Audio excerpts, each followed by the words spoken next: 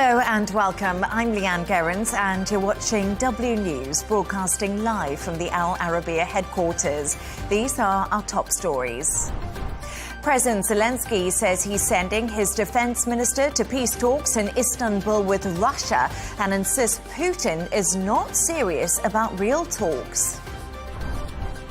Donald Trump has touched down in Abu Dhabi, becoming only the second serving US president to visit the UAE. And glamour, cinema and a touch of controversy. The Cannes Film Festival is back in full swing on the French Riviera.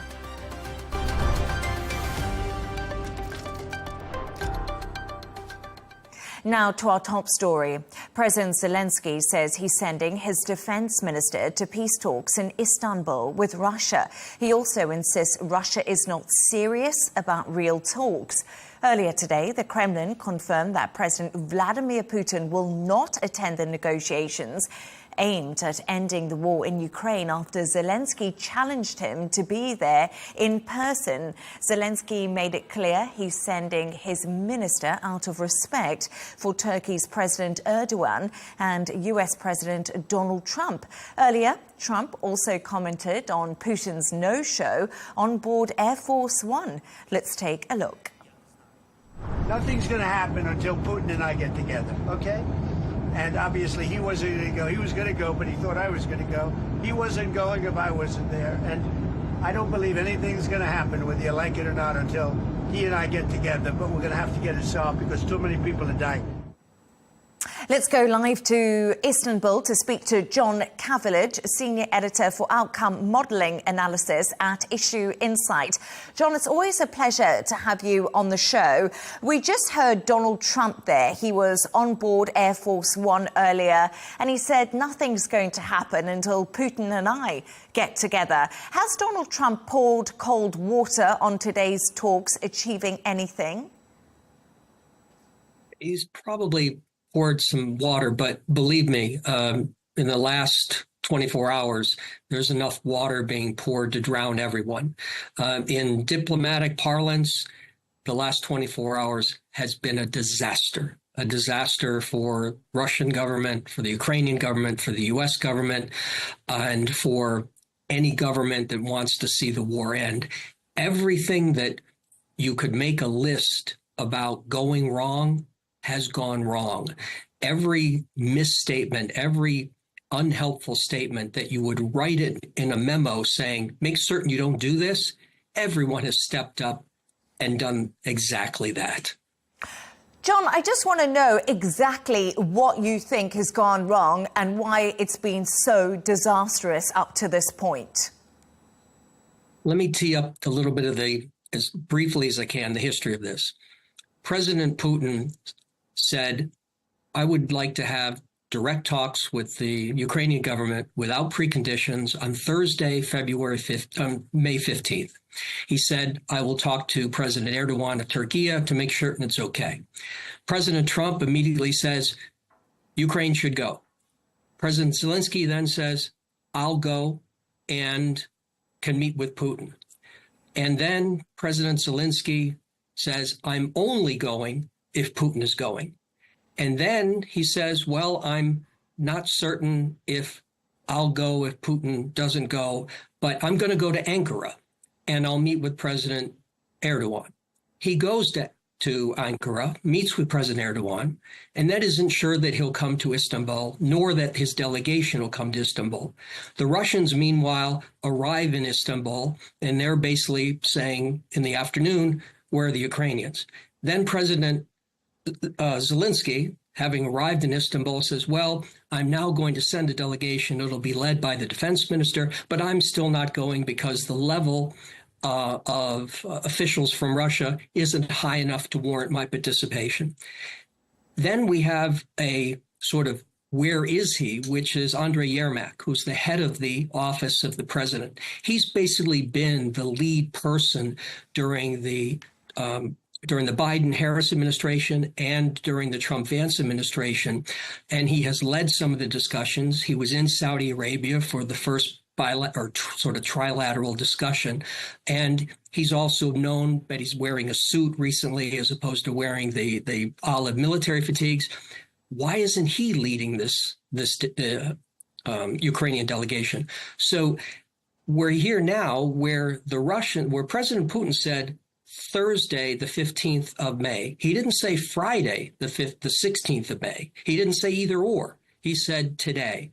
So we're uncertain whether the discussions, negotiations are going to happen. Are they going to happen tomorrow? Are they going to go for a while tomorrow? What's going to happen? So this has just been teed up disastrously.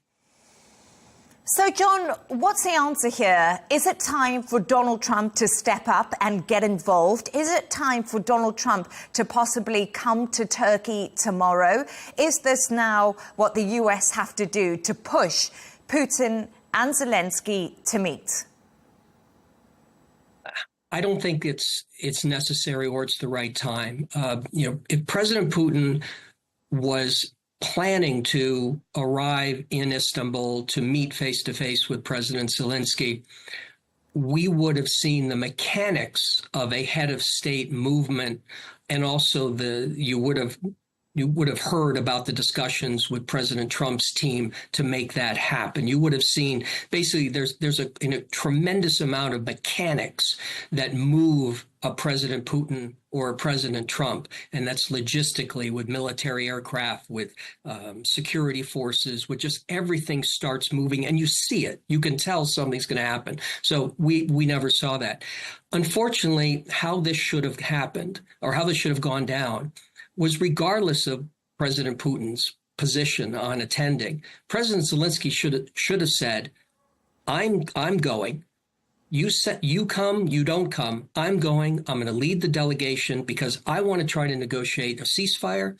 I want prisoner exchanges. So there are other issues simply besides negotiating a peace agreement, negotiating an end to the war. And there are these steps, and they're important for Ukraine. So that's what he should have done, as opposed to he let his ego get in the way and is now, well, the Russians are sending this level, I'm sending this level. There's a reality here. Russia attacked Ukraine.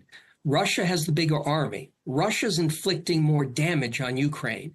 Ukraine is the victim. Ukraine is trying to get the aggressor to stop. Therefore, you pull out every tool you have. And President Zelensky himself is a good tool. He should have been leading. He should have said, I'm going to sit there. I'm not going to like it, but I'm going to try to make something happen, because you never know the result of the dialogue behind closed doors, nuances, somebody saying, well, let us take that back.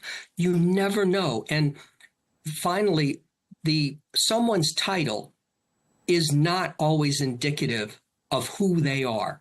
When President Zelensky says that President Putin makes the decisions, he's right.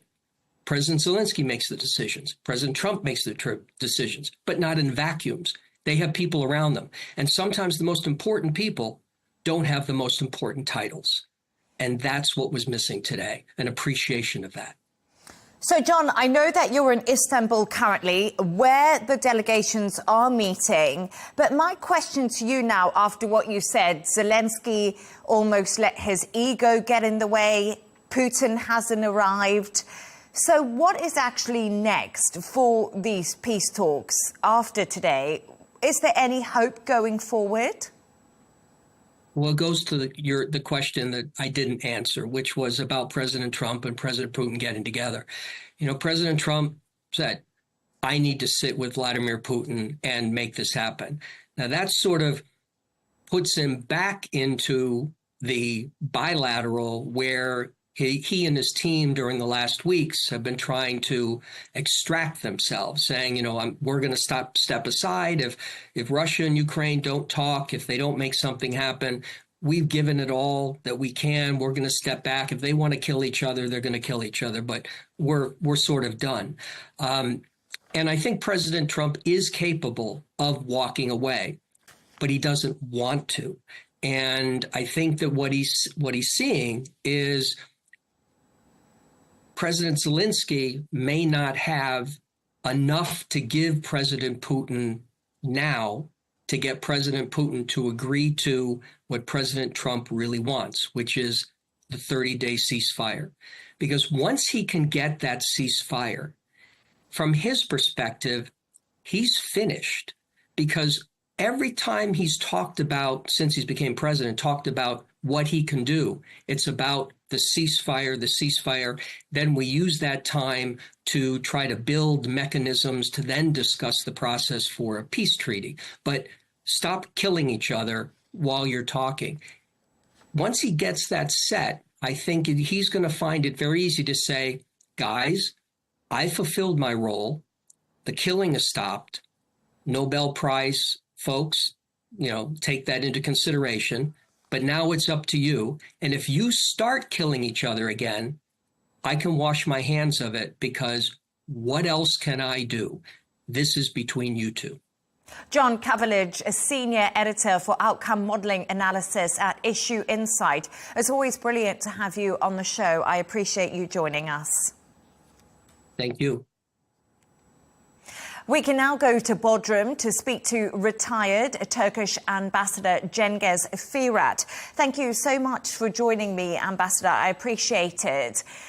So Zelensky says Erdogan agrees that Crimea is Ukrainian territory. Crimea has been a massive sticking point in reaching a ceasefire between Ukraine and Russia. And from my previous conversation, we know that this is a complex set of negotiations. What do you make of these comments from Erdogan?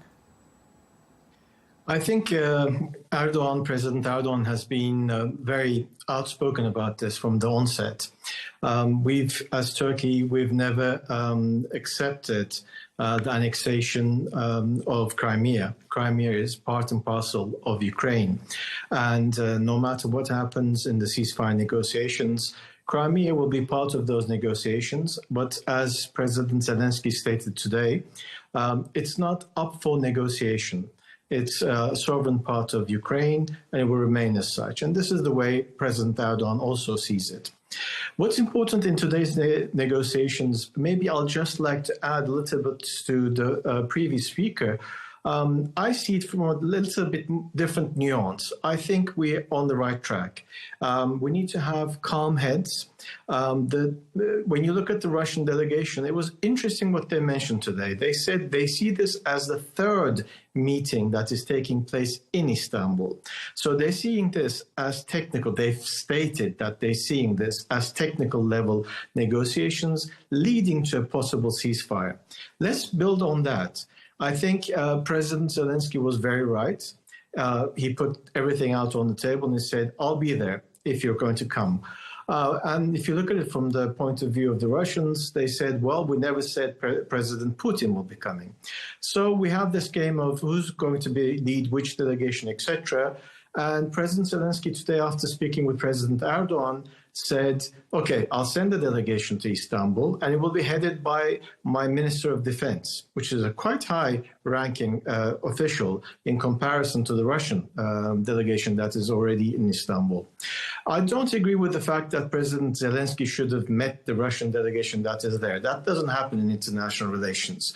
In diplomacy, in politics, in high-level politics, a president doesn't go and meet technical-level people. So he was quite right in sending his Minister of Defense, which is already a higher-level delegation than the Russians. So let's see if this negotiation will take place, whether they will meet face-to-face after 3 years. It could happen tonight. It could happen tomorrow morning. We don't know. But what is good is that some sort of momentum has started. And it will build in diplomacy, in foreign relations, international relations. We've started this momentum, and I think it will carry on.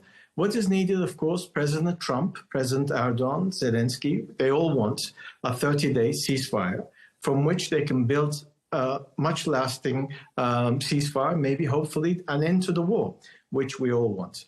This is where President Erdogan and Zelensky were concentrating on during their talks today in Ankara. And let's hope that the two delegations actually do meet face-to-face in Istanbul, or either today or tomorrow. It doesn't matter whether it's going to have an end result that we all want straight away. It's a process.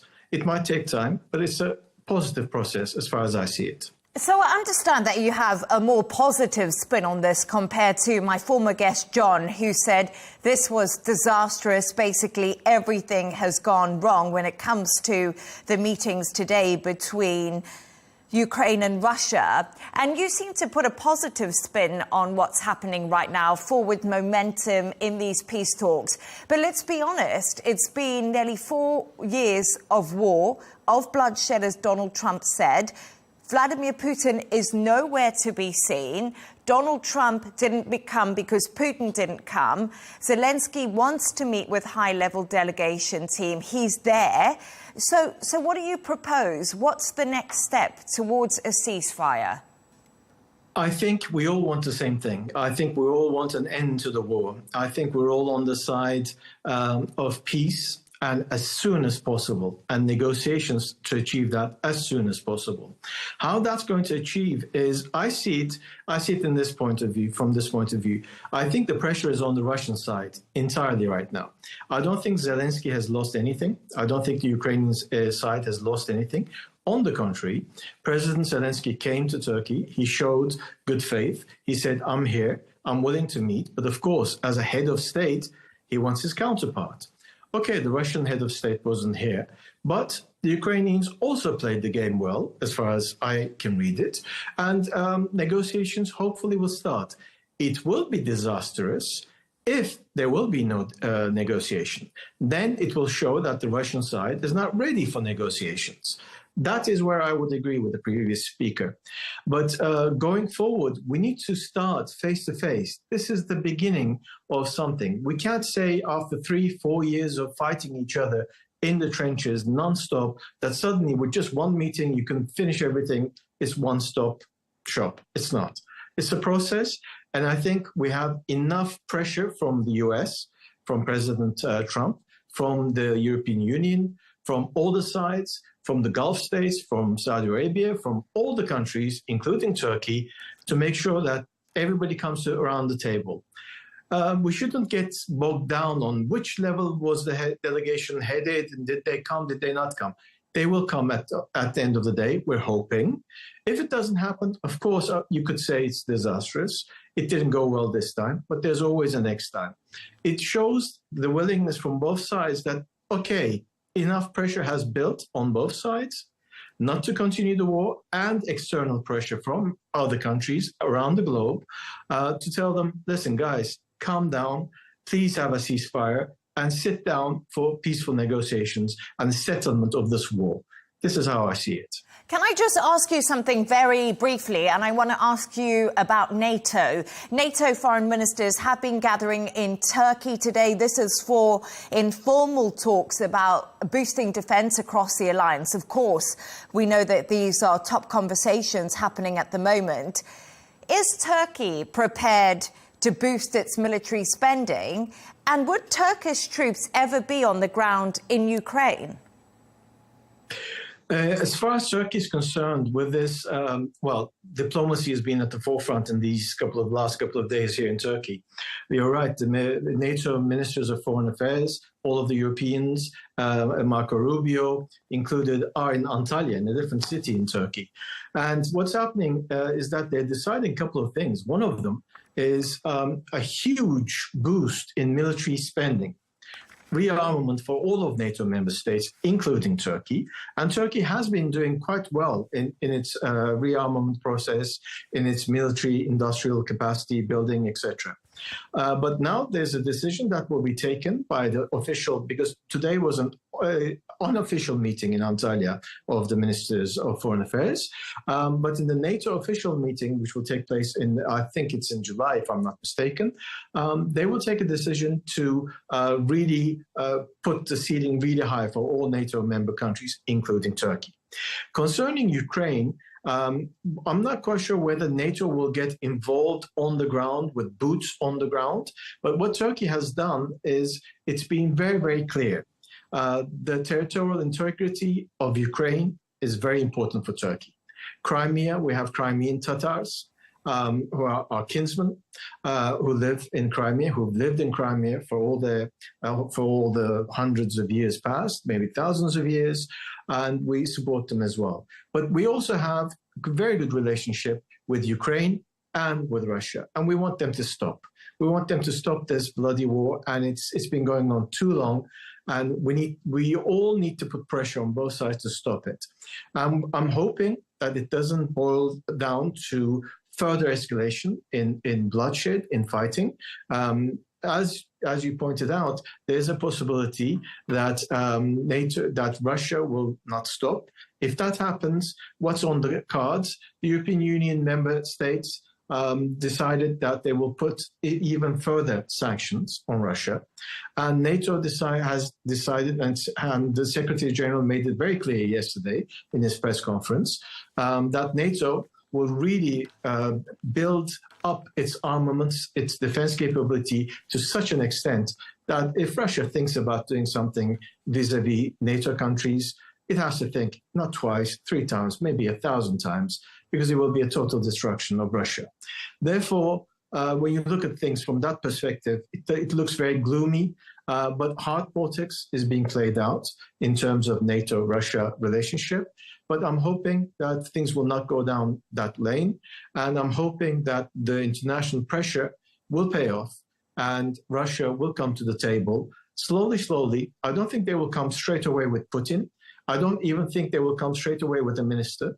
It will start technical level, then ministerial level, then it will be with presidents involved. This is how I see it. Cengiz Firat, thank you so much for joining us. I appreciate your insights. You're welcome.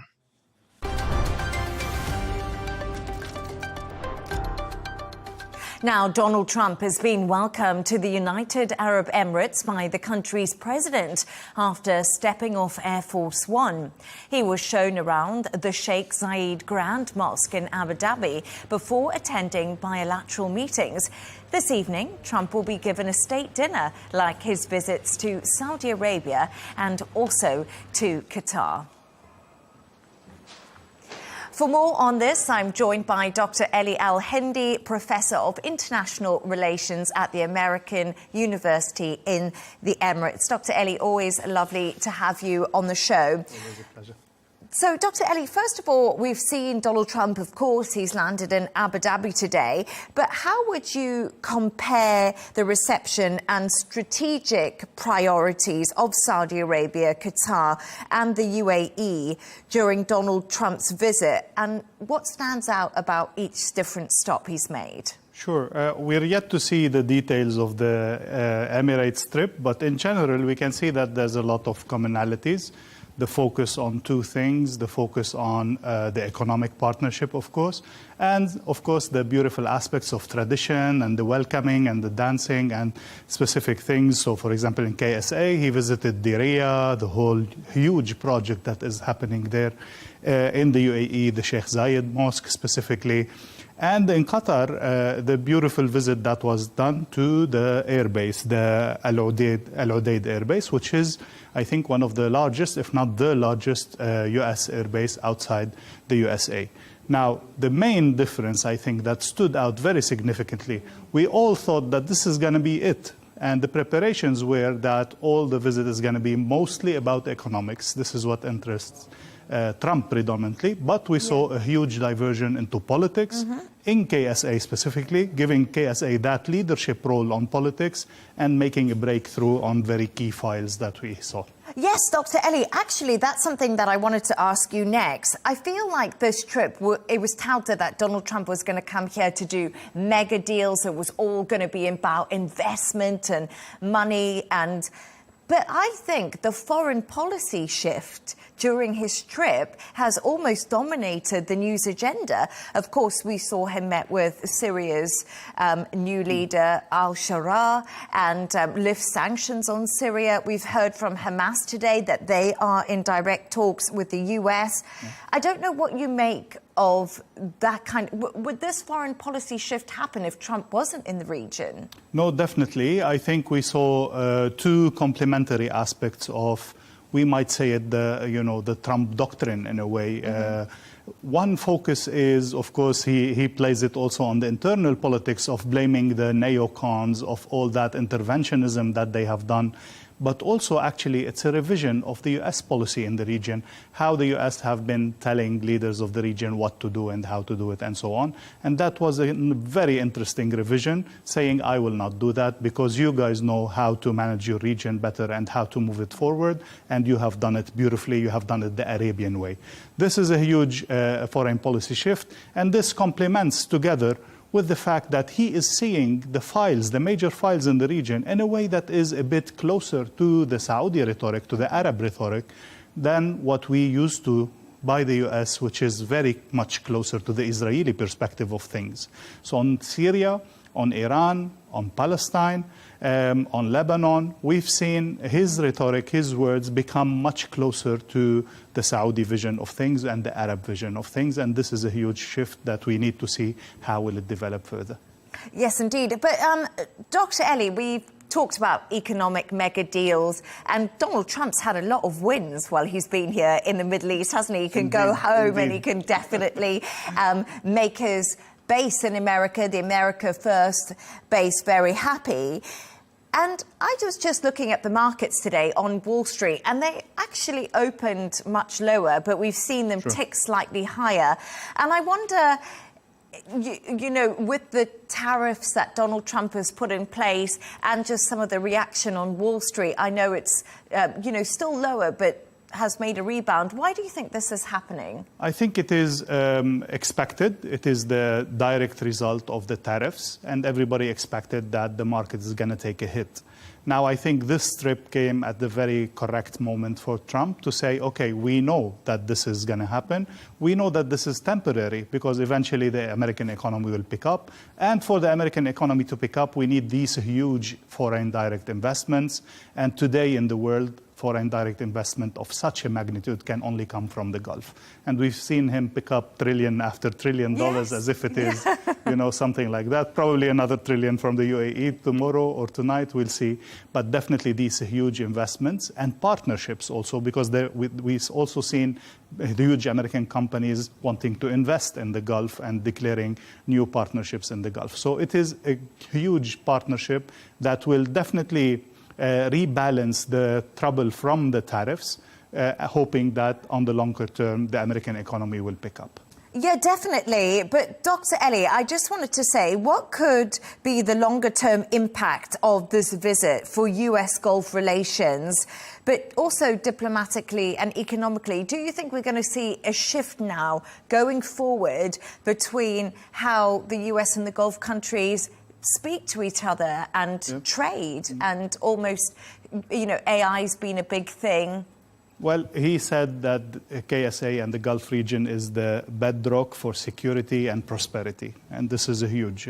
I think these two themes are going to be the themes of this strategic partnership, as it was called. It's no longer a dependence. It's no longer a protection. It's no longer just selling weapons. It's now a significant partnership where both partners come in and contribute to that strategic vision of stability and of prosperity. And Dr. Ellie, I have you on my other show, W News Extra, and we always say Donald Trump has just looked so happy in the Middle East, hasn't he? He's loved it. He's loved the hospitality. And we do the hospitality very well. Oh, the best, yeah, definitely. The best in the world. No, I think he is enjoying his time. Now, we're yet to see about that plane that he was offered as a gift. How will that play? Because significant opposition to this kind of gifting to the American president. But definitely, altogether, the culture, as we said, the ceremonies, the state dinners, the cultural aspects have been amazing. Yeah, absolutely. Dr. Ellie Al-Hindi, thank you so much for joining me. It's been great to have you on this show. Thank you.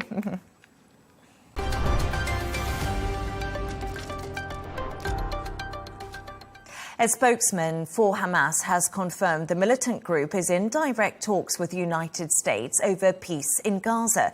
In an interview with Arabiya English's Counterpoints, the group also said it believes Donald Trump can help broker a deal. It comes after Israeli forces launched a series of airstrikes overnight across central and southern Gaza, targeting what they say were Hamas military sites.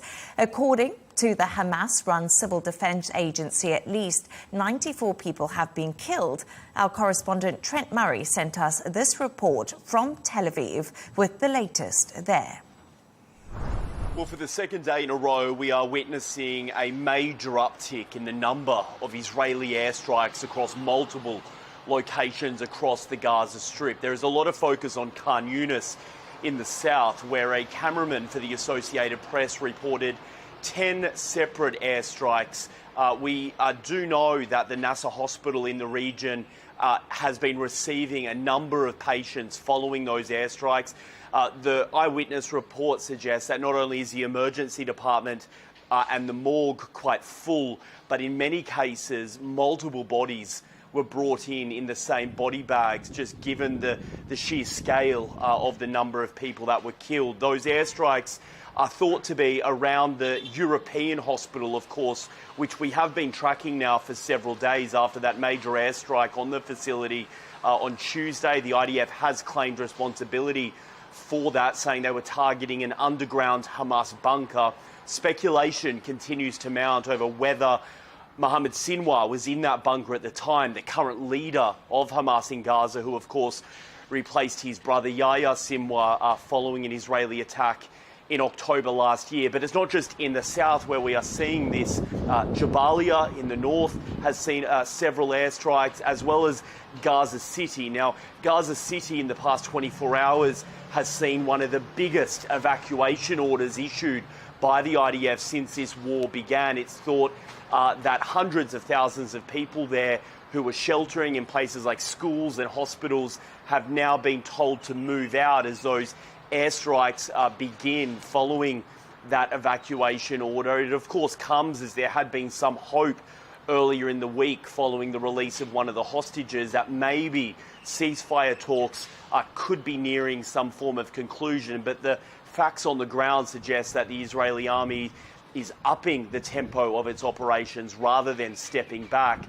Of course, while all of this is happening, the humanitarian situation on the ground does continue to remain dire. A number of aid groups are warning about shortages of food and clean drinking water and medicine following that blockade introduced by the Israelis all the way back on March 2nd. It does remain in place now, but we have had a statement from a private aid organisation. They are known as the Gaza Humanitarian Foundation, GHF. They are an American group that have been created in recent months with cooperations with the Israelis. Now, what they are saying in this statement is that they are preparing to take over the delivery of aid into Gaza by the end of this month.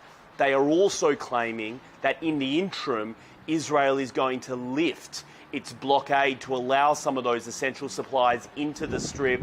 We've not had an official word yet from Israel on that suggestion, but that would likely be some welcome news for those aid groups. They are saying that up to 25%, roughly 500,000 people in Gaza, are now at risk of starvation. That international pressure continues to grow. We are, of course, keeping a close eye on this. If that aid delivery does take place, I think it will likely be welcomed. But at the same time, we do know that the United Nations has expressed concerns about private organisations taking over aid delivery. UN groups like UNRWA are just saying that private groups don't have the resources and know-how to properly deliver the right amount of food and essential supplies that is needed. The Israelis, though, of course, continue to have major distrust of UNRWA, given what they say are its links to members of Hamas. Of course, that is an accusation UNRWA denies. But needless to say, if there is some sort of breakthrough on aid delivery, I think it will be welcomed by many of those aid groups who are continuing to sound the alarm in the Gaza Strip.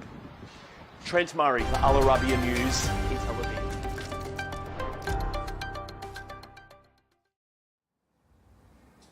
Glamour, cinema and a touch of controversy. The Cannes Film Festival is back in full swing on the French Riviera. But alongside the glitz, new rules are shaking up tradition, and one of Hollywood's biggest action stars, Tom Cruise, has also made a return to the red carpet.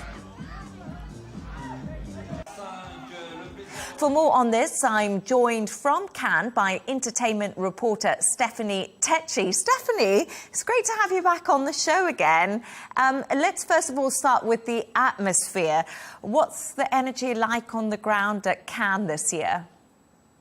Leigh Ann, well, the stars are definitely out in full force in the French Riviera. It feels like it's just been bubbling up over the past 2 days since the opening on Tuesday. And to be honest, Leigh Ann, it's been quite eventful. Usually it's by the second week, everything starts picking up. But within the first few days, there's been a lot of controversy. There have been a lot of films that have already been screened. And of course, the fashion on the red carpet have already been making their statements.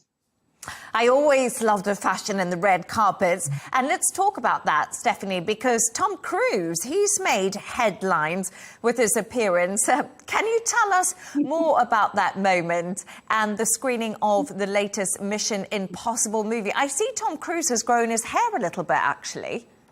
You know what, Leigh Ann, people have been asking, hasn't time touched Tom Cruise, because he's 62 years old. He's coming for the final reckoning of his Mission Impossible saga. And the stunts he does in the film is incredible. But when he appeared on the red carpet yesterday, he spent over 30 minutes posing for selfies with fans. But what people were talking about the most was his shoulder-length hair. People are quite surprised at his age how he has such a good head full of hair. There was less fanfare from Tom Cruise in comparison to 3 years ago when he came for the Top Gun Maverick premiere. He came on a helicopter. There was a full force of glamour with him. But yesterday was quite subdued for what will be his final outing for the Mission Impossible franchise. Yeah, I can see Tom Cruise there. You always wonder what he does to stay so young. But let's move on. There are new red carpet rules this year. What's changed and how are people reacting to this, Stephanie? Leigh Ann, you know, with Cannes, we love the glamour of the red carpet. It's where actresses and some actors feel they can express themselves through their outfits. They work with designers for months on end. And the festival have now changed their rules, surprising to all, including Halle Berry, who is a part of the jury, who had to change some of her designs because now they're saying you can't wear dresses that feature nudity. And also you can't have these long, voluminous gowns anymore because they're saying it interrupts the flow of guests walking up those famous red steps. And, you know, this is all very last minute and it was only revealed during the weekend. So as you can imagine, a lot of actors and a lot of the people who are attending Cannes have had to stick to the rules because if you don't adhere to it, you would not get permission to go and see the films. So no racy dresses on the red carpet, but which films... Yeah, I know, because, you know, the Vogue event they just had recently, Stephanie, that was quite racy, I thought, those outfits, so it's a bit of a shift. There has been a shift, but last year, Leigh Ann, it was like there was this trend for nudity on the red carpet at Cannes. So it was like this case of one-upmanship between a lot of actresses wearing as revealing clothes as possible. But I think what organisers are trying to do now is they're trying to bring decency back to the festival in terms of the fashion. And what's happening, it seems like the fashion sometimes overtakes the talk about the films, which is what Cannes is all about. Oh, I always want to talk about the fashion. But just quickly, before I let you go, let's talk about the films. Which ones are creating the most buzz? Well, today we had one film called The Sound of Falling, which is about intergenerational trauma, which I think a lot of the jury are quite excited about, and the reviews have been quite positive. When we're talking about the stars coming out, they will also be coming out for Wes Anderson's film, The Phoenician Scheme, and that features Scarlett Johansson, it features Benedict Cumberbatch. So when we're talking about films that will bring the stars in, I think that's one of them, but they tend not to do well when it comes comes to getting the Palme d'Or. Also, as you can imagine, there's been a lot of politics that's been involved with this Cannes and the films that have been on show. There's one documentary which is really sad. It's called Tie Your Hands to Your Soul and Walk, and it's about a photojournalist in Gaza who unfortunately lost her life after they announced that the documentary will be in the competition. So Cannes is facing a lot of pressure to talk about their political stance, and I predict they will use it by picking a film which has a political message for their Palme d'Or. Entertainment reporter Stephanie Tecci, it's always great to have you on the show. Thank you for joining me. Thank you. Bonne soirée. Bye.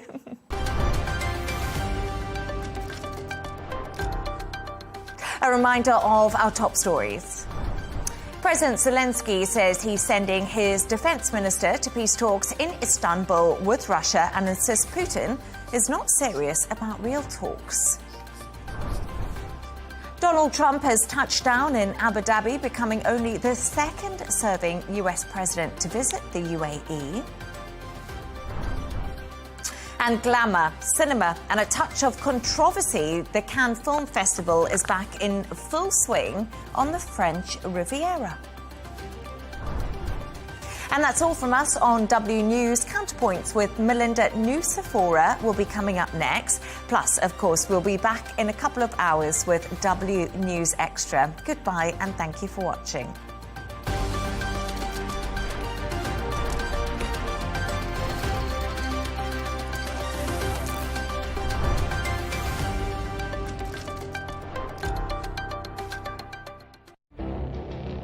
It feels like decades are passing by in a matter of weeks. Seismic shifts in the world order. Never, ever will be part of America. With so much happening and so much noise. Whether it's political upheaval, Canada has been ripping us off for years. economic shifts or social movements, And no one wins from tariffs. I think America can be more friendly to the rest of the world. For in-depth analysis and all the latest developments across the globe. To have an inclusive policy together. The meetings with Hamas gave me some hope. We're in another nuclear arms race. the most important development straight to your screen. Welcome to the dressing room. I'm on my own. I need backup.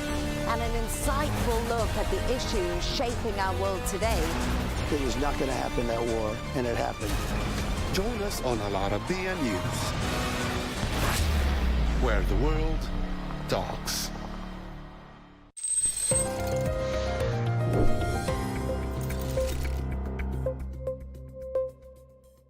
Did you ever wonder what space travel does to the human body? I'm Joanne Soria, and I'm going to walk you through the answer to that question and what risks astronauts face, as well as the challenges that come with long-term missions beyond Earth's orbit. 2, 1, ignition, and liftoff. Go SpaceX, go NASA Crew 10. Our bodies evolved over millions of years to function perfectly on Earth, with its gravity, breathable air, and protection from cosmic radiation. Space, however, is a completely different environment, and changes begin to happen as soon as a person arrives in outer space. Here's what a lead flight surgeon has to say about this. There's an adaptation phase that happens right away when you get up to space. The components of that are some motion disturbances that can lead to basically a kind of motion sickness in some people. And then the other factor is after that, or the process that your body undergoes to adapt to this new environment that doesn't have gravity in it. Without gravity, radiation, protection, and natural environmental cues, astronauts experience a range of physiological and psychological changes that can impact their health. Unlike on Earth, where our atmosphere and magnetic field shield us from space radiation, astronauts are exposed to high-energy cosmic rays. This exposure can damage DNA, increase cancer risk, and affect the nervous and cardiovascular systems. In low Earth orbit, the Earth's magnetosphere provides some protection, but astronauts traveling beyond, say to the Moon or Mars, face much higher radiation doses. Long-term exposure could lead to neurodegenerative effects, immune system suppression, and accelerated aging. Just look at these before and after photos of Sunny Williams and Butch Wilmore, who spent several months in outer space. So if you're worried about aging, I don't recommend a trip outside of planet Earth. And what about gravity? I know it might be cool to float in space, but gravity is crucial for how our bodies function. Gravity pulls fluids downward, and without it, bodily fluids shift toward the head, causing facial swelling and increased pressure inside the skull. This can lead to vision problems, a condition known as spaceflight-associated neuroocular syndrome, or SANS. Gravity also keeps our muscles and bones strong. Without it, astronauts experience bone density loss and muscle atrophy. Research has shown that astronauts lose about 2.1% of bone mineral density in their lower leg bones after a 6-month mission, and some never fully recover. Even the brain is affected. A 2023 study found that astronauts who spent at least 6 months in space experience expansion of the brain's cerebral ventricles, which could have unknown long-term effects. Then there's a toll on mental health. During long space missions, astronauts live in confined spaces with little social interaction and no exposure to nature, which can really affect their mental health. This isolation can lead to stress, sleep disturbances, mood disorders, and cognitive decline. So the longer the mission, the greater the risk. For example, astronauts traveling to Mars could spend years in deep space, facing extreme isolation and psychological effects of being millions of miles away from home. But the journey doesn't even end when the astronauts return. Recovery depends on how long they've been in space. For short missions, most effects reverse quickly. But the longer missions, some issues persist, and it can take months to regain full strength. According to Dr. Gilmore, most of the body systems recover in about 45 days. And the body systems, most of them recover back to their baseline in that 45-day period. The one that takes a little bit longer is the bone and reabsorbing calcium that may have been lost. That can take onwards of a year, maybe a little bit longer sometimes, to regain the total amount of calcium back that might have been shed while they were in space. Research from the 2021 Inspiration 4 mission found changes in brain, heart, muscle, and immune function after just 3 days in orbit. Another study in 2024 revealed that astronauts experience headaches more often than previously thought, with nearly all participants reporting them during long-duration missions. And despite decades of research, there's still so much we don't know about how space affects the human body. We don't fully understand how spaceflight impacts lung function, for example, or cognitive abilities, and long-term mental health. Mitochondrial dysfunction appears to play a key role in space-related health problems, but the exact mechanisms remain unclear. What about pregnancy or giving birth in space? One of the biggest unknowns is how space travel affects human reproduction. So far, most studies have been conducted on animals like mice, but we have little data on how human fertility and embryonic development would be impacted in microgravity. If humans are to colonize space, we need to understand how spaceflight affects pregnancy and fetal development over generations. We now know about all these challenges that astronauts face in space, but scientists are working on ways to protect them. Scientists are developing mitochondrial-based countermeasures, improved exercise regimens, and enhanced shielding from radiation. And as space agencies and private companies push the boundaries of human spaceflight, understanding and mitigating these health risks will be crucial. Space exploration is one of humanity's greatest frontiers, but to conquer it, we must first learn how to protect the most important part of the mission, and that's the human body.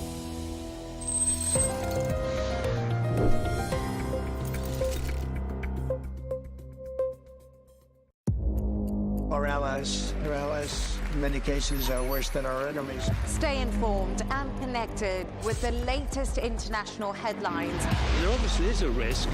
From breaking news to in-depth analysis, it would appear that this war is coming to an end. Who buys this stuff? Investors, pension funds.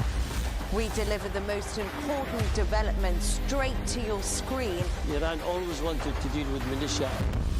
Join us for compelling, expert-driven conversations. A curfew order has been established.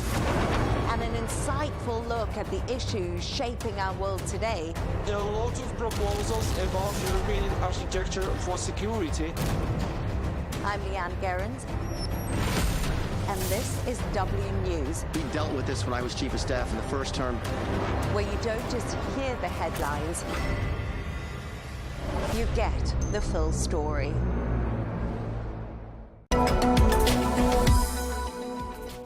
Why is this visit so important for US and Saudi businesses? And what does it mean for trade between the two countries? Well, we can speak now to the Executive Director of the American Chamber of Commerce, Saudi Arabia. Liz Boneski, thank you very much indeed for taking the time to speak to us. A real pleasure having you with us. Let's start by talking about US investment in Saudi Arabia. How has US interest and investment grown over the years? Sure. Well, thank you, Tom, for having us. And it's a pleasure to welcome the American Chamber of Commerce, Saudi Arabia, also known as AmCham. We've been around for about 35 years, and we are a nonprofit, non-government, paid membership trade organization focused on the bilateral trade relationship between U.S. companies and Saudi Arabia in both directions. So this Trump visit comes at a very exciting time. With over 100 years history between our countries, trade has always been the lifeblood of the relationship. And though it has waxed and waned over those 100 years, it's really seen a steady growth since 2017 through 2020, despite the pandemic. And it's had its ups and downs, most certainly, but we are very hopeful that this bilateral trade investment relationship between both countries' leaders is going to lead to a long-term and sustained investment in those key critical industries upon which AmCham Saudi Arabia currently focuses. Okay, Liz, let's just talk about you for a moment, because you came to AmCham Saudi Arabia from Abu Dhabi, where I gather you spent a number of years. And I'm just wondering whether you can see any similarities, any parallels that you can draw perhaps between the economies of the UAE and Saudi Arabia. What a wonderful question. Certainly, this entire region, whether it's Saudi Arabia or the United Arab Emirates, have one thing in common, and that's long-term vision and a lot of aspiration and energy and youth behind it. And so, as in the UAE, Saudi Arabia has been systemically investing in its infrastructure, divesting its just from the energy infrastructure, moving towards the AI, technology, advanced manufacturing, and other things they haven't even thought of, very similar to the UAE. So it's exciting to be a part of a region that continually is reinventing itself in reaction to the needs not only of today, but on anticipation of what's going to come tomorrow. And Saudi Arabia is such a larger market than the UAE. It's going to have a lasting global impact, I believe, in a far shorter time than people recognize. Okay, let's keep talking about you, because you spent years working, I believe, in the hospitality industry in the United States. And Saudi Arabia is, of course, going through a massive transformation, building up the tourism sector, which is a key pillar of Vision 2030. What's your take on how they're getting on with regards to developing this particular sector, Liz? Well, I have seen this type of aspiration before. In fact, just yesterday, a large announcement was made from a major U.S. company to our neighbor, the UAE.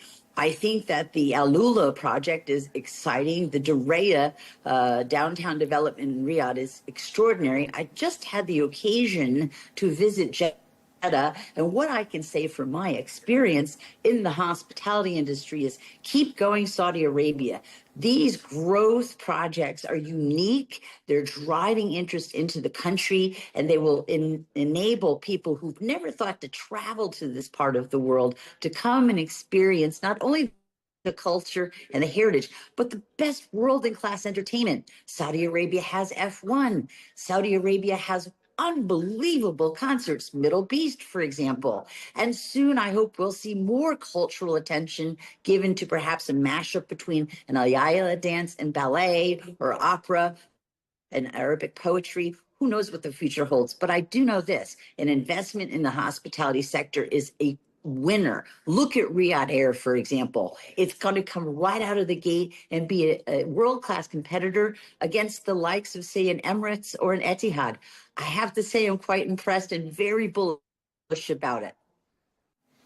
Yeah, Liz, actually, we've been talking a lot about Riyadh Air the last couple of weeks here on The Real Deal. We had the CEO just a couple of weeks ago, and in our last episode, we were talking about tourism in Jeddah. So you're absolutely on the pulse there. I just wanted to ask you about President Trump and his decision to make Saudi Arabia the first stop of his first scheduled foreign trip since he returned to the White House in January.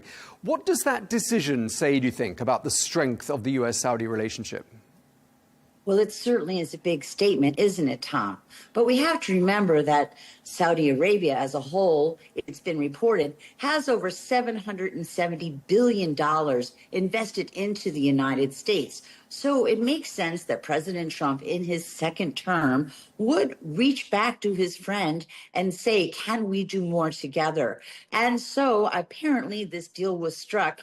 And I think that's an indication of the belief systems aligned for co-investment and to build a bridge using trade between the Middle East and the United States. It also is a very complimentary move on behalf of the presidential administration to bring so many secretaries and CEOs, as it is reported, to this very important forum and opportunity next week. I think it's a compliment to the Saudi people, and it further enhances the relationship between the United States and Saudi Arabia. Okay, Liz, we'll talk a bit more about that forum, Tuesday's forum, in just a moment. But I wanted to ask you what I just asked Ali a moment ago about what President Trump has been saying. He's been teasing what he says is this very, very big positive announcement that's going to be made. Any clues from your side as to what he might have in mind? Well, there's been a lot of coffee talk about that for the past 24 hours, and I would be remiss if I reported any rumor or conjecture. All we know is that it will be a really big announcement in the president's eyes, and we do hope that it's of positive nature for this region. There is no way for us to know what goes on behind those closed doors, but we're looking forward to it being an impactful statement. Okay, Liz, what sort of a welcome do you think President Trump will get there in Saudi Arabia? Oh, I hope it's his favorite word.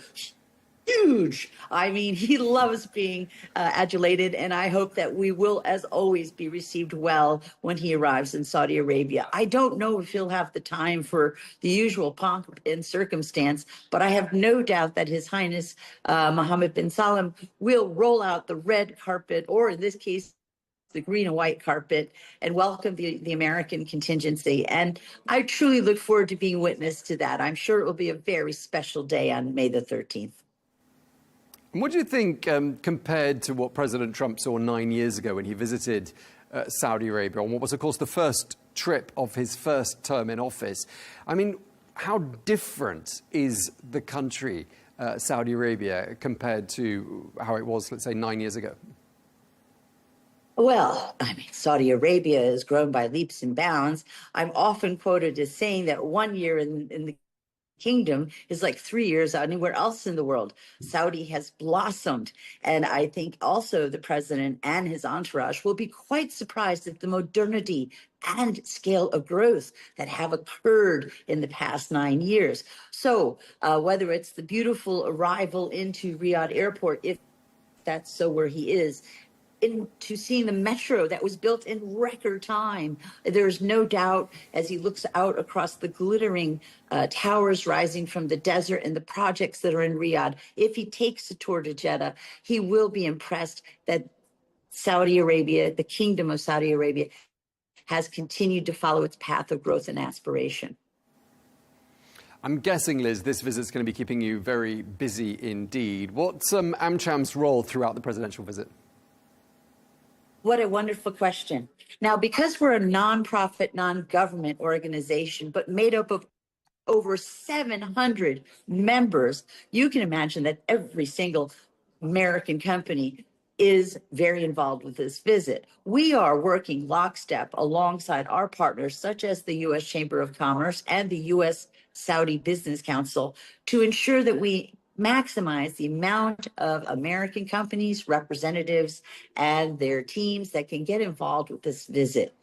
We hope that we will have a lot of opportunity for engagement with our local Saudi partners, and with all this excitement, actually achieve things. Not just talk the talk, but actually walk the walk. Get the followers up visits, get everything moving forward. And it's very, very important to us that we do that in key sectors such as healthcare, AI, defense, and energy. And I just also would say mining, because an agreement was just drawn with mining. These are sectors that we have a lot of members in, and we hope to keep driving and moving forward. And maybe this Trump visit will accelerate that.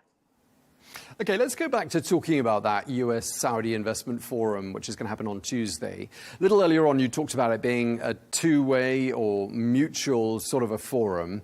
A lot of people using that kind of language as well to describe it, because, of course, there are going to be representatives from both sides, aren't there? They're going to be prominent Saudi ministers, and then you've got this enormous US delegation, which reports say include people like Elon Musk, Mark Zuckerberg, Larry Fink, Sam Altman, amongst others. What do you think is going to come out of that forum, and why do you think there's so much accent on the idea of it being a two-way investment opportunity? Well, certainly there's a lot of excitement. Let's start there. I mean, business has not always been, shall we say, sexy. And now trade is very much on the tip of everyone's tongue. So it's exciting to see this deals mentality come to play. But we all know that deals are just the tip of the iceberg. What has to happen is that we have to have the ministerial and CEO level make these deals and enact the pathways so we can get the real work done. And that's what AmSham does. We help to enable the local efforts between the U.S. companies and our local partners to ensure that those deals are completed to fruition, whether it's building a pharmaceutical, a manufacturing plant, whether that's working on an AI chips production line, whether that's exploring new blue, green, purple, orange, whatever energies. We have to work together. And I find this forum so exciting because it's attracting so many thousands of people. I think it's going to foster an engagement level that maybe we've never seen before. Everyone kind of works in silos. And now can you imagine all the US companies and all the Saudi partners, whether they're MISA or PIF or any ministry, will be in one room that's very energetic. And I really look forward to what sort of conversations, but more important, outcomes will be achieved. Okay, Liz, just looking back at how US-Saudi economic relations have evolved during the last 5 years, what's your sense of how the relationship is evolving and how you see this forum shaping that relationship for the next 5 years? Well, 5 years ago, we were just hovering on the pandemic year. We were coming off of what was a very exciting period of 2019. There was great hope for growth and acceleration. And then, unfortunately, came the global pandemic. We've only just started to rebound as per the economic data and was projected by economists from that crazy bounce of the pandemic. So now we are pretty much where we were in 2019. Where do we go? Well, if we're having such a forum, to me, it's opening the gates of the Oz, the city of Oz. All is before us to get this taken care of. And all is before us if we have the tools, the resources, and the relationships, plus the blessings of both governments. There is no reason why both U.S. and Saudi companies could not work together and achieve things using that leapfrog schedule I said earlier. 1 year in Saudi is 3 elsewhere. We need to get trade to that as well. Okay, of course, Saudi Arabia's got huge ambitions, and we talk a lot about Vision 2030 on this program, and indeed right across this channel. Tell us a bit about how AmCham and how American companies generally fit into that vision, Liz. It's a great question. As you know, the United States of America has a very unique 3-tiered system of government. And a lot of our traditional trades, such as the defense sector, even some highly protected pharmaceutical information, intellectual property, we'll call it. These are very highly regulated by one sector of our government. So the United States does have a significant regulatory hump to overcome. And this is to protect both the creator of the product and the purchaser of the product. And this is to create the uniqueness of that relationship. Now, when we come to Saudi, Saudi is very aspirational, but too wishes to have many American products. Hopefully, something like this forum will uncover or unlock some unique pathways, some benefits to the relationship. I do not work in government, but from a trade point of view, were we successful in identifying challenges which create opportunities and creating a reward for this unique relationship, I can certainly see where we can move that forward in that aspiration quicker and to the benefit of both countries. Okay, Liz, do you think it's getting easier on the whole for US firms to invest and operate in Saudi Arabia? No, and that's not the fault of Saudi. Saudi has thrown open its doors and welcomed us, most certainly. I mean, from a personal investment standpoint, whether you wish to, look at the stock exchange or make a real estate investment, sure, there's a little red tape, but the same exists in the United States. I think I'm very bullish on Saudi. But American firms have to learn also how to have more patience and to go ahead and come over those humps, as I just mentioned a few minutes ago. People don't have a lot of patience these days. I know time is precious, but we've got to work together to navigate. And I've lived in the Middle East for 22 years. Believe me, it's far better today than it ever has been. Okay, Liz, just to sum up this conversation in a couple of words, why is this relationship between the United States and Saudi Arabia so important? Long-term friendship and long-term goals equals long-term success for everyone. That's why, Tom. All right, we're going to have to leave it there. Thank you very much indeed. Liz Benesky, we really appreciate you taking the time to talk to us. Shukran, Tom. We have to take care of our people, and we're going to take care of our people first. For in-depth analysis and all the latest developments across the globe, make sure you join us every weekday. President Trump is trying to negotiate a ceasefire.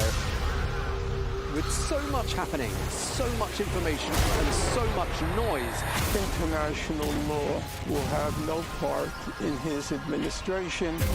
It can be hard to keep track. Tariffs will just fuel inflation. We're going to fight these tariffs. But you can count on us to tell you what you need to know. We stand by your side.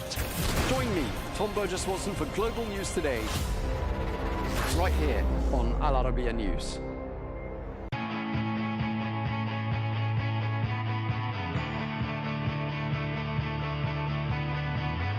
Welcome to the metropolis, the big city. This is where tech, trends, and culture meet. Meet the people. See the sights.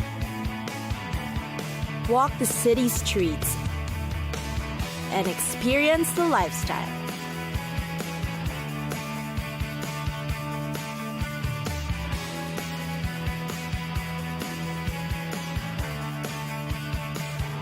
This is your first-class ticket to the cities of the world.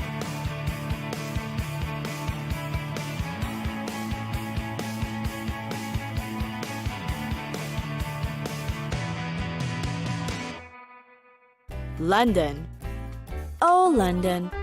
It is known as the world's financial capital along with New York, and is also Europe's cultural hub. More than 300 languages are spoken in London. The city houses many famous luxury hotels, but there are many cheaper accommodations too. You can try the hostels, a comfortable B&B, or even camping. London is home to the most amazing attractions in the world, and there are many ways to view it. See the city from above and get a panoramic view of the iconic skyline via the London Eye or view from the Shard. The Thames also makes for a stunning backdrop to the city's known attractions. You can take the river bus services or river tours to beat the traffic and see wonderful sights at the same time. Schedule trips to London's canals, including Regent's Canal and Little Venice. Have a look at the world's most precious treasures at the British Museum. bump into a famous celebrity at Madame Tussauds, or meet the dinosaurs at the Natural History Museum. Many of London's best museums and galleries are actually free. You can spend time browsing through the British Museum, Natural History Museum, or the Science Museum at no cost. For clean and green spaces, London boasts of 8 royal parks, including Hyde Park and Richmond Park. London also houses one of the best theater scenes in the world. You can catch one of the long-running musicals, classic plays, or brand new works making their West End debuts.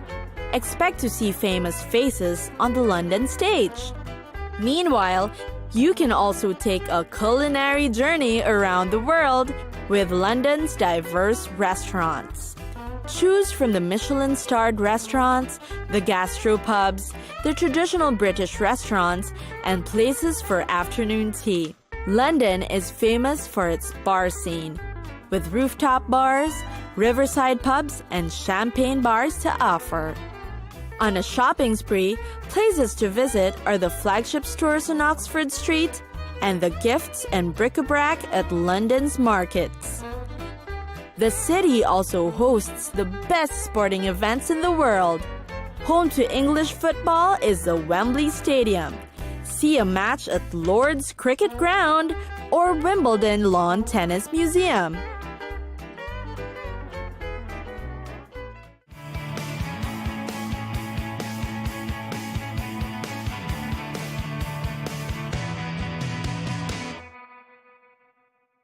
Tokyo.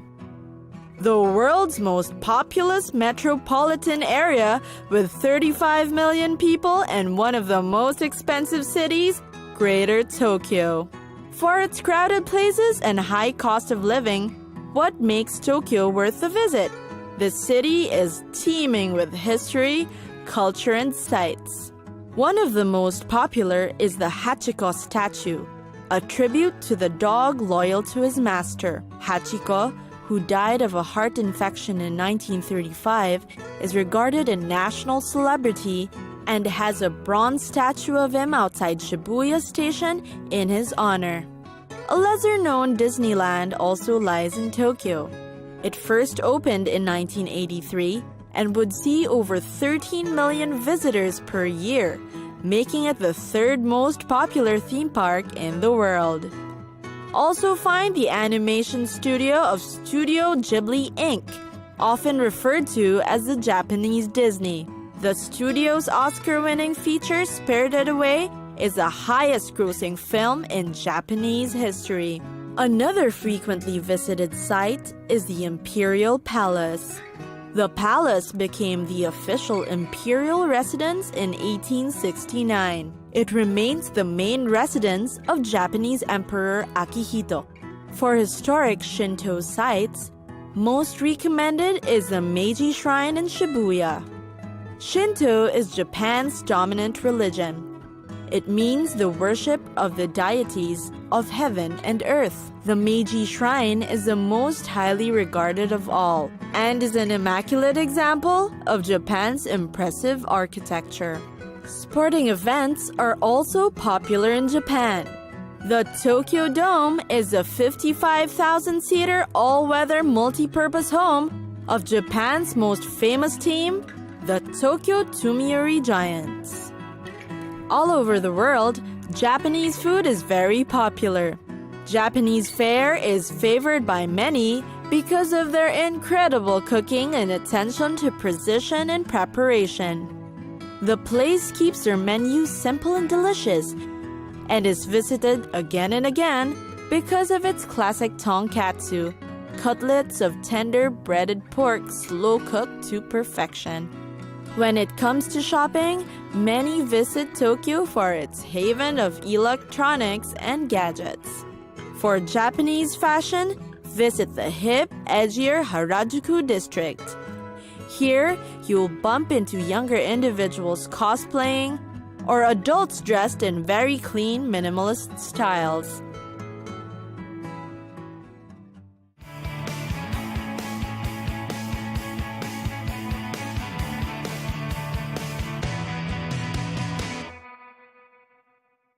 Jerusalem, an ancient city going back to more than 3,000 years.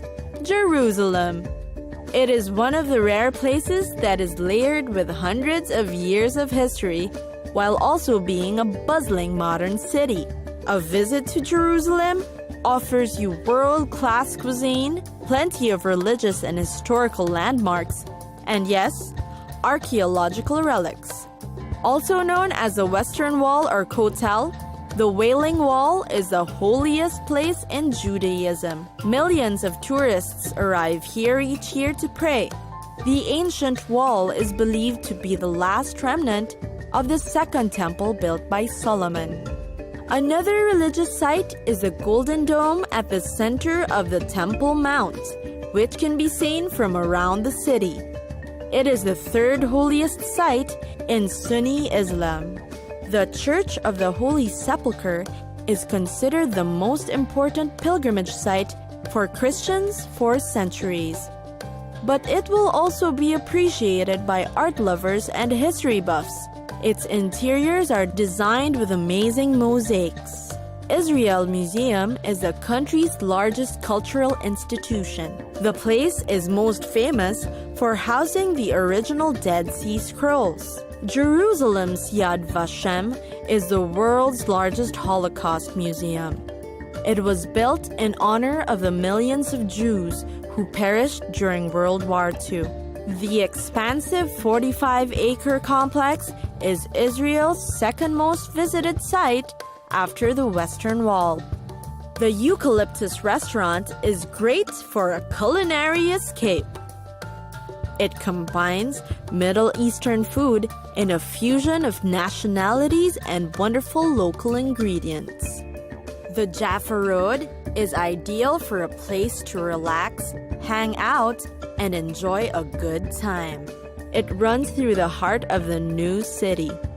Both picturesque and arty, it is great to stroll down and cut off into the shopping and dining areas hidden behind it. In the streets around Zion Square are a buzz of bars and local hangouts where you can sip on local Gold Star beer and people watch for hours. The Shuk, or Jerusalem's large open-air market, is a great place to find produce, meat products, and the like at great deals. A great deal of cafes and boutiques can be found here, making it a great place to wander.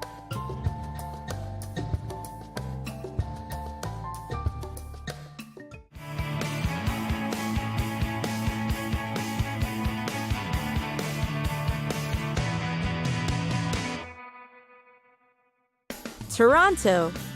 Home to about 2.7 million people, Toronto is Canada's largest city, and the sprawling city filled with distinct neighborhoods offers a diverse mix of attractions to see, places to visit, and destinations to check out. Perhaps the most popular is the Niagara Falls, one of the 7 wonders of the world. A highly recommended way to see the famous falls is through the Maid of the Mist boat ride, which allows you to get right up close to it and immerse yourself in its enormity. Another popular site is the Dundas Square, often compared to New York's Times Square. The place is often used in the production of popular blockbuster hits because its setting is quite easy to film in. The city is also quite popular for its lineup of major art museums. The Art Gallery of Ontario, Toronto Gallery of Inuit Arts, and the Gardiner Museum of Ceramic Art makes Toronto a burgeoning art community. Great art alternatives can also be found lining the streets of Queen West, Ossington, Queen East, and the Distillery District. Every year, the art scene in Toronto is also taken over by contemporary artists during Nuit Blanche, an all-night arts festival that runs from dusk till dawn. You'll also want to walk by the Graffiti Alley in the Fashion District, Toronto street that's legally tagged with an entire walking tour of murals by local street creatives. There's also the Distillery District, a cobblestone and usually carless street, featuring industrial houses that feature galleries, fashion designers, and artisan food products. Toronto is also host to an entire lineup of alternative dance and music fests. Some of the most popular include Digital Dreams, Electric Island, and Mad Decent Block Party. In June, travelers flock to the 17-day festival called Luminato. The Four Seasons Center for the Performing Arts is the place for opera and ballet shows. It is home to the Canadian Opera Company and the National Ballet of Canada. You may also want to try hiking or biking to the Toronto Islands nearby. It's just a ferry ride away. Plus, you'll get to see the city skyline at sunset. The sandy beaches are worth the trip, and the eclectic Wards Island is an interesting community to explore. It's time for us to go! Pack your bags and get your tickets ready. And we'll see you on the next destination. Catch us again next time on Cities of the World.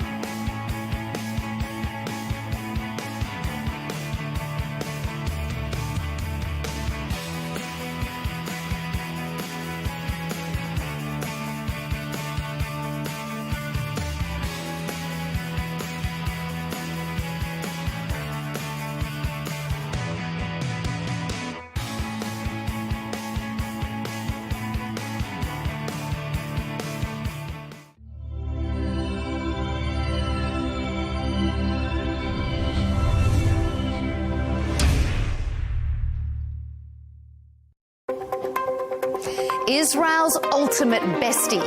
That's how Prime Minister Benjamin Netanyahu sees US President Donald Trump. But is the feeling still mutual? From secret negotiations with Hamas and Iran to cutting Israel out of a surprise deal with the Houthis, the US hasn't exactly been acting like a BFF. Today we ask, are US priorities pivoting away from Israel? You're watching Counterpoints with me, Melinda Nucifora.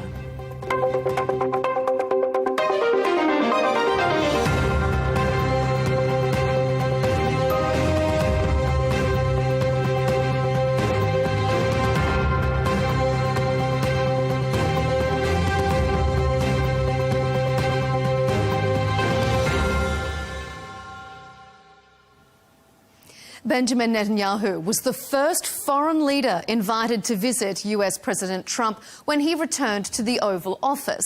But that house call isn't being reciprocated.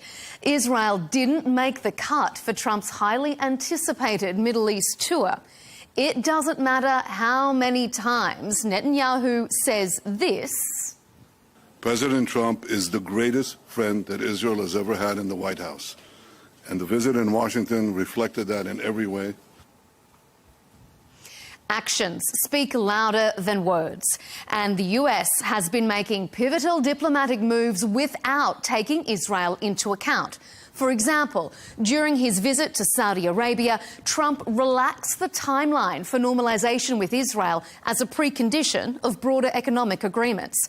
Indeed, the transactional nature of the president's Middle East tour points to a major diplomatic shift. If you've got something to offer Trump, he's ready to do business, and that could turn regional alliances on their head. The big question then is what all this could mean for Gaza. If America is entering a new phase of Middle East relations, could that weaken Israel's hand? And could it strengthen the push for negotiations and a firm day-after plan? On this episode of Counterpoints, we'll debate, is the US now sidelining Israel on key negotiations? Whether US recognition of Palestine is potentially on the cards? And what does this all ultimately mean for the conflict in Gaza?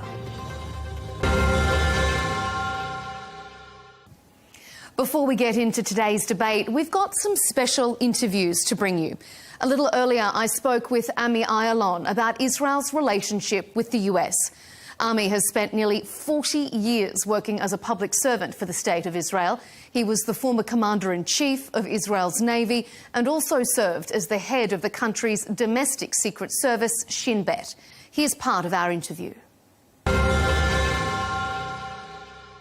Mr. Ayalon, thank you for talking to Counterpoints.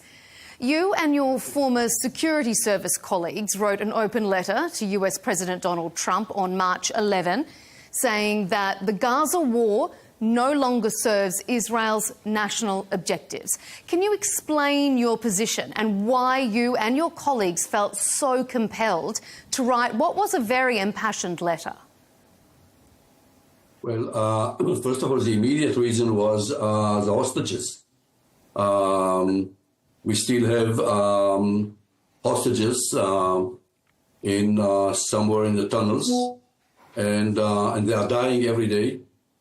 And I think that for us Israelis, we believe that the old concept, we rely on each other. So we cannot define the essence of victory unless we should bring them back. But in addition, when we try to understand the whole idea of this war, it started after the 7th of October in 23. It was a just war. It was a war of defense, and we reacted against horror and violence used by Hamas. But after between 6 to 8 months, the way we understand the battlefield, we achieved all the military goals. The problem with this war is that from the very beginning, our leaders, our political leaders, did not define any political goal to this war. Now, after almost 40 years of experience, and I'm studying, the concept of war until today, I know exactly what happens to a war that we launch without any political goal. The war becomes the end and not the mean in order to achieve a better reality. And this is exactly what we see. We are conquering several places for the fourth time. We are destroying, we are killing innocent people. And, you can explain something only if you understand what we are wishing. What is the day after? Now, other governments, this government, do not define the day after. And since they do not define the day after, we have to stop this war. You said that when it started, it was a just war. Does that mean you no longer think it is a just war? And where, for you, was that turning point?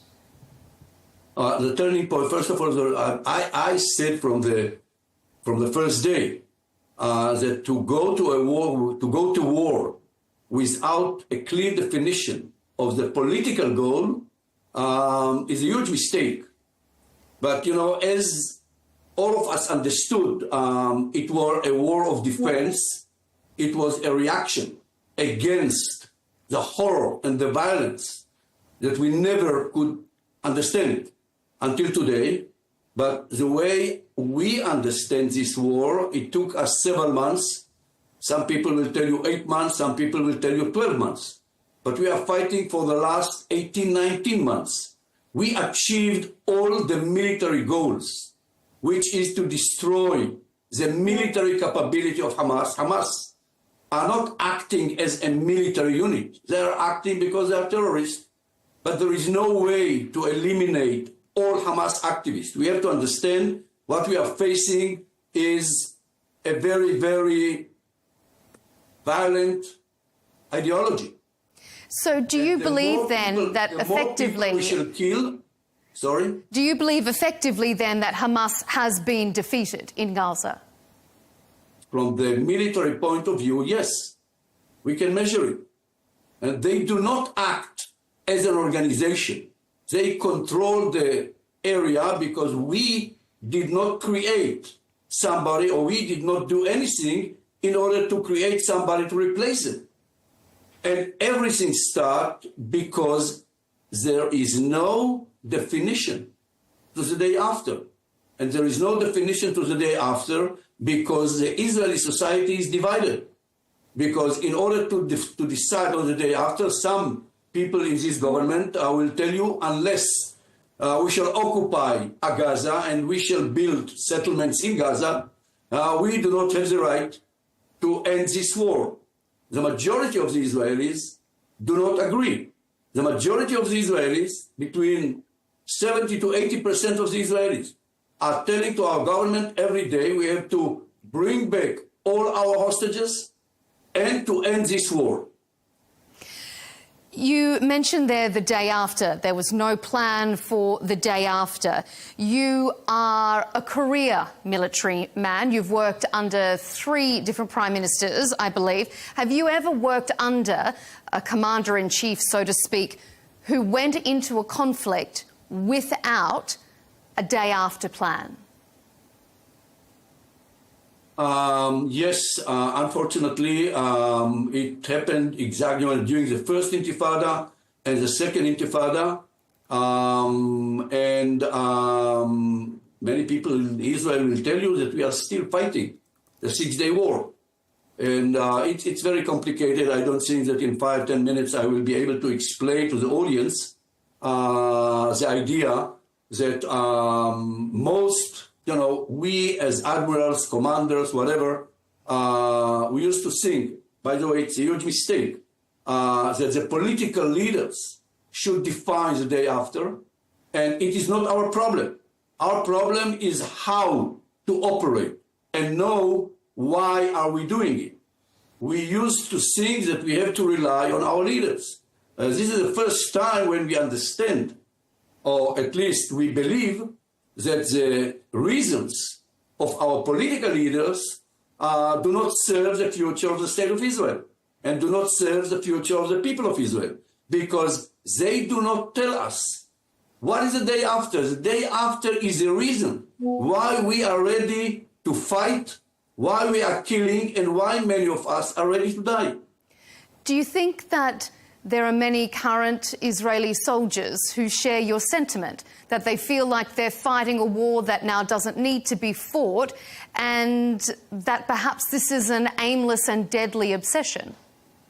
Look, I served too many years to think that this is the reality. Unfortunately, I think, and I know it happened to me when I was in the military service for many years. I think that for a soldier, it is almost impossible to think that his leaders do not think on why they are sending him to war. He cannot believe that his leaders are doing it for political reasons. I think that you can understand it only when you see it from outside. I'm 80 years old. I think that I'm old enough to understand. I've been in politics. I saw politicians. It happened not only in Israel. I think that politicians sometimes are sacrificing the future of the state in order to make sure that they will stay in power. Do you think then that there are going to be some very disappointed and very disillusioned soldiers when they do come out of this and they do get some perspective? I think that, yes, I think that most Israelis understand that when this war will end, only then we shall be able to see clearly what happened to us since the beginning of the war, of this war, what happened to us as human beings, and what happened to us as the Israeli society. And are we closer to a better reality, or are we not? It's too early. Are you disappointed that US President Donald Trump isn't visiting Israel on his current tour of the Middle East? Does it give you and perhaps the Israeli community the impression that he's more interested in making headline deals than he is in ending the war? Look, I used to say that, psychology department belongs to my wife and not to me and our family. But still, I'm not in a position to judge the American president. I believe I did not elect him. I have no right to vote in America. I am only an Israeli citizen. The way I understand him, he is doing what he thinks is good for the American interest. And I quite understand you, whether I like it as an Israeli or no, it's not the question. As an American president, he believes that he should achieve stability in this region. I think that the only way to do it is to fly to Saudi Arabia and to try to persuade Saudis to go forward and to try to achieve a nuclear deal with Iran instead of going into a new war. And this is the way he understands the reality. This is the way he understands the Middle East. And I don't think that he's wrong. Do you think, though, how is it being portrayed domestically in Israel, though? There was this big hope that after the difficulties, perhaps, that Netanyahu faced under the presidency of Joe Biden, that Donald Trump returning to the White House gave the Israeli community the feeling that the full support of the US would be returning militarily, diplomatically. Domestically, are people still feeling that way? Or is there a sense that they're feeling abandoned? Again, Israel is a divided society. And I think that most people from outside, when they see us, they do not understand the rifts between the Israeli tribes. Many Israelis were very happy when Trump was elected because they used to believe that from now on, we will be able to do everything, and nobody will limit us, and he will support us, whatever we should do. I didn't think so. And I think I even wrote several articles about it, explaining that finally, the way I understand the American president, if I have to predict, he will adopt the vision of Biden, but he will use another ideas in order to execute it. And if you ask me, this is the way I understand what he's doing now. The problem is that our leaders do not understand it and are not playing part. They are out of the game. So when he will go, he came to the, it's the first, after Obama, he is the only president, and even before Obama, who came to the Middle East and did not visit Israel as part of his visit.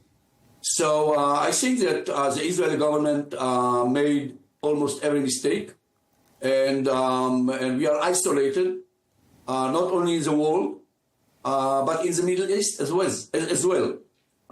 It's not too late to change this course of action, and I want to believe that with the pressure from the international community, and especially if we shall understand, if the Saudis and the Egyptians and the Jordanians and the American president will tell us loud and clear, this is the future that all of us offer, a coalition, or a coalition that will bring, a regional coalition that will bring Saudis, Egyptians, all the stable states of this region, and we shall create the economy. We shall ensure our board, etc. It's a totally different future. I think that the Israeli society will have to listen, and this is a democracy. Finally, this coalition will not survive forever. We'll always bring you all sides of the story here on Counterpoints, so we also spoke to Hamas about the current situation. Bassem Naim is a senior political official within the organisation and joined me a little earlier. You mentioned President Trump there. He's just spoken recently in Qatar on his Middle East tour and suggested the US could take Gaza, he said, and turn it into what he has described as a freedom zone. What does Hamas make of those comments and that suggestion? To be honest, it is very strange. We were in direct contact with the American administration, sometimes through the mediators and sometimes directly. And we have told all the mediators clearly that our main goal is how to stop this aggression and how to allow aid to come into Gaza and to give this a push and to succeed and to help paving the way for a successful visit in the area, in the region. We have made this gesture to the President Trump by releasing the Israeli-American soldier Alexander Aidan.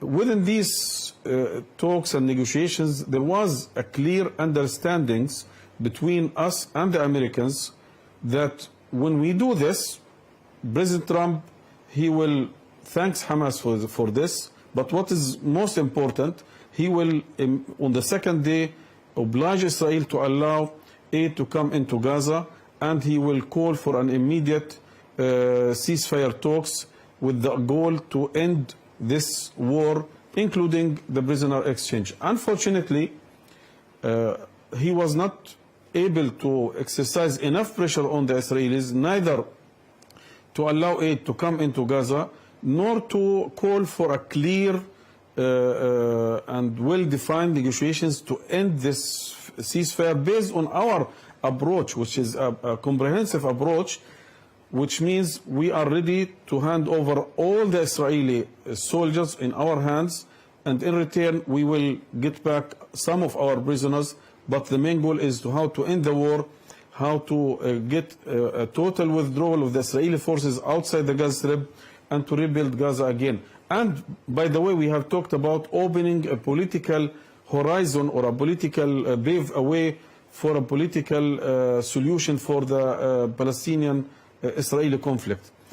Unfortunately, despite of all these good intentions from our side, despite of all the efforts from the mediators to give again a push to a successful visit, what we got, what we are seeing now on the ground, what we are observing now on the ground, heavy air strikes, more tightening the siege, and statements from President Trump talking about taking over Gaza. Gaza is belonging to the Palestinian like any Palestinian territory, and Gazans are the exclusive party who have the right to decide what to do with Gaza, what is the future of Gaza, who have the right to run Gaza, what about Hamas, and therefore we have called many times, instead of this, go for free and transparent elections and allow the Palestinians everywhere in the Gaza Strip, in the West Bank and East Jerusalem to decide for themselves to choose their way and to choose their leadership. No one has the right to impose any solution or any future or any leadership on the Palestinians, neither in Gaza nor elsewhere in the West Bank or anywhere where Palestinians are existing. I want to come back to negotiations in just a minute, and also to elections and who gets to choose what role Hamas plays. But I just want to pick up on one thing you mentioned there about direct talks. Is that confirmation that Hamas has been and continues to be in direct talks with the US administration, perhaps including Middle East envoy Steve Witkoff?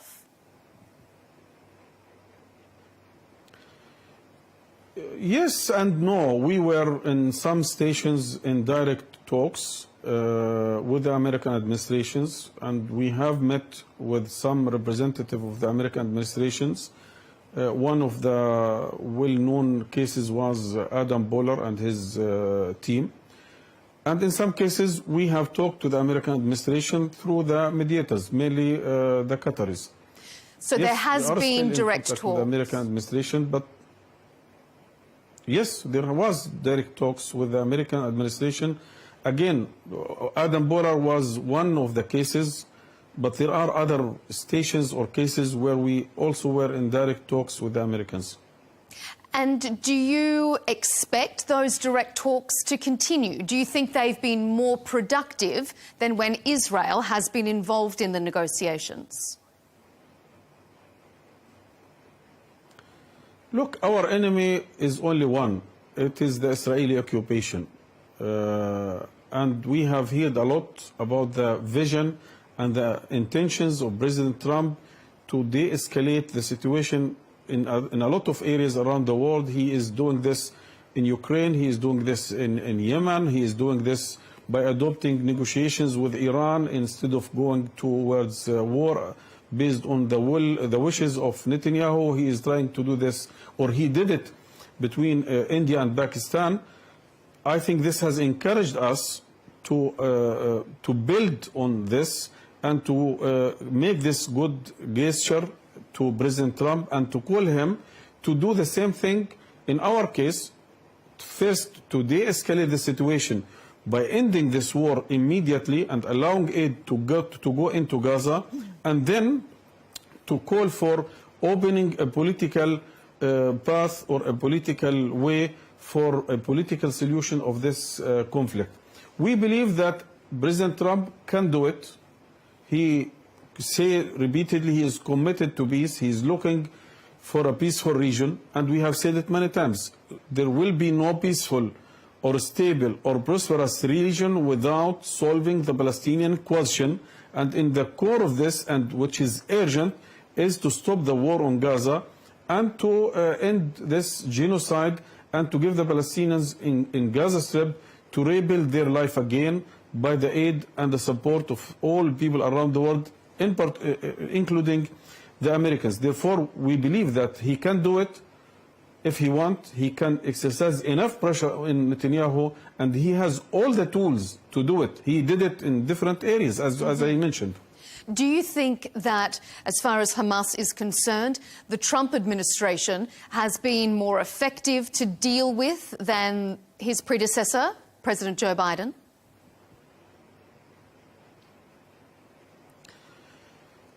Look, we believe that the strategic alliance between Israel and the Americans is an unwavering relationship, is a strong commitment, and it is not easy to separate these two both sides. But at least we believe if President Trump and his team are looking for a more peaceful and prosperous region and in different areas around the world,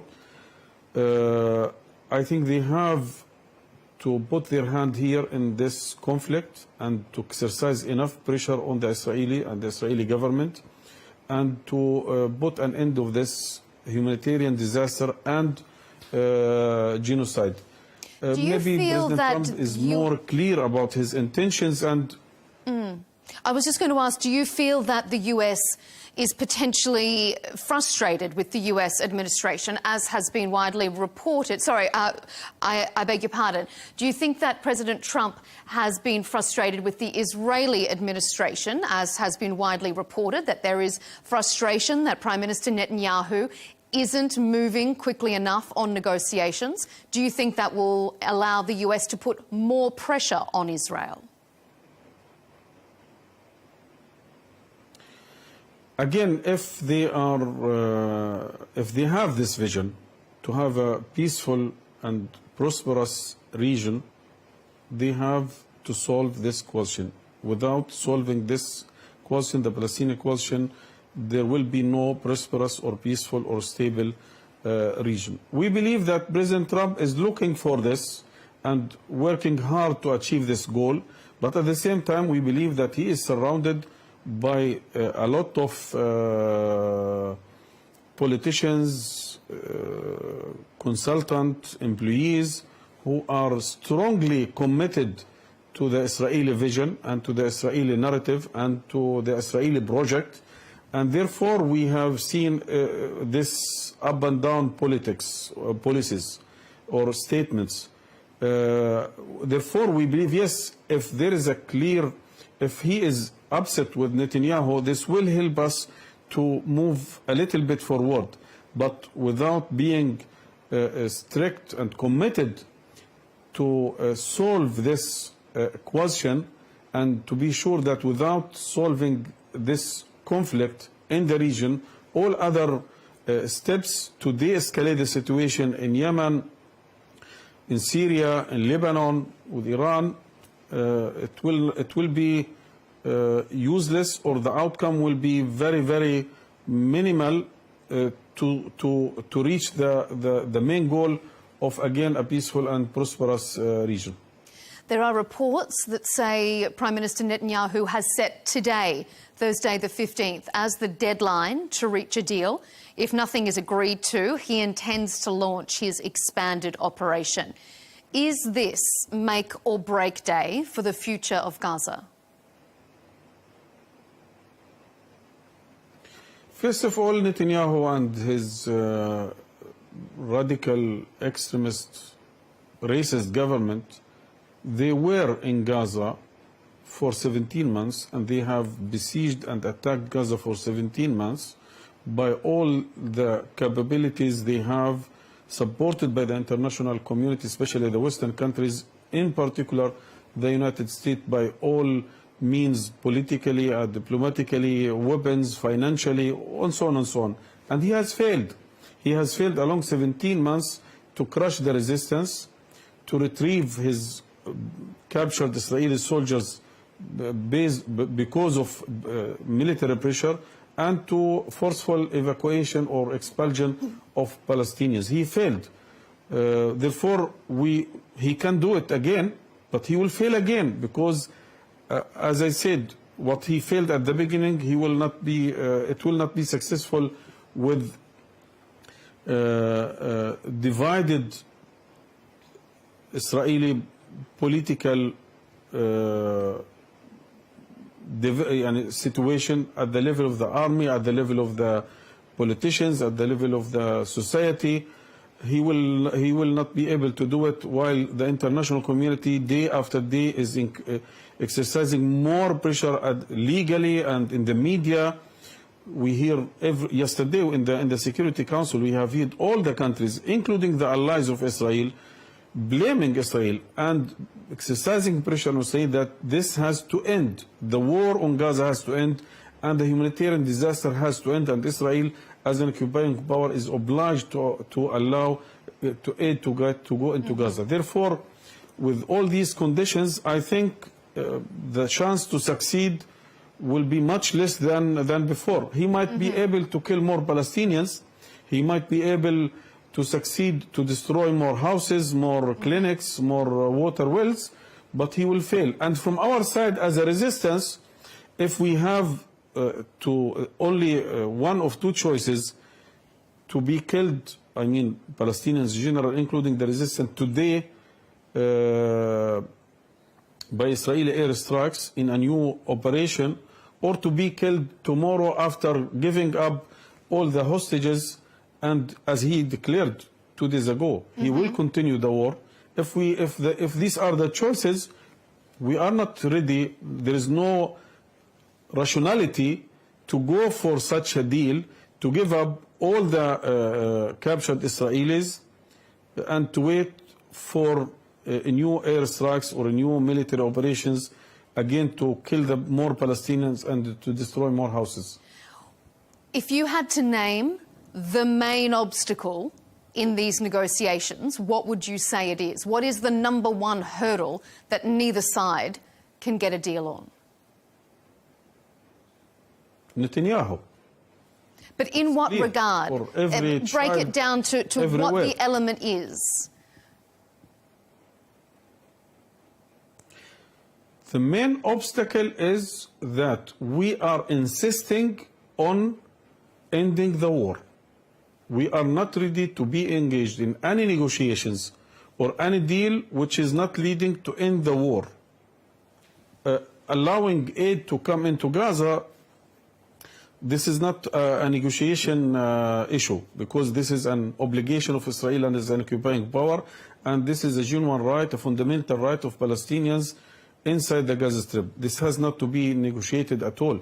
But the main block, the main obstacle is we are calling for ending the war, and Netanyahu is calling for getting back the Israeli soldiers, the prisoners in the hands of the resistance, and he is declaring to continue the war again. And you can find the full version of both of those interviews on our Arabiya English YouTube channel if you want to hear more. But for now, let's get straight into our debate and welcome today's panellists. I'm joined by Avi Meir, the founder of Jerusalem Journal and the former editor-in-chief of the Jerusalem Post. And Ahmed Eldon is back with us, host of the newly launched Out Loud podcast and a journalist who writes on Substack. Gentlemen, thanks for being here on Counterpoints. The US has always said its support for Israel is ironclad. But is that ironcladding maybe starting to look a little rusty, maybe even corroding around the edges a little bit? There are reports that the Trump administration is becoming increasingly frustrated with Prime Minister Benjamin Netanyahu. Although it's unlikely that the US is going to abandon its ally altogether, it does appear to be changing the way it prioritises its regional relationships. Avi, let me ask you, is the Trump administration sidelining Israel? Well, Melinda, I don't think that the Trump administration is sidelining Israel. I do think that there are certain differences of opinion between the administration and the Netanyahu government, as is natural in any relationship. And we, of course, saw that he has chosen to visit the region and yet not make a stop in Israel, which I think raised some eyebrows, not only in Jerusalem, but around the world. But the president has reiterated his support for Israel's right to defend itself. He did so just today, saying that what happened on October 7th was abhorrent. And of course, Israel does have the right to defend its citizens. I think that that is an ironclad commitment that every president will continue to maintain no matter what administration. I'm very hopeful that will continue.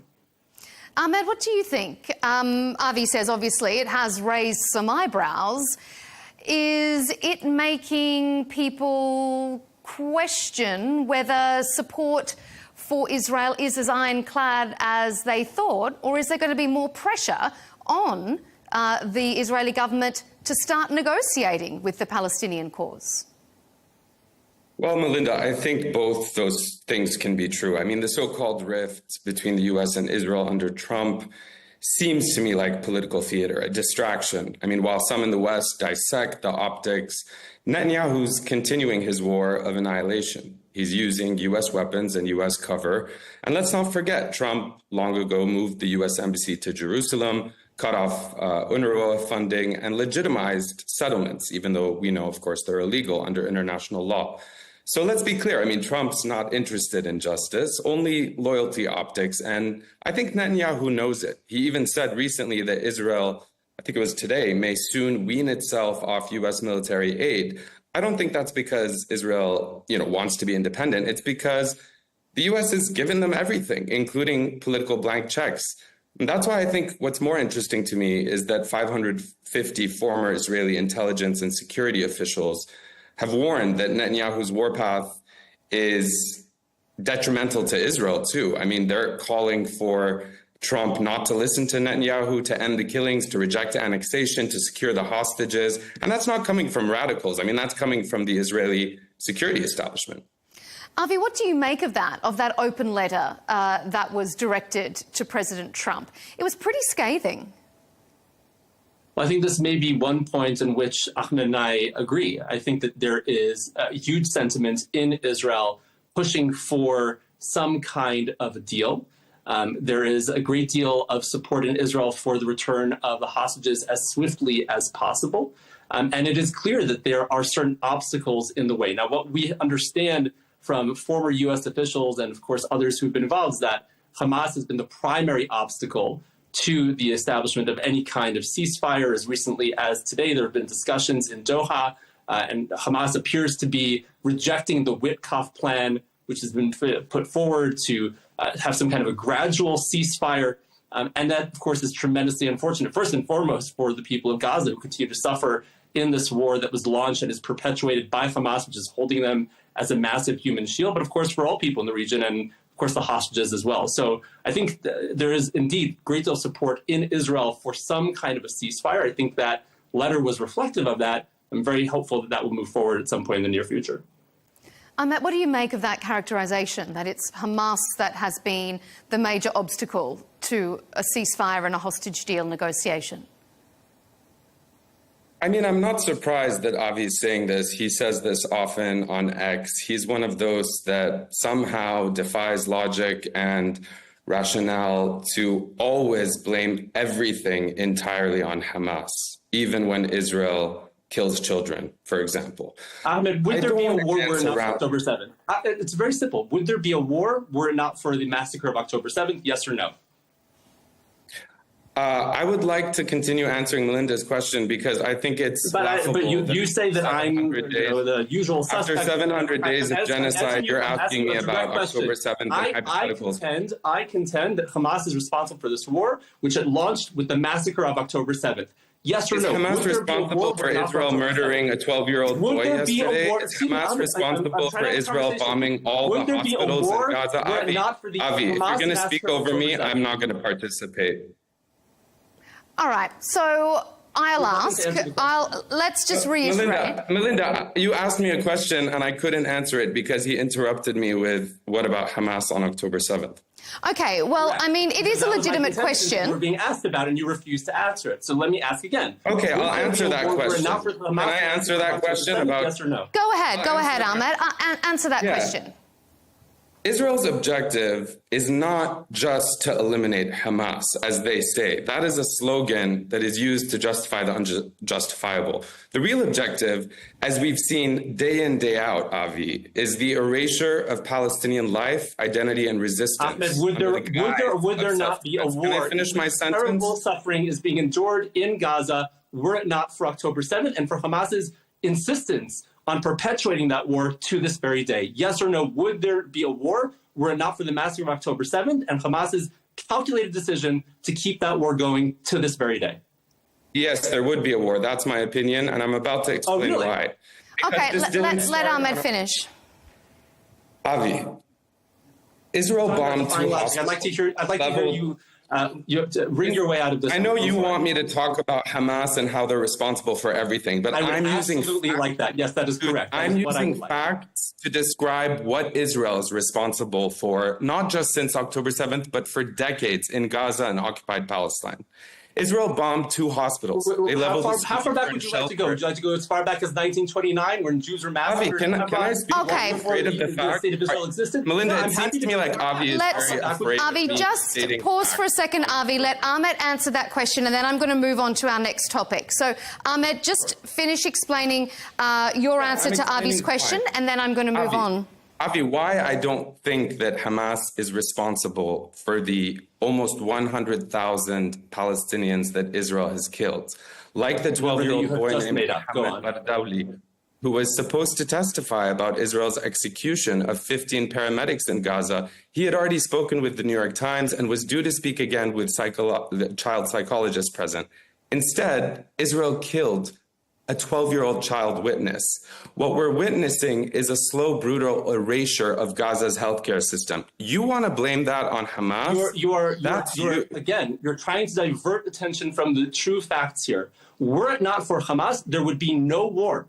There would be no war. Avi, what was happening on October 7th, 2, 3, 4, 5 years ago? Was there no war? Instead of looking at the past, because unfortunately October 7 did happen, and we're a long way past that now with still no sign of how to get out of this. So, Avi, let me put this to you. According to Israeli media, Donald Trump's special envoy told hostage families recently that the US doesn't agree with Israel's approach currently to the conflict and believes that the next step should be a ceasefire and hostage release deal. Do you think that's an accurate assessment? And do you think that that shows a rift between Israel and the US establishment?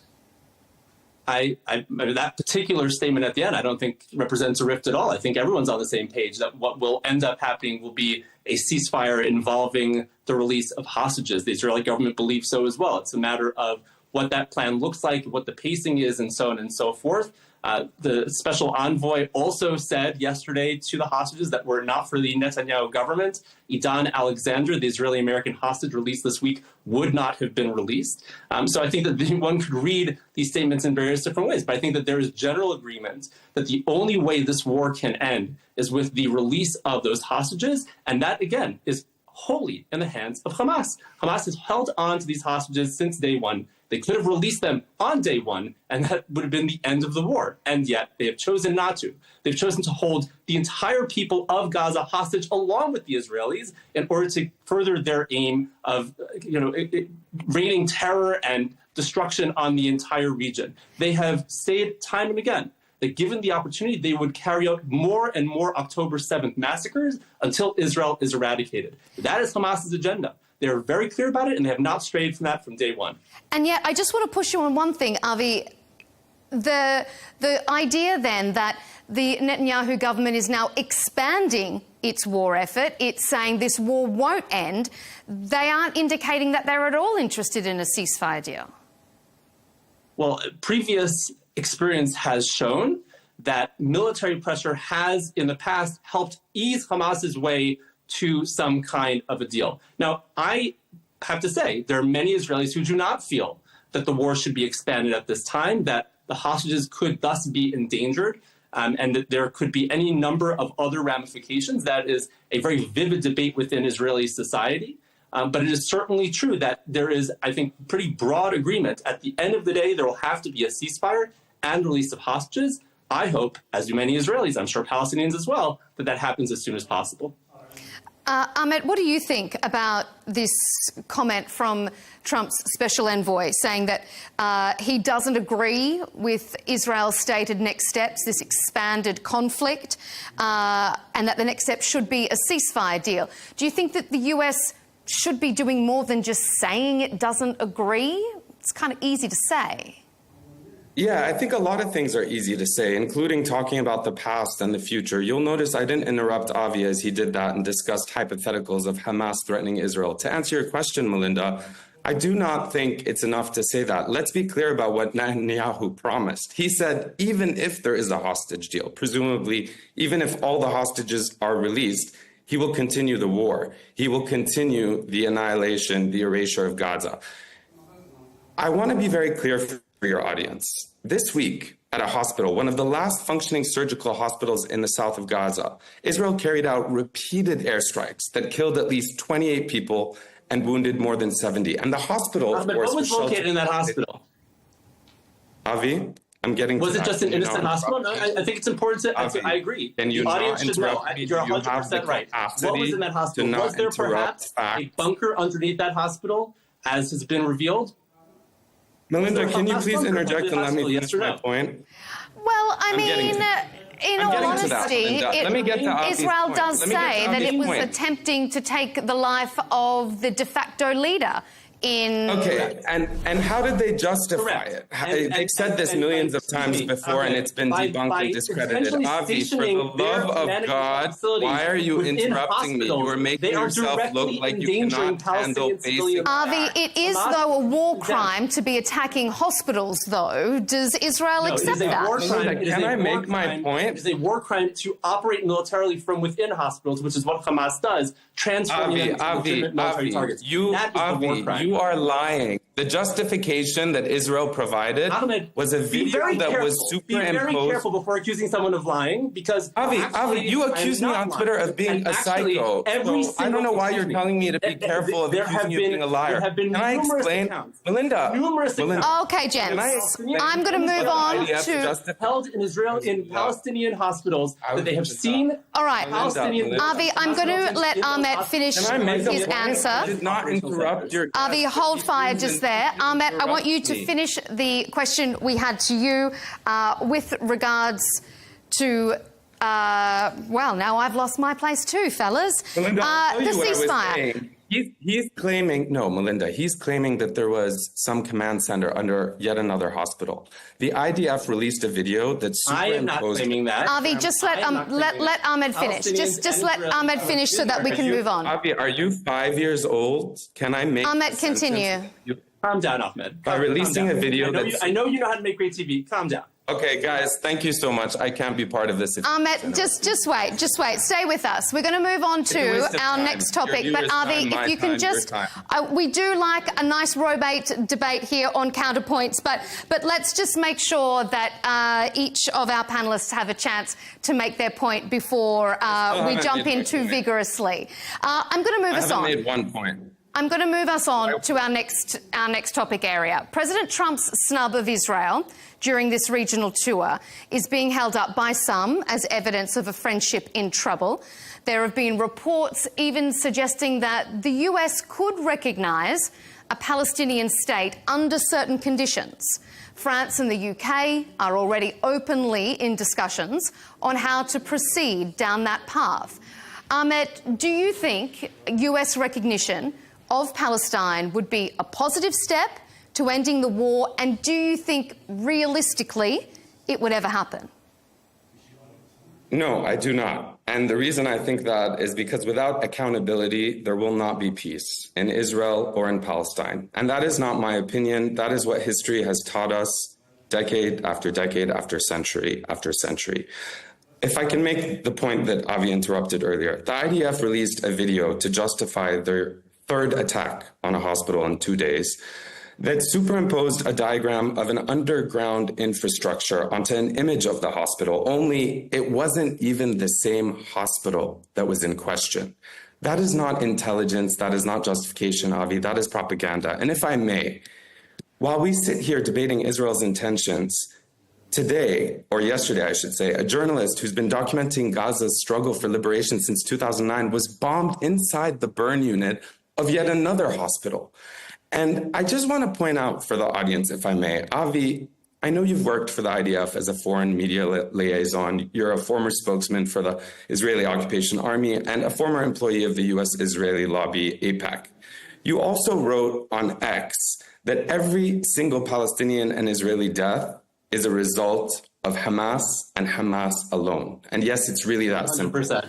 But what I'd like to point out, Melinda, in answer to what Avi was asking me earlier, Netanyahu is wanted by the ICC for war crimes and for starving a civilian population. And Avi, let's not forget, you once tweeted at me, "Hey, psycho," demanding that I delete my X account. I'm not a psycho, Avi, but you know what is psychotic to me? Trying to justify it's interesting, Ahmed, it's interesting that you point that out. The starvation of children, the slaughter of journalists, the execution of 15... Just let Ahmed finish that point and we'll come to you, Avi. I'll be done in 20 Just let Ahmed finish that point, Avi, and then we're going to come to you. Is not terribly surprising. You know what else I think is psychotic? Israel can have the same funding source. You were employed by the Qatari government. Is that not correct? You work that is correct. Can I finish my point? I'm no longer employed by neither the Qatari government, the Saudi government, or the Israeli government. All right. My point, of Hamas. Avi, I want to ask you then. I want to ask you that same.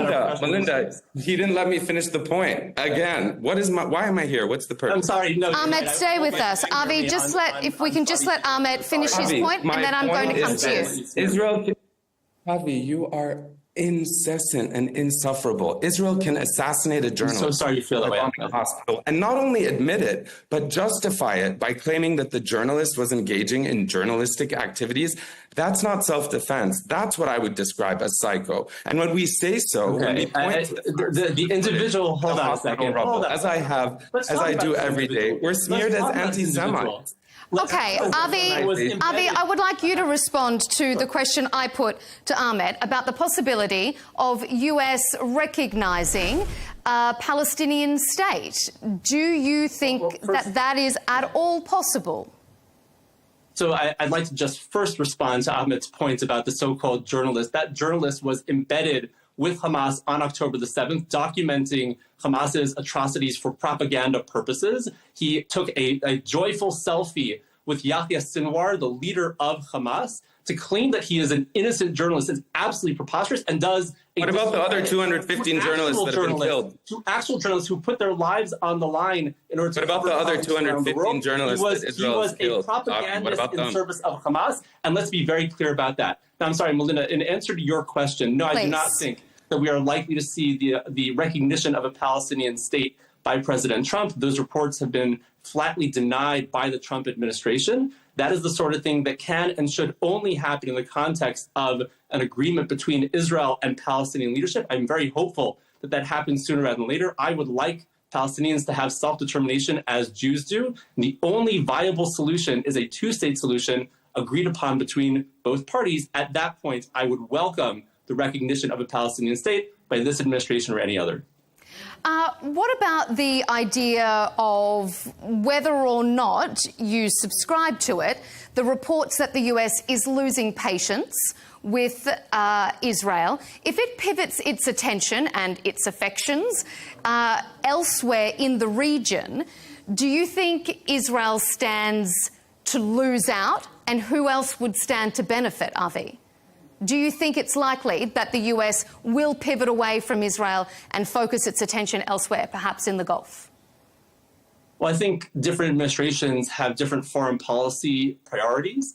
And it's certainly possible that this administration will not view the Israeli-Palestinian conflict as a top priority, and in fact views the continuation of the war as an unneeded distraction from whatever it's trying to pursue. So that is certainly possible. If that were to happen, I'm certainly hopeful that this relationship would maintain its special status in both countries, as it has been, again, the case for 77 years now. But certainly if there were to be any diminution of the U.S. presence or U.S. involvement in this region, I think it's fairly clear who the beneficiaries of that would be, certain malign actors, including Iran and its various proxies. I don't think we're likely to see that. I'm hopeful we're not going to see that. And I guess the coming weeks we'll see exactly what happens. Ahmet, what do you think? If the US is pivoting away from Israel, who else could benefit? Well, I think we shouldn't get swept up in the headlines. I mean, the fact that the U.S. is talking to Hamas isn't a sign of peace. It's to me, a sign of pragmatism. Washington knows, like Trump knows, that Hamas is not just a political reality in Gaza. It's much bigger than that. No deal happens without them. Recognition doesn't mean endorsement, Melinda. It means realism. And I think we need to be real for a minute. What country thinks that it can bomb a people, cage them behind barbed wire, and then pretend that they have no political voice? I mean, if these talks lead to open borders, a ceasefire, and end to mass starvation, then yes, it's a good thing. But under Trump, any deal will be shaped to serve American and Israeli interests first. So I agree with Avi on that fact. And I just want to mention, justice is needed in this case. Without justice, without accountability, as I've said, history teaches us there will be no peace. And Israel knows this, Avi knows this. There are 57 Palestinian children who have already starved to death, Melinda. Children, according to the WHO. 71,000 more expected to fall into acute malnutrition.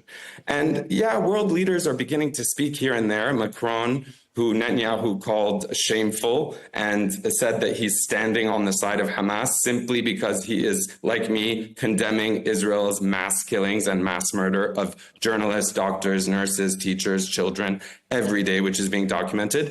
But even the Financial Times, The Economist, The Guardian, The Independent, we're starting to see editorials that are finally naming this what it is, what the ICJ found it to be plausibly many, many, many months ago, which is genocide.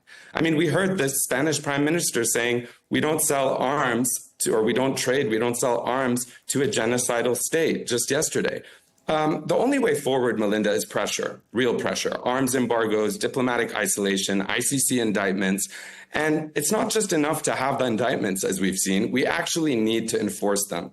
That means that the governments that have been shielding Israel must decide, are they going to choose the rule of law, international law, or are they going to continue to shield Israel and grant it impunity? I mean, even though I think the future isn't written, to me, I know, as anybody who is a critical thinker knows and who is a student of history, that there will nor be peace, nor will there be justice, nor will there be freedom until there is accountability for not just the crimes of genocide and ethnic cleansing, but the illegal occupation, the illegal annexation of more land and settlements, the illegal collective punishment and siege on Gaza for 77 days, starving millions of people. How do you justify that, Avi?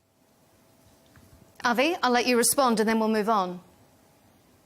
I don't justify anything. I'm not here on behalf of the Israeli government, even though I, unlike you, am independent. I, unlike you, have never been employed by the government of Qatar. I'm here on behalf of myself. And You've been employed by the government that's committing genocide, though. I'm not here as a representative of any particular government. And Me neither. I don't work for Qatar. I'm an independent journalist. What's your point, Avi? Are you defending the genocide, or are you not? I wholeheartedly believe is starvation a weapon of war that is legal under international law? May I speak now? May I speak? That the humanitarian... I'm just giving you a little taste of your own intestines. Ahmed, let Avi finish, because we're almost running out of time. We still want to hit our last Sure, topic. I'll take the high road. I firmly believe that the humanitarian needs of Palestinian civilians in Gaza must be addressed. I think that that is an urgent need. I'm hopeful that that is something that can come forward in a way that circumvents Hamas, prevents Hamas from seizing that aid as it has done up until this point in order to feed its own people. And right, so you're not sending aid because you're worried Hamas is going to steal the aid, so you starve and hold an entire population hostage. I'm very hopeful. I'm very hopeful that a mechanism can be developed that enables the aid to get directly to Palestinian civilians, not to Hamas. And I'm also hopeful that this war can come to a swift end with the release of the hostages and Hamas laying down its weapons and giving up its iron grip on the people of Gaza. I'm very hopeful that happens in the very near future. Okay, you're pointing to what is going to happen next there, Avi. So let me transition on to our third segment. The president's regional tour, we're talking US president here, certainly has more of an economic focus. But the deals and decisions that are being made during this visit are certainly going to have a direct impact on the situation in Gaza, and not least because it could galvanise or change the administration's push to end the war. So let me ask you, first of all, Avi, Netanyahu has vowed to push ahead with his expanded offensive. We were just speaking a little earlier in our program to the former head of Shin Bet, Ami Ayalon. He says that with all his military and security experience, Israel's stated aims have already been achieved and that this expanded operation isn't needed. What do you think Israel's goal is now if it's already achieved the destruction, it says, of Hamas? Why is it expanding this war instead of returning directly to the negotiating table? Well, that's probably a question you should ask an Israeli government representative, which I am not. But I would say that there has been a certain indication, again, in the past, that military pressure has helped push Hamas to the negotiating table and has urged Hamas to perhaps be more flexible in its demands. That is something that previous examples have shown. I think that there is something perhaps to that here as well. But I agree. I think that there is significant concern in Israel about the expansion of the war. What does this mean in the long term? What are the actual goals that can be achieved at this point? And at the end of the day, I think we're all talking about pretty much the same thing. We're talking about the return of hostages. We're talking about an end to this war and the establishment of some kind of ceasefire, the entry of humanitarian aid to the Gaza Strip, and the establishment of some kind of governance structure in Gaza that prevents Hamas from taking hold again and threatening both the people of Israel and the people of Gaza. That ultimately needs to be the end game here. And I think figuring out how we get there, what the path forward is, that is what we need to be focusing on right now. I certainly hope that that's what decision makers are engaged in at this moment. Ahmed, do you have any optimism that this is going to lead to better negotiations, not more disrupted negotiations? Yeah, I think there's a few things that make me optimistic. I mean, I'm sure we saw the news that Reuters reported of Trump granting Saudi Arabia sort of permission or a path towards a peaceful nuclear program without demanding normalization with Israel in return, which was always sort of part of any deal that would have been discussed. And that is somewhat hopeful to me. Perhaps Israel will get left behind, as it should, much like apartheid South Africa was, for all the crimes it's been committing. And I just want to say, it's strange to me that, Avi's trying to assassinate my character by associating me with Qatar and Al Jazeera. I mean, here we are on Al Arabiya, which is funded by Saudi Arabia. I wonder if he has the same issues with that. But where I find hope... No, I don't. I don't think that the Saudi government has played nearly the same nefarious role that the Qatari government has. Let's stick to the topic that we're on. I think you said. You brought it up. No, I think Qatar I don't want to get bogged down, if I may. I think your association with Qatar I brought it up just to say concern. Okay, all right. Yeah, can I make my point about hope? Alvi, I want to share this with you sincerely, human to human. Over the past year or two, where I find hope is the young Jewish people who, despite being arrested, despite seeing that their religion's been hijacked, despite being disappeared and suspended across college campuses for standing up and saying, "Not in my name," I find it not only profound, but prophetic, Melinda. And it reminds me that solidarity is something that doesn't require sameness, doesn't require the same religion. These students are rejecting the binary that says if you support Palestinian life, you're somehow against Jewish people or against Israeli people. These Jewish people across the world are embodying the truth that liberation is collective. And to me, that's the deepest form of anti-racist, anti-Zionist, and pro-human hope. That's a source of hope, because even when the systems that profit from pitting us against each other are working overtime to do that, they are Jewish people standing up to say what Israel is doing is obscene and must stop, and we should no longer be funding it or defending it. Okay, last question to the both of you. Avi, I'll start with you. We've heard from President Trump's Middle East envoy that Hamas could play a political role in Gaza if it disarms. Is that a prospect that you think Israelis would accept? No. Why? I think a leopard doesn't change its spots. I think Hamas has been dedicated in word and deed since the day of its establishment to the eradication of the state of Israel and the murder of all Jews. It says so extremely openly all the time. I think it's about time we started taking them at their word. They are very, very clear on what they want to do. They said no matter what happens with this particular war, they will carry out more October 7th massacres time and time again until Israel is erased from the map. So no, I don't think an organization, a toxic, repulsive, anti-Semitic, genocidal organization like Hamas should have any role to play in a peaceful future in Gaza. I very much hope that Palestinian society is able to generate the kind of leadership, the brave leadership necessary to reach a peaceful settlement with the state of Israel, one that would see both nations living side by side in peace, harmony, and security. And that can only happen if Hamas is sidelined and pushed off the scene. A response from you, Ahmed?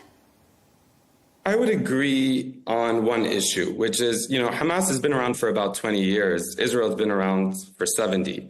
It is in the very early literature and policy papers of Zionism, everything that Avi mentioned and said Hamas wants and is threatening to do with Israel, that is what Zionism and the Jewish state...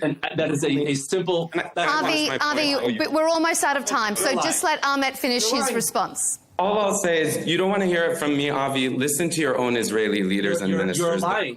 Avi, you're lying. It's not true. Zionism is about the establishment of a Jewish state that I want to say. in Palestine. The Israeli military itself. Avi, just one at a time. Avi, I'll come back to you to get a response, but please just let Ahmed finish his answer. Thank you. The Israeli military itself, the IDF, said that over 80% of those killed, Palestinians being killed since March 18th, when the ceasefire ended, were civilians. That's the Israeli military's number.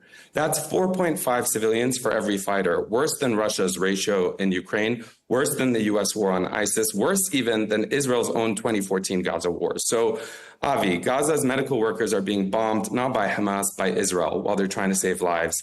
Gaza's journalists, the other 215, are being bombed and killed, and their family, 1,000 members of their families killed and targeted. And hospitals, as we said, which, as Melinda pointed out, are protected under international law, are being systematically targeted. In fact, as we've been sitting here, Al Shifa Hospital, a place filled with, displaced people, wounded patients, is now being under a direct threat of bombs. Ahmed, let me ask this, though. You haven't answered my question, though. Should Hamas be allowed to play a political role in Gaza if it disarms? Go for it. If they disarm, they should be allowed to play a political role. But as I mentioned earlier, Avi, Melinda, just let Ahmed finish. I don't think that Hamas will disarm, because even if you disarm Hamas, just like Netanyahu helped funnel money from Qatar to Hamas. I mean, this is documented in multiple Israeli news organizations and goes back for years.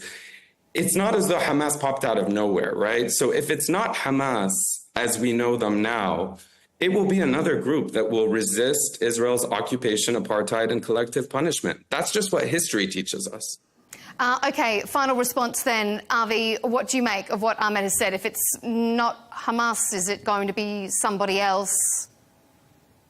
I think it's disappointing to hear Ahmed predict that we're going to live in a future of violence and terror. At the end of the day, what we should be aspiring to is not creating more terrorism, as Ahmed perhaps hopefully... Then maybe Israel should end the occupation of occupied Palestine. Maybe Israel should stop sexually assaulting children. Now you can let Avi finish, Ahmed. No, he's spewing lies. Why would I let him finish? I'm trying to say I want a Palestinian state. It's weird that you would not... that you wouldn't want that. You think that I'm Ahmed, please let Avi finish because we're almost out of time. I believe in the establishment of a peaceful and democratic Palestinian state alongside the state of Israel. That is, I believe, the only equitable solution that is possible here. I believe the Palestinian people have the right to self-determination, just as the Jewish people do. And the only way that can come about is through peaceful reconciliation. The notion that an organization like Hamas, have peace without accountability for genocide, engage in terrorism in its own means, could be a... You can't have peace when you have an aggressor that is acting in violation of international law. Deeply troubling. You can't have peace, Avi, in a Palestinian state when you continue to take more Palestinian land. Let Avi finish. Ahmed, let Avi finish because we're out of time. I have to say, it's really dispiriting to hear. It's not dispiriting. It's offensive to you to defend a genocidal state. It is offensive. We should be doing whatever we can. It is perverse, and to use your word, it makes you sound like a... Okay, gentlemen, that is all the time we have. Advocate for peace and reconciliation. It seems very angry and unable to... Really sad, dear Ahmed, trying to fight for a future of violence and terror. It's really sad. I don't want to fight for a future of violence. I want all people who live on the land of the Holy Land to have equal rights. And as you know, Avi, the Israeli government has been depriving any person who's Palestinian of having basic human rights for 77 years. All right, Ahmed, just respond to Avi and then we'll wrap. I'm sorry, what was that? I don't know what to respond to him, Melinda. I appreciate you having me on this segment. He talks about a two-state solution when Israel continues to annex more land and build more illegal settlements because they have complete impunity because of the U.S. Look, I hope this ends. I would think I would think that you would share my sense of urgency in reaching a solution as quickly as possible. Jewish people in Israel, and Christians in Israel, and Muslims in Israel, and Druze in Israel will not be free until Israel gives everybody basic human rights and dignity. All right, gentlemen. One thing we like here on Counterpoints is being able to bring together some very diverse and polar views, as this debate has just proven. Even though you both stand on completely opposite sides, we appreciate having both of you on to have your say and give our audience both sides of the story. Thank you to Avi Meir, the founder of Jerusalem Journal and the former editor-in-chief of the Jerusalem Post, and Ahmed Eldon, host of the newly launched Out Loud podcast and a journalist who writes on Substack. Thanks for your time.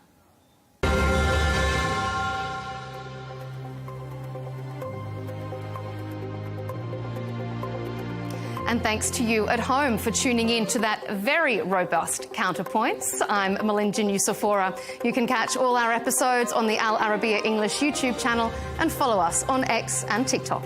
I'll see you next time.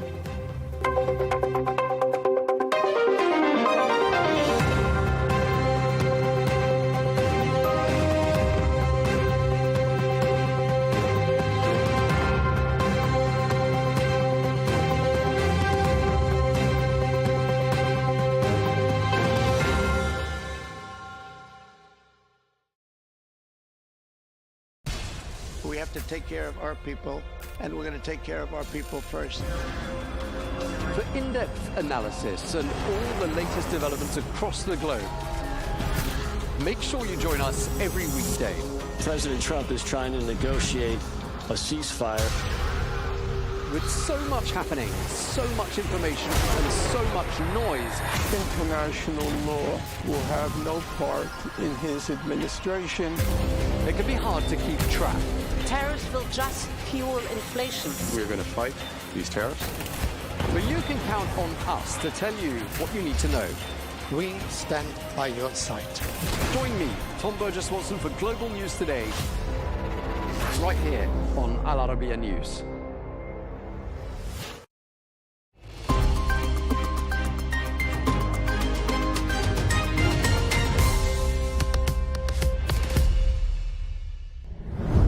Hello and welcome. I'm Rawia Alami and this is The Dailies, where we take a look at important news stories, reports, analysis and articles published in newspapers and media outlets across the world.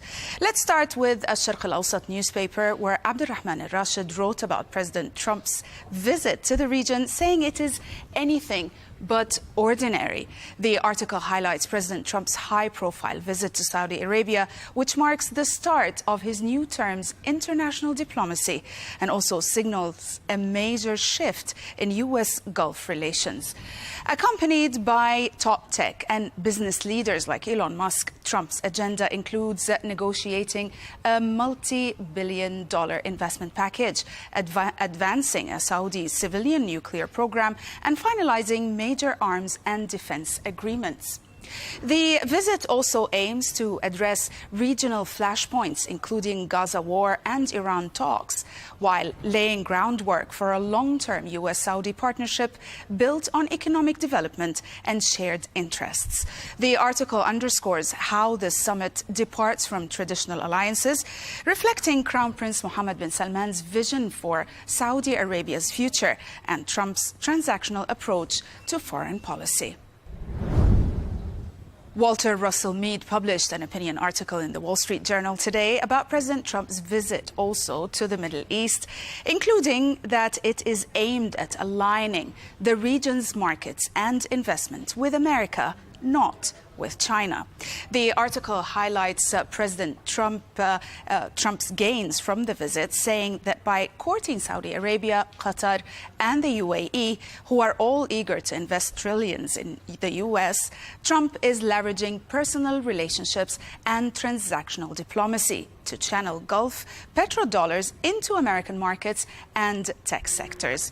His administration is fast-tracking investment deals and arms sales, aiming to integrate the Gulf's vast wealth and innovation with the U.S. economy, while also countering China's rising influence. Mead concludes that this realignment is not just about business. It's a deliberate move to ensure the Gulf's modernization and tech ambitions unfold under American, not Chinese leadership, reshaping alliances and global competition in the process. While the Washington Post reported today about Qatar's intention of gifting Trump a luxury 747 plane, citing security concerns, the New York Times published an analysis on its front page tackling another aspect of this anticipated event. The analysis describes it as, or by saying, Trump's plan to accept luxury jets strains bounds of propriety. The piece details the mounting controversy as President Trump's administration prepares to accept a $400 million luxury Boeing 747 jet from Qatar to be used as Air Force One and later transferred to his Presidential Library Foundation.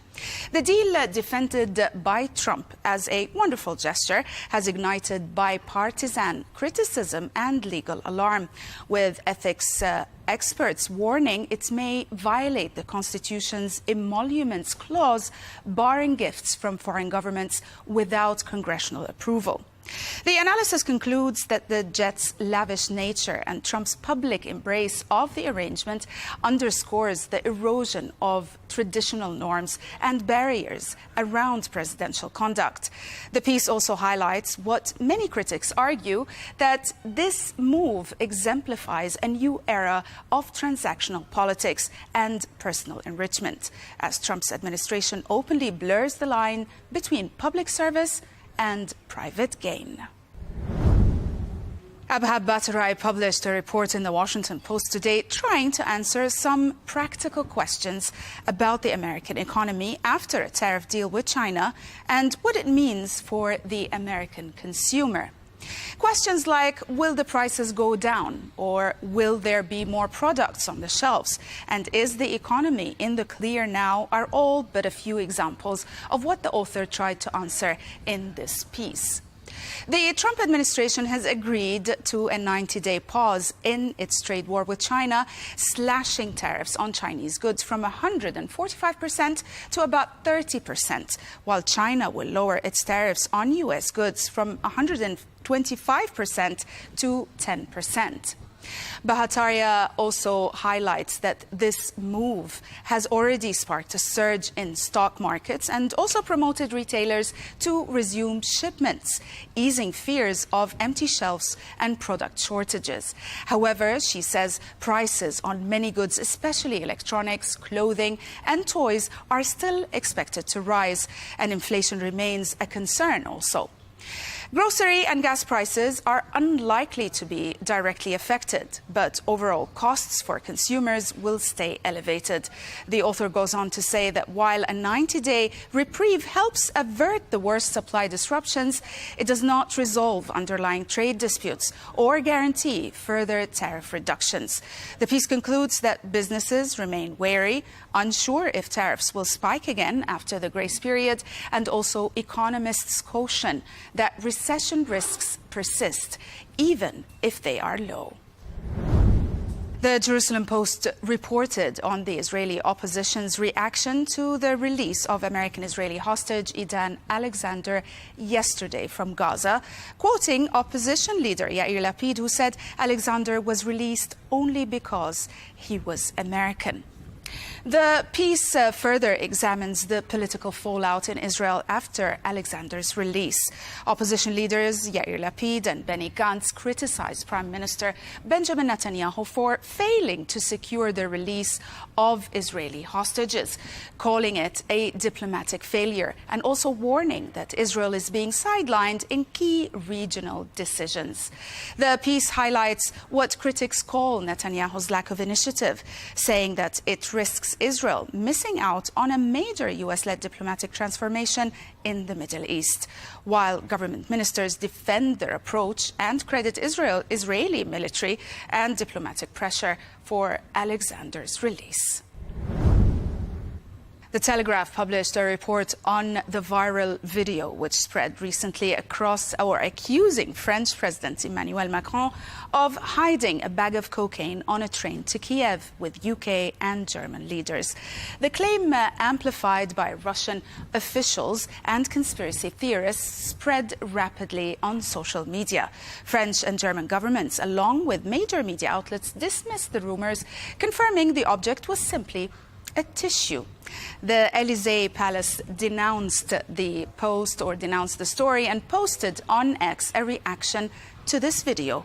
Here is what they said. When European unity becomes inconvenient, disinformation goes so far as to make a simple tissue look like drugs.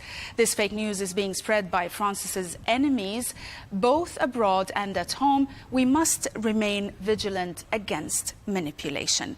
Now, the report highlights that this month, France said that the GRU, Russia's military intelligence service, was ramping up a social media and cyber campaign against Mr. Macron's administration, concluding that the French president has been the target of false conspiracies fed by Russian media.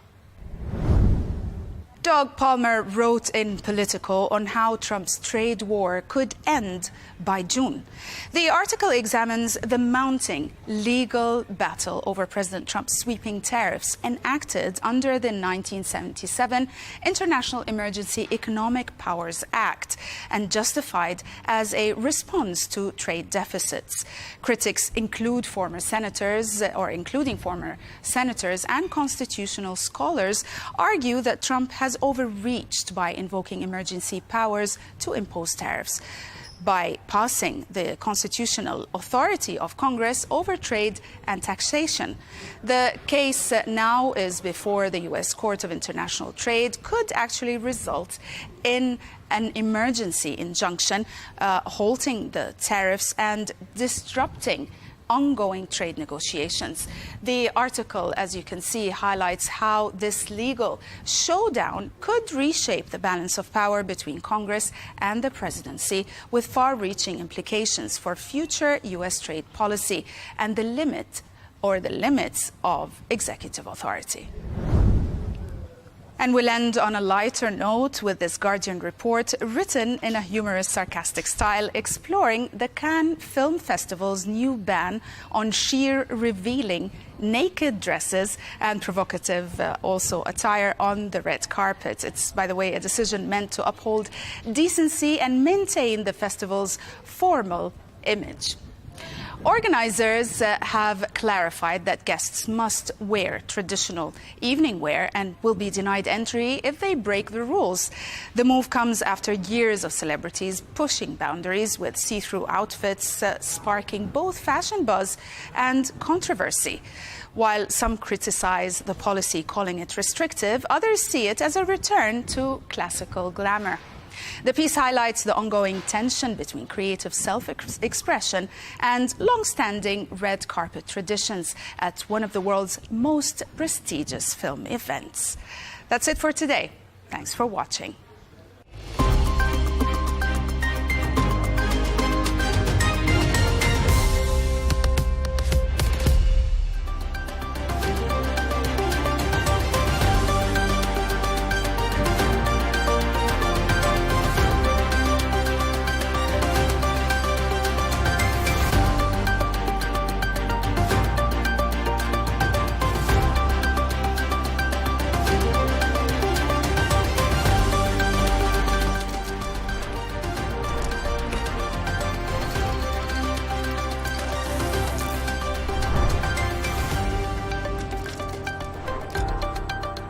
Hello and welcome. I'm Leigh Ann Gerrans and you're watching W News Extra, broadcasting live from the Al Arabiya headquarters.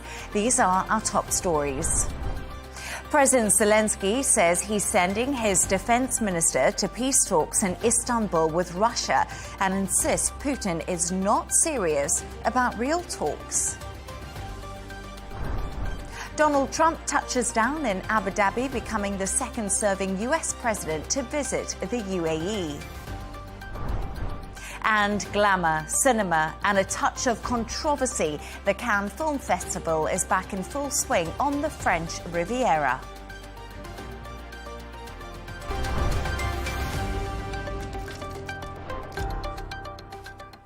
Now to our top story, and President Zelensky says he's sending his defense minister to peace talks in Istanbul with Russia, insisting Russia is not serious about real talks.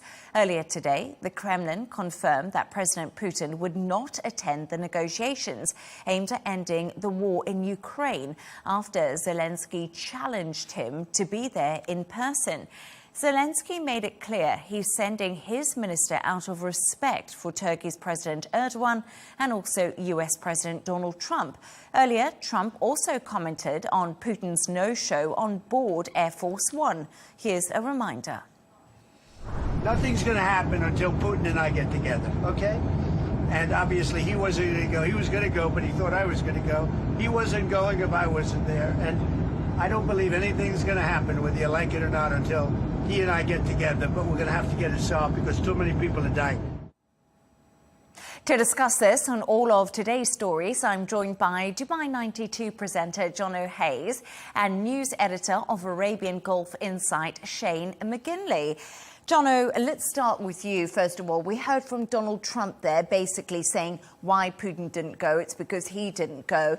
But now we've also seen that the US Secretary of State Marco Rubio has confirmed there will be no breakthrough in these talks until Trump and Putin actually meet. So what do you make of all of this? So I think the West wanted it to be so true that Putin would be in attendance. And I think Zelensky almost expected this as well. But this now completely undercuts Ankara's efforts to try and find some meaningful peace negotiations. But Putin very much is is keeping the West guessing when it comes to holding onto the cards and saying, right, I will come to the table when I am ready.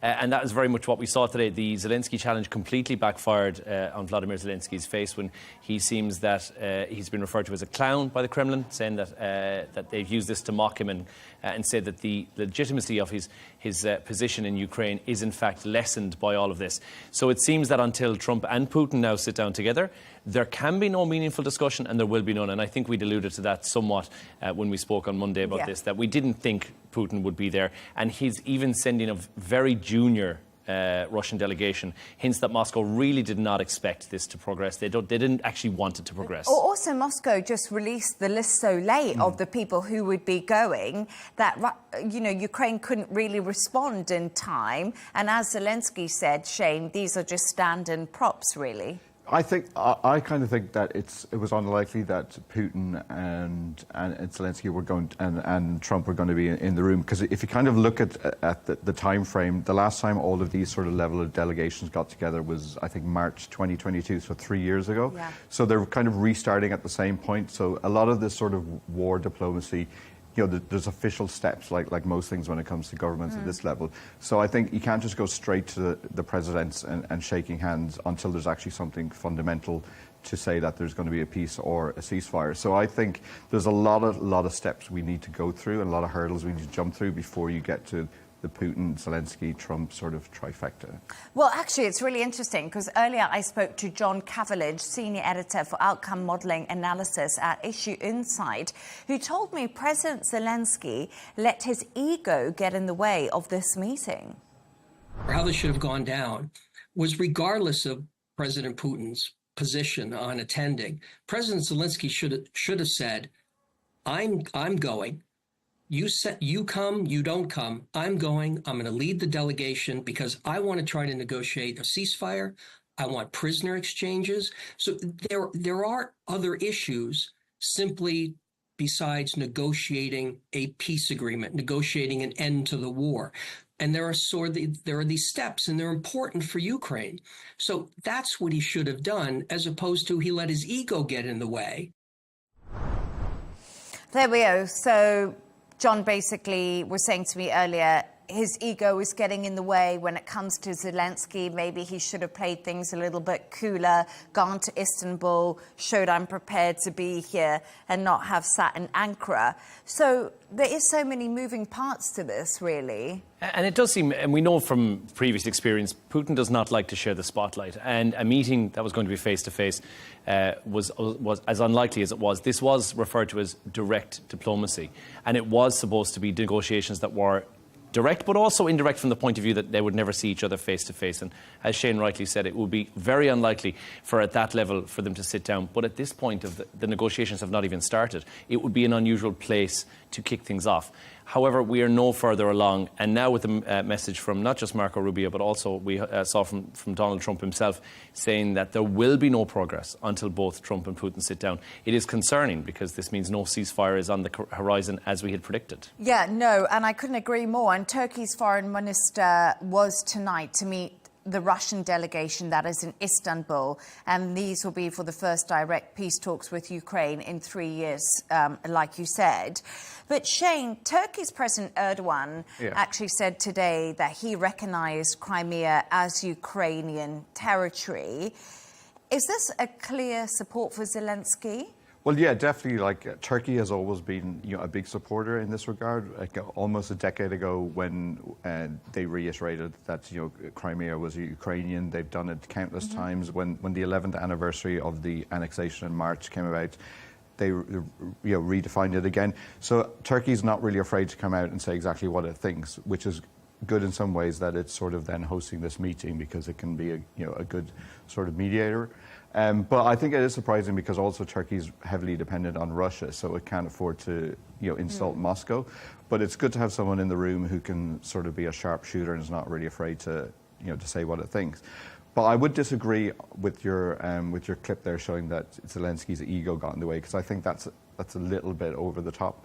Because I think if you look at what Russia wants, like like I said, when the last sort of get together was in like 3 years ago, so they're restarting from that point. Yeah. And the four things that Russia wants is to Ukraine to give up some of its territory, and it's already gotten a fifth of it controlled. So that's what they're looking to give up. They're looking for Zelensky to shrink the size of the military. They're also looking for Ukraine not to join NATO and also to be a neutral country. So those are four really massive things, which I don't think we're anywhere near. So that's why when you put all of that into context, I don't think there's any ego involved. But also, I think you're not going to get all those presidents together unless there's a definite 100% chance of shaking hands, because Trump's not going to show up for a meeting that fails. Oh, no, absolutely. Yep. Couldn't agree with that more. But it's interesting because when it comes to territory, Ukraine have always said, we can't redraw the map. It's in our constitution. This is the country. Like, how is this even possible? But it seems that we are just in a bit of a stalemate at the moment. And like Donald Trump keeps on saying, all he wants is peace. He wants to stop the bloodshed. He wants to stop the killing. The reality is this is just not stopping. Well, I think Russia will talk. Russia will go to the table, but it will be on their terms. And they've been quite strict about that. And as we say, this is a mark of respect for Turkey more than anything else. Send a junior delegation across to try and achieve something minor at a very entry level on these negotiations. But until there's some sort of a real strategic plan and some sort of a gain that can be made for Moscow and for Putin in general, it's unlikely. There will need to be pressure that he can't ignore. Otherwise, I don't expect this to really be a peace sit-down until there is massive pressure put on. And we've seen some of that pressure be increased in the last couple of weeks. I feel that we're on the cusp of an increase in that again now that these negotiations have somewhat fallen flat, because regardless of what it is a show and there is nothing else here. There's no meaning behind this. Mm-hmm. Yeah, I think, like the last time I remember I was on the show, we were talking about Ukraine, and we were talking about how Putin can drag it out for as long as possible in his advantage. Mm-hmm. But I would sort of counter that by saying that Trump's on the record of saying that he wants to lower oil prices. Mm-hmm. At the same time, Russia's heavily dependent on oil for its income. So if he gets his wish and reduces the oil price, then it will bring Putin closer and quicker. So those steps that I was saying we need to go through, those could get you move a lot quicker and escalate. And like Trump does seem like a sort of person who just wants to go straight to the finish line, but there's the diplomacy that needs to be done. So while I'm adverse to say we need lower oil prices sitting in this part of the world, if it gets Ukrainian peace, then it's a concession we might have to make. Yeah, absolutely. And the whole reason Vladimir Putin did call for this meeting in Turkey was because of the threat of more sanctions coming on the country from the European countries like Germany that said it would be in place. So I guess maybe we could see those coming into effect, like you said, Jono, but really interesting point there. And I think, a lot of people were hoping for those pictures of Zelensky, Trump and Putin, but as we know, that never actually happened today. So let's move on to another story now, and that says Donald Trump has been welcomed to the United Arab Emirates by the country's president after stepping off Air Force One. He was shown around the Sheikh Zayed Grand Mosque in Abu Dhabi before attending bilateral meetings. This evening, Trump will be given a state dinner, like his visits to Saudi Arabia and also to Qatar. Well, Shane, this is quite amazing, I think, because the grandeur that Donald Trump has experienced, he's loved it. He's looked so happy, hasn't he? And the hospitality has been amazing. But so what have you made of the tour of the Middle East this week? Well, Donald Trump is extremely popular in this part of the world, so I think it's no surprise that he picked here to come for his first trip. But I think if you were to look at it as a whole, I think it has definitely been a success. There's been huge amounts of billions, trillions in some respects in terms of numbers, and you can see that the relationship between the Saudi Crown Prince in particular and Donald Trump is very genuine, and I think that's going to be a positive for this region going forward when you've got tariffs on lots of different countries. There's a couple of things I thought I would take away from it. AI and technology was obviously the really, really big one. And we saw Elon Musk and a whole host of these big robots, US tech people over, Sam Altman was in Saudi Arabia. It was quite the show. Yeah, no, definitely. And, you know, we had the dancing robots, and he was talking about like Tesla automatic cars. I think Uber even said that there might be driverless cars by the end of, I think, even this year, which, you know, anyone who's been on the roads of Dubai or Riyadh would think that's a positive, I would say. But one thing I thought that was really interesting that was kind of lost in the mix was there was a lot of Boeing announcements about jet buying. I think it was 160 or something from Qatar. But also they did allude to that there might be some on-the-ground manufacturing done in the kingdom itself, which I think was kind of the big miss story, because that shows that, you know, Trump's quite happy for manufacturing by American companies to be in Saudi Arabia, when his whole mantra was being, you know, bring all of this manufacturing back to the US. So that shows like quite a potential shift, and it shows a softness that he has for Saudi Arabia is actually very, very genuine. So if that can expand, you know, across the whole of the GCC, because there's already Boeing parts made in sort of Abu Dhabi, for example. So that shows that, you know, this part of the world has a trump card, I suppose you can call it. Yeah. But so anyone who's living here, you know, that's a positive in terms of economics and business and things like that. Yeah, absolutely. I think it's huge to see as well. I think for the region it's wonderful, but we were one step short of a ticker tape parade for Donald Trump's arrival, and I think that is very indicative of that's why here was picked. The region was picked as a first stop, because anywhere else there was a potential for some level of a failure. To the UK, it may have been a discussion on the tariffs, which took place over the phone. A trip to the UK could potentially have ended in a less than favourable result. The trip to the Middle East, and especially to Saudi, was guaranteed to be a success. A lot of these deals, I imagine, would have been on the table for a little bit beforehand. So a smart move from the administration, and certainly one that has now had nothing but positive press as a result on the outcome. And I think the administration is on Air Force One thinking this has been a successful trip. And I think financially, it certainly has. Oh, absolutely. And, you know, also, just talking more about the economy, just bringing it back to you for a second, Shane, the US economy is actually doing better, you know, than people would have assumed because of the tariffs. So in a lot of ways, I spoke to Ellie Cohanan yesterday, and she's part of the Republican team. You know, Trump's winning back home too because of this in many ways. You know, they're seeing he's making big deals overseas. The tariffs haven't really hit in, you know, the growth measures like were expected in the US. Well, I think it's probably too early to say that for definite, but I think, yeah, Trump likes, you know, big numbers in the trillions, and you know, he's joked about, you know, Saudi's going to round it off to $1 trillion, so we'll have to wait and see what happens in that regard. But you know, it's 1.4 trillion is on record from the UAE. So these are all like gigantic big numbers that, you know, the Biden administration, you know, would have been highly jealous of. But so this all looks, you know, good for, you know, the Midwest voters and stuff like that. But a lot of this will probably come into fruition, you know, well past when Trump is out of office, unless he goes a third time, which, you know, is up for debate as well. But so I think we just need to wait and see. I think it's too early to say that the tariffs have been the chess piece move that we're all predicting.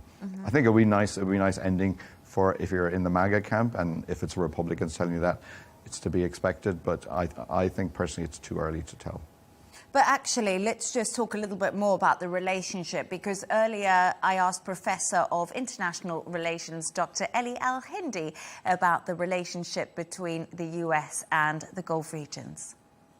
He said that KSA and the Gulf region is the bedrock for security and prosperity, and this is a huge. I think these two themes are going to be the themes of this strategic partnership, as it was called. It's no longer a dependence. It's no longer a protection. It's no longer just selling weapons. It's now a significant partnership where both partners come in and contribute to that strategic vision of stability and of prosperity. Something, Jono, I think that has made the big headlines. I know Trump was coming over here to get these mega deals and mega investments, but I actually think it's been the foreign policy in many ways, you know, meeting Syria's new leader, al-Sharaa, also, of course, the Iran nuclear talks that are happening, how this all progressed while he's been in the region. Yes, so that it's promising for sure, and using an ally like Qatar in order to be able to further push that agenda is quite smart. Sort of agreed to is what he's described as Iran's policy on the nuclear deal with that. That is suggesting progress. We don't know what that final agreement is, nor do we know what it's going to look like just yet. Iran obviously has their agenda, which they would like sanctions to be lifted. They have said that they categorically will not give up uranium enrichment, which is the big thing that's on the table. But also the problem with that is we don't know what percentage they're enriching uranium at. I think that's something that they want to find out, don't they, America? And I think that's a big ask for... That's effectively... They keep the cards close to their chest for a very good reason. The US has demanded far stricter limits on how much uranium they can actually enrich, and a support for militias locally in Iran as well. They want some governance over that. The gap that is there between what the US wants and what Iran says that they're willing to do is there, especially over the nuclear capabilities, is still quite a large gulf in order to try and get across. So it seems like, yes, we may be on the road to progress. That may be taking a bit of a liberty because it really depends on what Iran will bring to the table to say, yes, we are willing to do this. However, here are the terms and conditions of that contract. So perhaps, but it's certainly not the big win. Yes, it's the attention grabber. It's not the big win from the last couple of days. That one seems to have been financial. OK, well, you know what? I think there's a few things we'll have to wait and see the outcome of, and those nuclear talks are one of them. But thank you so much for your thoughts on Donald Trump over here in the Gulf regions. Let's move on to another story now. And a spokesperson for Hamas has confirmed the militant group is in direct talks with the United States over peace in Gaza. In an interview with Counterpoints on Arabiya English, Hamas also said they believe Donald Trump can help broker a deal. Take a look. To be honest, it is very strange. We were in direct contact with the American administration, sometimes through the mediators and sometimes directly. And we have told all the mediators clearly that our main goal is how to stop this aggression and how to allow aid to come into Gaza and to give this a push and to succeed and to help paving the way for a successful visit in the area, in the region. We have made this gesture to the President Trump by releasing the Israeli-American soldier Alexander Aidan. Within these talks and negotiations, there was a clear understanding between us and the Americans that when we do this, President Trump, he will thanks Hamas for this, but what is most important, he will, on the second day, oblige Israel to allow aid to come into Gaza, and he will call for an immediate ceasefire talks with the goal to end this war, including the prisoner exchange. Unfortunately, he was not able to exercise enough pressure on the Israelis, neither to allow aid to come into Gaza, nor to call for a clear and well-defined negotiations to end this ceasefire based on our approach, which is a comprehensive approach, which means we are ready to hand over all the Israeli soldiers in our hands, and in return we will get back some of our prisoners. But the main goal is how to end the war, how to get a total withdrawal of the Israeli forces outside the Gaza Strip, and to rebuild Gaza again. And, by the way, we have talked about opening a political horizon or a political pave a way for a political solution for the Palestinian-Israeli conflict. And you can watch that full Counterpoints interview on the Arabiya English YouTube channel.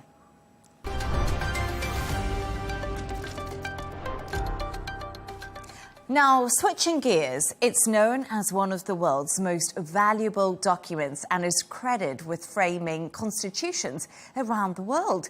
And now it looks like an original copy of the Magna Carta has been discovered at Harvard University. The university's law school paid just $27.50 for what it considered an unofficial copy back in 1946. But two medieval history professors have now concluded that it is the rare and lost original from 1300, produced in the reign of King Edward I, which means it could be worth millions. OK, I got through that because there's a lot of 1300s in that. OK, let's talk about the Magna Carta. It's quite incredible, isn't it? Let's be honest. Are you like super over the moon about this? What a find. I mean, it's an incredible find, and it just goes to prove you don't really know the value of something that's out there. It has been sitting unnoticed in a library for decades. And Harvard Law School, as you said, bought this in 1946. A couple of weeks beforehand, somebody in the UK had purchased this for about double the price. So it had already devalued itself in the space of a year, I think it was. It had devalued itself down to $27.50. But when it was spotted online, there's a professor from King's College in London. He spotted a digital version online and thought, this looks remarkably old, given that it's supposed to be a reproduction. Yes. It's just a copy. And he thought, you know what, we're going to do some deep diving into this, which is actually quite a laborious process in order to try and find out if this is genuine or not. They used advanced technologies, which I'm guessing is a level above. They'll have to do an ion scan to figure out if this can be carbon dated back to 1300, and hey presto, it was. What this means, there's 1,300 of them that exist, that are known to exist, so it's very, very rare. How much is it worth? I think how long is a piece of string? The last time was 2007 that we got one of these on auction, $21 million US. Wow. Obviously, since then, quite a few things have happened. And inflation. So I imagine that you could be looking 30 to 40 million potentially, and this has been sitting in a library completely unknown for decades. You wonder how many more of them are sitting around different places. Because this is what I was thinking. Whoever catalogued it back in 1945 misread the date. That's what the professor was saying, and assumed it was a copy. Yeah. So maybe everyone should check their attics. But who knows? It's quite fascinating. And also, I thought, when I was reading through the notes, I thought it was quite interesting that there's not just like one edition in the same way. There's the first edition of Harry Potter, and then there's like, I don't know how many reprints of it, because the original king that did the Magna Carta was in the 12th century. I think it was King John, no surprise. And every king afterwards has rewritten it and redesigned it and done a new version. So what you really want is the 1215 one. I think this one that you said was about 13 something, so that's 100 years older. But I still think it's still a good find, and it's good to find it. Yeah, exactly. I know. Something for a lot of people, I know maybe this is my naivety, but I always double check what the Magna Carta is and why it's so important to our constitutions. Is it one of the most famous constitutional documents? And it's what is the exact? I mean, it's the OG. If you're looking at, so a lot of countries will have their own proclamation of independence, and they're basically set about for your very first agenda for what it is to be the country. And for Ireland, we have one that's been knocking around for just over 100 years, and you have the Declaration of Independence in the US. The Magna Carta is the original of that, so it's the OG when it came to what it is to, I guess, the Bible for how you set up your democracy country, for democracy. And to have something of that magnitude to just sit there, who knows? And you hear these stories a lot where, a Picasso has been discovered, where it's been sitting in a grandmother's sitting room for the last 20 years and nobody knows. That is the equivalent of that. Or the Shroud of Turin. Shroud of Turin. Is I think how you say it. Yes. Which I always think, like, is that one real? Is it not real? I would like somebody to come up with like complete and confirm on that one. But I always want to know if that's real too. Yeah, exactly. That's what. That's one like I'm. 2000 or so. It would be a long. Yeah. Back. No. Definitely. That's a little bit further back, but this is still a huge. No, absolutely huge find, and I do think that it was pretty remarkable. Now, how far technology's moved along, like you said, I wonder right now if we would have known this was completely original without the ultraviolet. I saw all the digital scans they did on it. Absolutely fascinating. And you're back to the point of where you're looking at the ink that it's written with to try and figure out if this could be old enough because of the composition of it. Does it have the chemical elements that would allow it to be that old? And it's quite a science. Otherwise, you think you're looking at something which has been intentionally made to look older than it is, which, of course, is just a reproduction and probably worth not even a fraction of a cost. And apparently the wording as well, because each of the kings changed the wording slightly, so they were able to tell like which iteration it was from that, which is quite interesting as well. But I'd imagine every single university that has any kind of copy now They're checking that. Yeah, maybe Oh yeah, they want the 30 million little cash injection. But yeah, that was. Thank you very much for all that news on the Magna Carta. I feel like I learned a lot about that. I might have to do a bit more research. But we're going to move on to something a little bit more glamorous, and it involves cinema and also a touch of controversy. The Cannes Film Festival is back in full swing on the French Riviera, but alongside the glitz, new rules are shaking up tradition, and one of Hollywood's biggest action stars, Tom Cruise, has also made a return to the red carpet. Earlier, I spoke to entertainment reporter Stephanie Tetschi, who told me what everyone was talking about, and that was last night. People have been asking, hasn't time touched Tom Cruise, because he's 62 years old. He's coming for the final reckoning of his Mission Impossible saga. And the stunts he does in the film is incredible. But when he appeared on the red carpet yesterday, he spent over 30 minutes posing for selfies with fans. But what people were talking about the most was his shoulder-length hair. People are quite surprised at his age how he has such a good head full of hair. No, Shane, I don't know what to say about Tom Cruise's hair, but it seems that he can still command the crowd and essentially the box office. Well, I was listening to a podcast and they were talking about how there's no real A-list movie stars anymore, and I think we'll all agree that Tom Cruise is one of the few left that, that are still around. So I think it's good that he showed up to Cannes again, because the last time he was at it was I think Top Gun Maverick, and that didn't do too badly at the box office, I believe. And it was 30 years before that he showed. So it just shows that Cannes can still attract these huge names. But I would say that his new movie is out. It's rumored to be the last of the 8 Mission Impossibles, but I think it's also rumored that he'll keep going, because this is a huge cash cow that he's got going on. But the last movie, didn't really perform as well as expected. But the new one has got 86% on the Rotten Tomato list, which is pretty good from a critic's point of view. So the expectation is that this will hopefully go to the $1 billion level, which none of the other Mission Impossibles have managed to achieve. So, it just shows that the prestige that he holds can in terms of getting publicity for his movies, and hopefully it can replicate the Maverick one from, I think it was 2 years ago. Yeah, absolutely. I do agree that the old A-list stars that we're so used to seeing have kind of died out. But do you think it's a wig, the hair? So I'm trying. Honestly, I don't know. Did he do it for a role? I wasn't sure you were going to go there. But. Is it for a role? Is he trying to get? Is he getting into a role right now? Because that is not a 62-year-old gentleman's hair. No. I can't see. I don't know. Some of my uncles up the west of Ireland got pretty long hair right now, I'd say. It's grey, though, I'd say. Yeah, the colour, the length, the texture of Maybe he's gone to Ireland to where Shane's uncles are. No, I think he's been to Turkey. Yeah.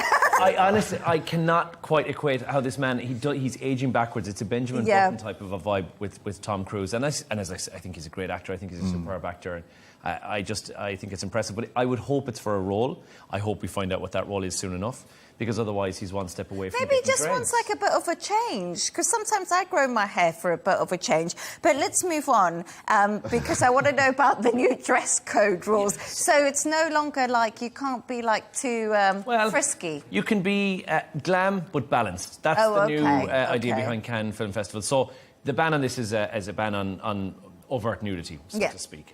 Sheer revealing dresses. And it's not just for the red carpet, it's off the red carpet as well. So keeping in mind, if you happen to be in attendance at any of the other events, of which there are many that happen through the Cannes Film Festival, you have to make sure that you're wearing something which is seen as appropriate.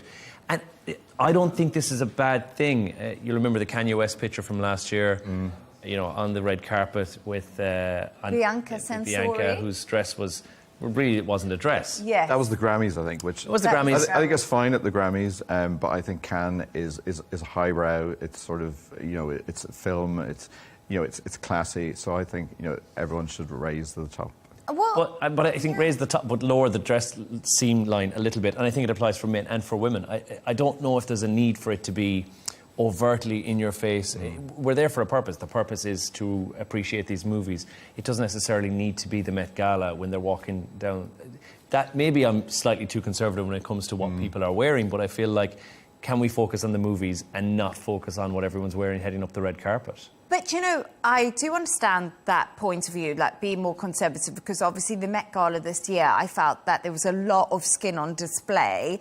But also, Cannes brought this in so late that it's really difficult for some of the actresses who've already been planning these dresses for ages. I think it was it Halle Berry? And I do feel sorry, and it's someone like that, I feel like, you know, a bit of a heads up would have been nice. Yeah. Halle Berry showed up and she obviously had a dress that wasn't. I don't buy that. I think it's all TikTok media spin. Like, we're talking about it now, and so we're I never thought I would be talking about the Cannes Film Festival, but we are. And I think a lot of this, they think, okay, how are we going to generate as much publicity? All right, we need Tom Cruise with some long hair, and we need to come up with some sort of fashion sort of fiasco that will get all the tabloids talking. So I don't buy this for a second. I think it was premeditated, and Halle Berry knew exactly what was going on. Well, I don't, because it said she had another dress, which is very lucky. It's very lucky she had another dress, because it begs the question, where do you find another dress? Yeah. But I'm guessing They don't have Primark in Cannes. Yeah, I don't know if she can pop in for a quick outfit change. Regardless, it's got celebs up in arms. Bella Hadid and Kendall Jenner are all wearing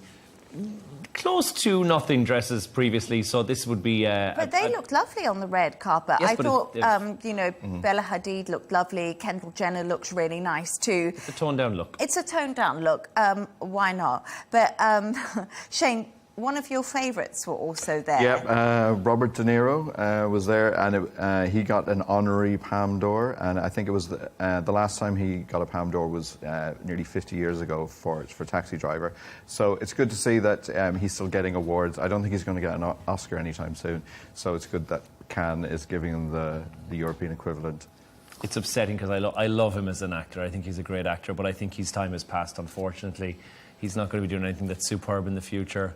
And I feel like it's unfortunate because I like the guy, and he seems like he's like the grandfather of Hollywood. I like the guy, but yeah, he's obviously planning his retirement and feathering the nest. And if he makes any more Ben Stiller movies, I think that was a terrible idea. Oh, was it? I don't know. I must admit Dirty something. Grandpa is not one. I mean, you're never getting added. That's what it's called. That's what it's called. It's never getting a favoured list for anyone, I imagine. I was thinking that Meet the In-Laws one, which it has a rhyming slang, so we won't go into that one. Again, terrible as well. So it's been unfortunate. But at least he got an award at Cannes, and I hope his suit wasn't see-through. That's all I can say, because it seems to be like the women get all. But the men, I bet. Yeah, I mean, the Met Gala is the one exception to the rule on that, where a lot of the guys' outfits also come to the fore as well. So maybe a bit more equality on saying guys. But I think that was very much the case with Cannes. They said, guys and girls, a bit more modesty this year, wouldn't go straight. Maybe next year one of the male actors could wear a transparent suit as a protest vote kind of thing, go up the red carpet. I think Shane will put you up. I was just going to say, send you to Cannes next year. I think that's all about you. We're sending you to Cannes in a see-through suit. Well, yeah, if I get an invite, I will take the challenge. Okay, and finally, we've reached that point in the show where Jono and Shane, you've come up with a couple of quirky stories of the day. Now, Jono, your story is actually fairly fascinating. It's about young people who eat spicy food, but they don't want to admit that they're eating spicy food and they can't handle the spicy food. Yeah, so this is Gen Z, yet again, and they say they can handle hot foods. However, even when they can't, they're not going to say it publicly. So this is very much in a restaurant whereby you don't want to offend anyone and say, I don't like the food here. They're saying, no, this is fine. And obviously Gen Z, and just to put that into context for you, because this confuses me sometimes, Gen Z, born 97 through to 2012, so they're between 13 and 28 right now. Okay. So they're peak cool right now. Oh, okay. They don't want to turn around and say, well, no, this is actually burning the roof of my mouth and I feel like I might die. They also don't have the digestive tract of Gen Y or Gen X's, so they also probably have that in their favour. And they will eat the food even though it's causing them extreme, excruciating pain, which is crazy. The best generation for this is the boomers. So that would be anyone who is aged, I think, upwards, 60 upwards from there. They said, look, we are wusses, we are softies, we won't have spice, and we have no embarrassment about saying that we can't handle it. So it's an embarrassment factor. But they also boiled the vegetables so they had no colour in them, the boomers, Yeah. And I think they've been blamed for taking all the houses and we can't afford any. There has to be a medium ground. There has to be a medium. But I don't know, I was thinking about this earlier when you were talking about it. Do you also think it's part of all these challenges that happen on TikTok? Because, you have to eat, like, I don't know the ins and outs of it, but I always see this kind of stuff happen. Or anyone who's been to college and had the iron stomach competitions that you always do in freshers. Like, having spices is probably like the low level of it. But I would think this is strange that because they don't want to admit it. If I have spices, it's not even a choice. Like my face will. Oh yes, you just start sweating. And coughing. So I don't have that level of poker face to be able to say, no, that was lovely, thank you very much. No, but I think that's the whole thing. No, I'm not Gen face. Z, so yeah, maybe that might be it. They might be slightly in the wrong generation. I think it's to save face first and foremost, and well done to them if they can tolerate it. That's great, but you shouldn't have to. I think once you pass over a certain point, and I don't know when that happened, but it's happened for me already. You no longer do things because it fits in with the crowd, and you do things that make you happy. You no longer eat foods that are not going to agree with you because everyone else is doing it, and you do things that work in tandem with your body. I agree. I'm only 25, so I would have no idea what it is like to reach that stage, let's be honest. And Shane, the most popular names have been released, and... in the US, we should say. In America, but I just got one thing to say. I've got 2 men from Ireland, and of course the name's got to be Irish.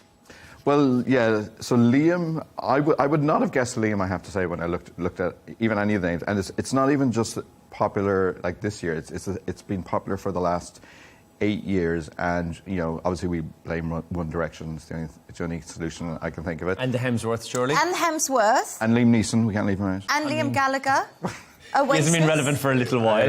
True, he's got the Robert De Niro syndrome going on. We were talking about So you earlier. think it's Liam Payne? I would think so. Like there's the last 8 years, One Direction, they were all coming. I wouldn't have even thought Liam Payne was the most popular One Directioner, but clearly people like his name. Yeah.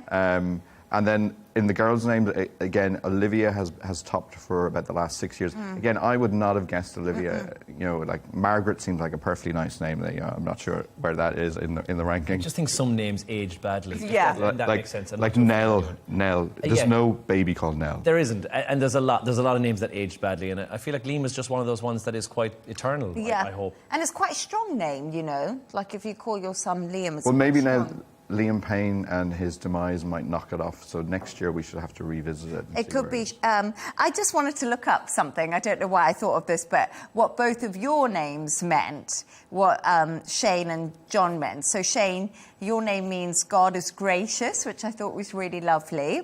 And John, your name means grace by God. But then we figured out you actually both pretty much have the same name. They originate from the same source. When you take it back, and there's a very limited number of names that are truly Gaelic that you can translate into English and then translate back to Irish.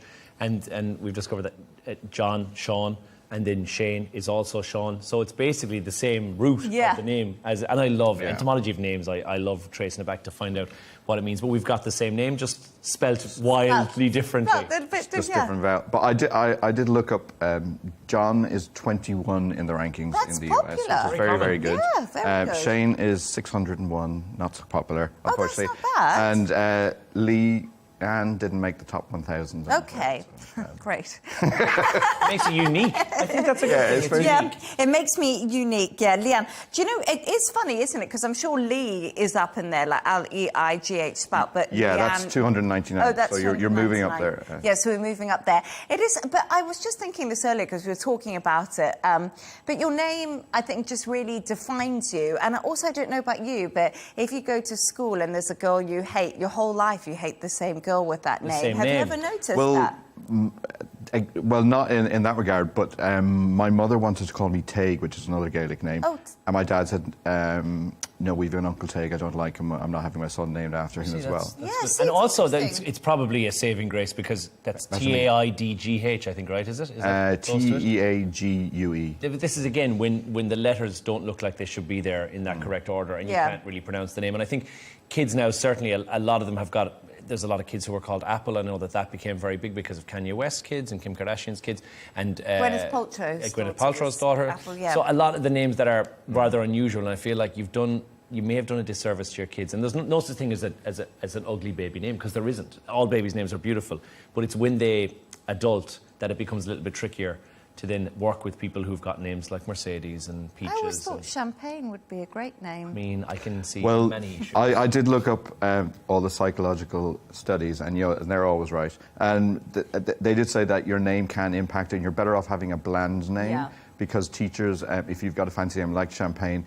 they will think you're less intelligent and give you less attention. But if you're a John, a Liam or an Olivia, they'll think will give you more attention. And also when they looked at dating apps and also sending out CVs, if you've got a bland name, you're more likely to get a response. So if there's any parents out there, give your kid a bland name. I just really wondered why the teachers wouldn't give me any attention at school. Now I know. I had the exotic. name Your name was too yeah, exotic. they had no interest. They gave me attention. Yeah, Didn't they work kind though. of brain selling Exactly. me. Well, I just wanted to say. You keep telling yourself that. Yeah, I will. Thanks to today's guest, Dubai 92 presenter John O'Hays and news editor of Arabian Gulf Insight, Shane McGinley. And that's all from us on W News Extra. Don't forget to subscribe to our YouTube channel and also follow us on X. G&T with Tom Burges Watson will be coming up next. Goodbye and thank you for joining us.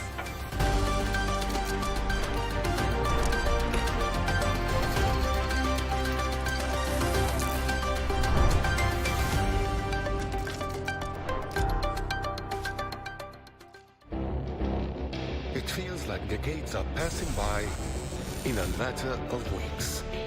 Seismic shifts in the world order. Never, ever will be part of America. With so much happening and so much noise.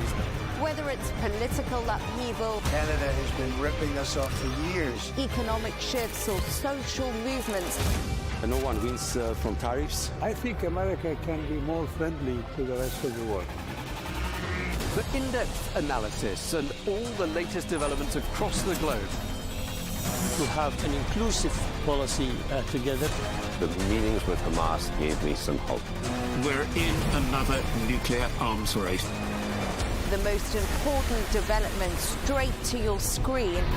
Welcome to the dressing room. I'm on my own. I need backup. And an insightful look at the issues shaping our world today. It was not going to happen, that war, and it happened. Join us on Arabiya News, where the world talks.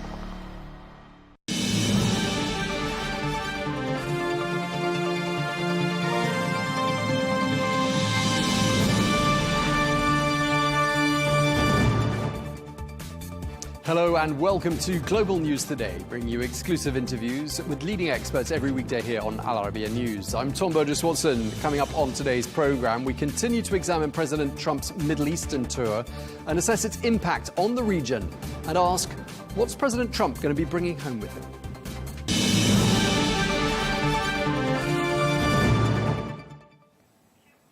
Hello and welcome to the programme. The US President Donald Trump arrived in the United Arab Emirates this morning on what is the final leg of his Gulf tour. Well, it's a tour that's included his historic visit to Saudi Arabia and a stop in Qatar. Well, in Saudi Arabia, he was warmly received by the Crown Prince Mohammed bin Salman, with both leaders focusing on strengthening cooperation in the fields of defence, energy, technology and space. Well, during the visit to Riyadh, President Trump also announced plans to lift sanctions on Syria. And whilst he was in Qatar, the White House said that President Trump and Qatar's Emir, Sheikh Tamim bin Hamad Al Thani, has signed deals expected to generate some $1.2 trillion in economic exchange. Well, for more, I'm joined here in the studio by Tawfiq Rahim, who is a geopolitical strategist and the biographer of a new book on President Trump's second term. It is entitled Trump 2.5, a Primer. So we're going to be talking about this book with Tawfiq and plenty more. Thank you very much indeed for coming to see us. I just wanted to start by asking you about the investment forum in Riyadh, because you were there. And I just want to ask you, first of all, I mean, what you found most striking about the forum, and perhaps give us a sense of the mood in the room. Sure, yeah. I mean, it was quite a remarkable forum. I'm sure it seemed that way from afar, but definitely inside the venue, it was even more so. It wasn't just the personalities that were there. It was the energy in the room. It was very reminiscent of the 2017 so-called Davos in the desert.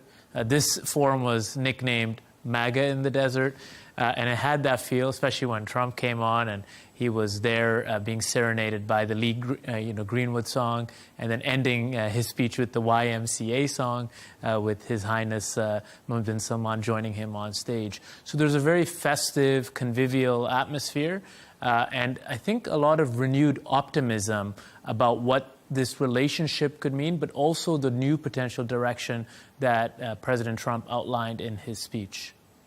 What do you think is going to stand out as the years go by as being the sort of the great photo moment of that visit to Riyadh?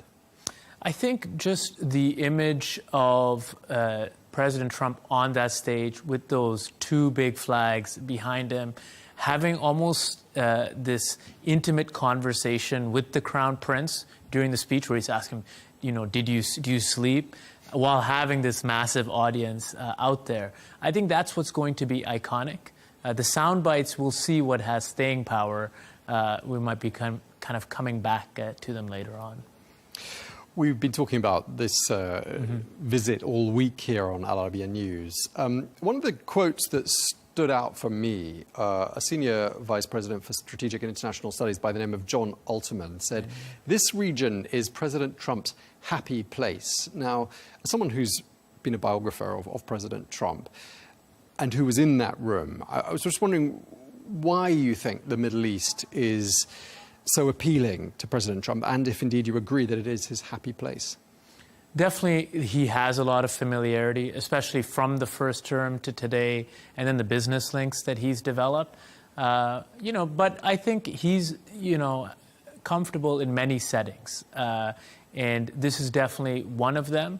But it's also, in some ways, a difficult one because he's charting a new course. And we saw that, let's say, further afield with regards to Israel, which some people would have said is a happy place. So I think he's not afraid of being bold in any environment. What's been interesting has been that the reception to his boldness has been quite high here. And I think that's what made the difference on this trip. And in terms of perspective, I was thinking about it myself in terms of parallels between President Trump and how he does business. And he uses his family in a lot of his business enterprises as sort of ambassadors for the Trump brand, and they're quite involved in his working life. And that's something you'd find quite a lot in Middle Eastern companies. Do you think that sort of family dimension is a thread that he finds quite easy to identify with? Yeah, I think he, in a way, is ushering in this era of the personalization of geopolitics. And this region, just given, like you said, the rulers, their families, their own personal touch and their leadership, it resonates very much with that moment. And I think it's a moment that's defining not just the Gulf, not just President Trump, but also kind of the world and international relations writ large. This is the direction we're heading into. We're going to be diving into this book in a moment. Sure. I just want to stay with Riyadh for a little bit longer, though, and ask you whether this knowledge of the Middle East and this experience of the Middle East is something that's new to President Trump, or whether it's something that, looking through your book, which starts in Queens in New York, where President Trump grew up, whether there was some exposure to the Middle East at a sort of an early stage in his life. Well, he had exposure in two ways to the Middle East early on. One was it's really how he formed a lot of his formative political opinions, because he rose in his real estate career and business career right after the OPEC oil boycott and the inflation crisis of the 1970s. And so he had a lot of perspectives about how to deal with the Middle East, with Gulf leaders, etc. He was also very much close to the 9/11 attacks and the response to that in terms of rebuilding New York. So in that sense, politically, that affected him. And then, of course, a lot of the tenets of his towers, particularly Trump Tower, also came from this region in the 1980s. So he's been very familiar with figures in and out of the various Gulf countries and, of course, Saudi Arabia for quite some time. So fast forward to the year 2025. Having just arrived from Saudi Arabia, what would you say the state of relations is between the US and Saudi right now? I think it's extremely strong. And I think what shouldn't be underestimated is the evolution from 2017 to 2025, not just on President Trump's side, but also in the region and the leadership here. If you look at the Crown Prince and where things were in 2017 to today, he's very much taking a pro-peace stand in the region, trying to create reconciliation. You see the outreach to Iran. You see the settling of the conflict in Yemen. And in that way, both Trump and the Crown Prince and other leaders are meeting each other in the same place to drive forward in the region rather than look backward. And that was reflected in President Trump's speech, as well as the response from the Crown Prince, who applauded those remarks very strongly. Earlier in the week, we spoke to a Saudi academic, and I asked him what sort of things people got wrong when dealing with Saudi Arabia in the past. Right. And he said, we don't like to be treated like an ATM. We don't like to be patronized or lectured, preached to. Do you think President Trump is getting it right when he pitches the tone when he's talking to people in Saudi Arabia? I think yes, but also at the same time, he's exerting American power and demonstrating that America is really where the world goes for capital, for a marketplace, and for military support. And in that way, I think there's a lot of respect. He will not be afraid to say something that maybe ruffles feathers, but there's a respect that comes kind of with what President Trump is doing. Because a lot of the businessmen that did accompany him still did ask for large funds, coming from Saudi Arabia. And I think that is going to be a challenge to unpack. How do you deal with that perception? Because, of course, the Saudi plan for towards 2030, the Vision 2030, is unlocked a lot of funds for different projects. So that, I think, is a continuing challenge. Let's talk about your book, as we promised we would. Sure. One of the things this book says is the inauguration of President Trump on the 20th of January 2025 ushered in a new era. That era is, of course, now unfolding. Right. How do you think it's going so far? Well, I think it's unfolding in a very rapid fashion. Ultimately, it's not just about the moves that the Trump administration is making in terms of disrupting really a global order that people were used to, but then the second and third order effects of that. And that's why, I label it a new era, and in fact, a new American era as a dominant player kind of in this age. But it's very much about the response to that. And for a lot of countries who've been used to kind of an American architecture, even if it wasn't working, so to speak, we can see what's happening in Gaza.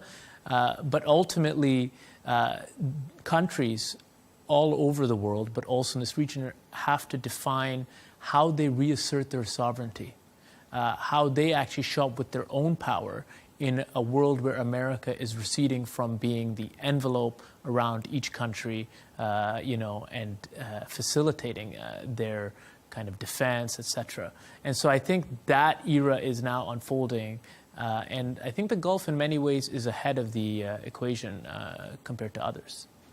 Why the title of your book? Trump 2.5, and then the word a primer as in a textbook or as the base layer of a coat of paint?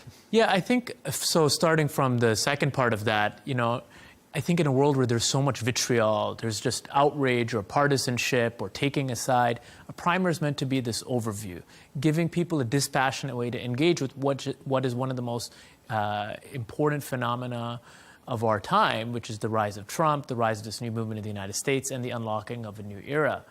And why Trump 2.5? I think, people have been looking at the return of Trump and saying Trump 2.0. It's this, second coming, it's the second term. And they underestimate actually what happened in the intervening period, which is he went through all these trials and tribulations.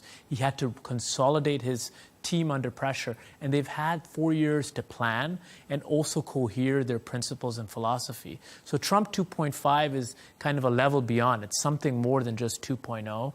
They're very prepared, they're very agile, and they're very able. And that's what we're seeing unfold very quickly early on in this administration. And lessons learned, presumably, from the first administration. How different is this second administration? Well, in the first administration, he did not know Washington, D.C., and there was very much a Republican administration, at least in terms of the cabinet. They were not all his choices. They were not all people deeply integrated in the MAGA movement, and so there was tremendous turnover. Today, even when there was, let's say, a scandal in terms of Signalgate, Mike Waltz was shuffled to the nomination as an ambassador to the United Nations. And otherwise, the cabinet has remained intact, has been extremely loyal, extremely disciplined, and exercising very much in lockstep the agenda of Trump 2.5 and what he ran on. It's a very different in many of those respects from Oh, yeah, first administration. and they're very competent in many respects. I mean, these are some of the most established individuals in the United States. You look at Treasury Secretary Bessent.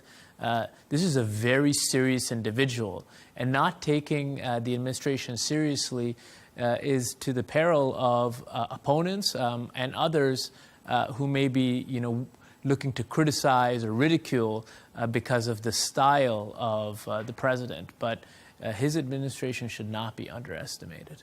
Okay, it's been 115 days since the inauguration. What would you say have been the biggest achievements, or what's been the biggest achievement of that time? I think very much is the exercise of executive control. Obviously, you could point to a particular case, such as the border, where he's completely turned that situation around 180, whether that's been at the detriment of certain rights or certain process. He's completely reduced the illegal, migration flows. However, I think the signature achievement of the administration has been exercising executive control over the bureaucracy, over policy making, and ensuring that his writ is carried out. I think it remains to be seen geopolitically on a lot of files where they've opened conversations. Can they close them? Can they make long-term arrangements? And I think that's what they're trying to do in this next 100 days, and we'll see if that's possible. And as you were saying just a moment ago, the reason for the title of your book, well, part of it was just the speed at which this administration is proceeding. I mean, is that something that's taken you as much by surprise as everyone else, do you think? So to be honest, no. I was following this very closely, and I attended the Madison Square Garden rally, and you saw kind of the lineup of people who are around him, the type of supporters he has, the consistency of the agenda. They were ready. They were prepared. I think what's surprising is the boldness that he's willing to take early on, including with Iran, for example. And we haven't yet seen what his move is going to be on North Korea or what the final deal with Russia and China is going to be. But I think because he's moving quickly, he's willing to make much more drastic moves early on that reshape the entire way nations around the world interact. And that, I guess, is a little bit surprising. And he's got these allies. I mean, someone like Elon Musk at his side. How valuable is that, do you think, to I think it's tremendously valuable. And Elon Musk, for all of his random tweets, is a very central figure in the United States, including, or maybe especially due to SpaceX. And so he's never going to be persona non grata amongst the defense establishment and others because he's an invaluable fixture. And so it's not just he's the world's wealthiest man and individual with all of these assets. He's an indispensable one to the American establishment, which some might say is opposed to Trump. And because of that, they're very much a formidable duo. And there were people on the 20th of January, and we spoke to some of them, who were afraid of a second Trump presidency. They were worried about it. Should people be afraid of any aspects of this presidency? Are those fears in any way justified? I think it depends on where you're looking. Look, politically, for sure, he's asserting his agenda, and he's reshaping the nature of American politics, and in some ways the way the world works, irreversibly. So if you fear for that future, or if you feel that it does not align with your political perspective, I think there's very much reason to fear, because he is a formidable figure. That being said, I think people project a lot of things. For example, the plane from Qatar or a third term. They look into the future and they start prognosticating on fears that really may never materialize. And I think in that way, people live in an imagined future rather than the reality of the present.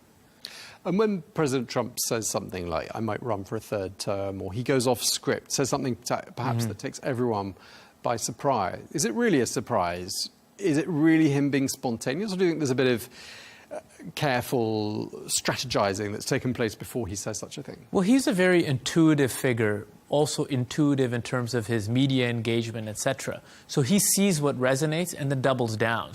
And that's not in terms of garnering support only. That's also when he sees a reaction that comes from his opponents. So when he said, you know, he might run for a third term or is being speculated on, he saw the consternation that caused the kerfuffle, the noise. And as he's learned from his time at The Apprentice or in other settings, the more noise there is, the better it is for him because he dominates the news agenda.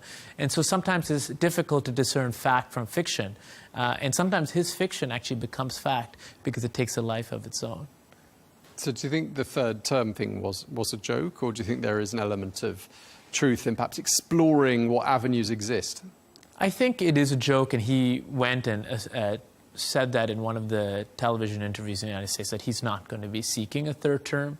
However, if there was a movement that, let's say, said we want him to run a third term and we want to create a constitutional amendment, I don't think he would back away from that. He would let it play its course. And, you know, 80 years ago, it was permissible for the President of the United States to run for a third term.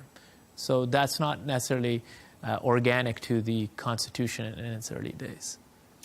In your book, you say President Donald J. Trump is one of the most powerful figures in modern history. Do correct me if I've misquoted you in any way there. Why do you think that's the case? I mean, I had an even more dramatic quote, which the editor rolled back, which was that he's perhaps the most powerful person in the history of humanity. And if you look at the American project being one of the most potent political forces, if not the most expansive political force in the history of human civilization, in terms of its reach, in terms of its control, in terms of the number of people under, let's say the American architecture, and he's now exercising personal leadership over the American project, I think it's hard to argue with the fact that he is so singularly powerful.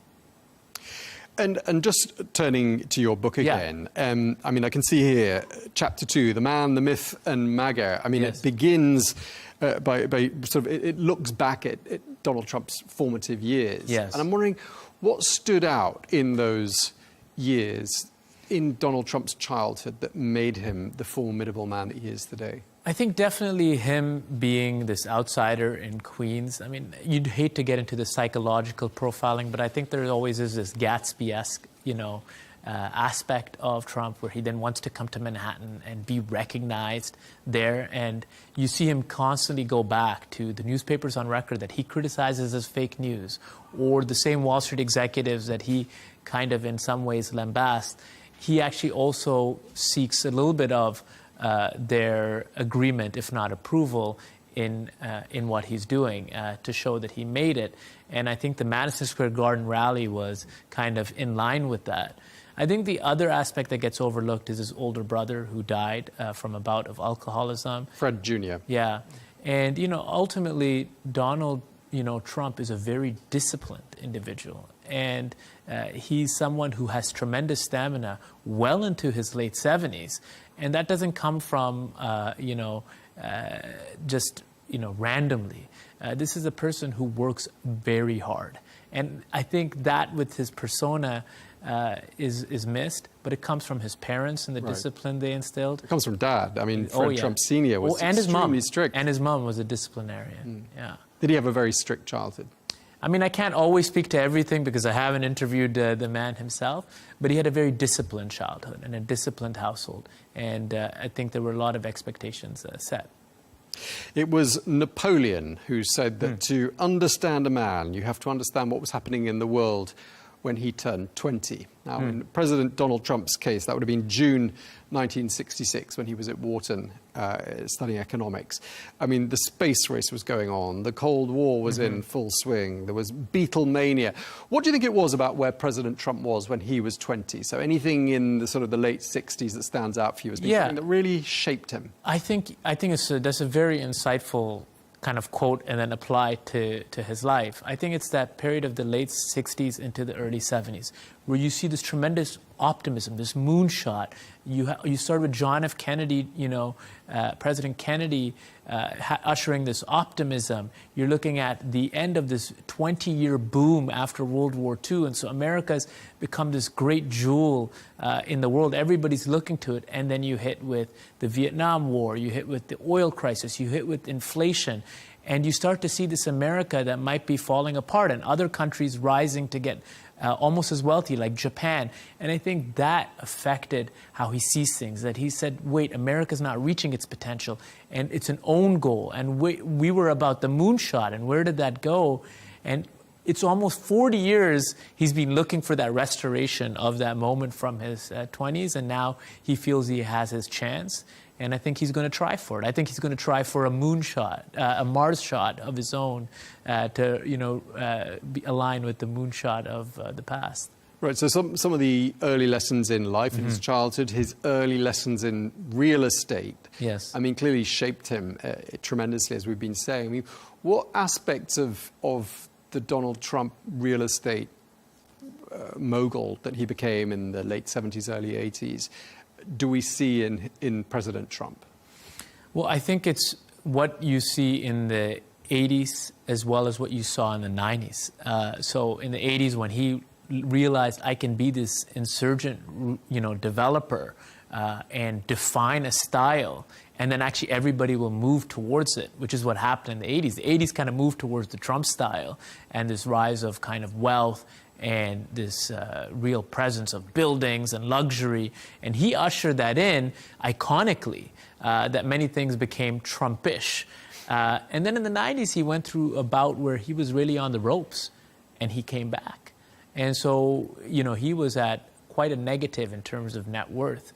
And somehow he pulled a Houdini, a financial Houdini, so to speak, and, came back. And so I think when he, lost in 2020, and was out of power, I think he understood what it meant to be on the ropes, and when people counted you, down and out, and come back. And he's used what's around him to the maximum effect, hasn't Yes. he? I mean, he's ridden the crest of the social media wave. He rode the crest of the reality TV wave, and he can communicate. Do you think the fact that he can communicate as successfully as he does, that in a way that resonates with a number of people, that resonates with, is that his most impressive attribute, would you say? Yeah, I mean, there's a media theorist, Marshall McLuhan, who says the medium is the message. And I think, and that was coined, there in the 60s. And so Trump kind of rode that media rise that, as you pointed to, went to social media. And he understood that the medium itself is what is the message. Just being ubiquitous, being in all the forums, being the man in which the messaging all revolves around, I think that's, something he realized, internalized, and embodies very much so. Has he reshaped the presidency forever, do you think? I think, the United States has had a lot of phases and a lot of important presidents, all the way, obviously back from George Washington and Thomas Jefferson, but, to Andrew Jackson and Teddy Roosevelt and obviously FDR, you could argue John F. Kennedy, even in a short amount of time, Ronald Reagan. I think there are a lot of transformative presidents, but I think given the moment that we're in, it's the combination of the changing world and the changing nature of America, and within America, the nature of the presidency that makes him truly and uniquely transformational. Yeah, and the change of the party system and how the Republican Party has really been the vehicle for President Trump's political movement, which looks like it's going to live on after he's gone. But just my last question to you, because we'd sort of speculate about this idea of a third term, and we've sort of decided perhaps that's, a headline-grabbing technique. But in terms of actual succession planning, what do you see as being the most likely course of action in the next presidential election in the United States? Who will be on the ballot, at least for the GOP?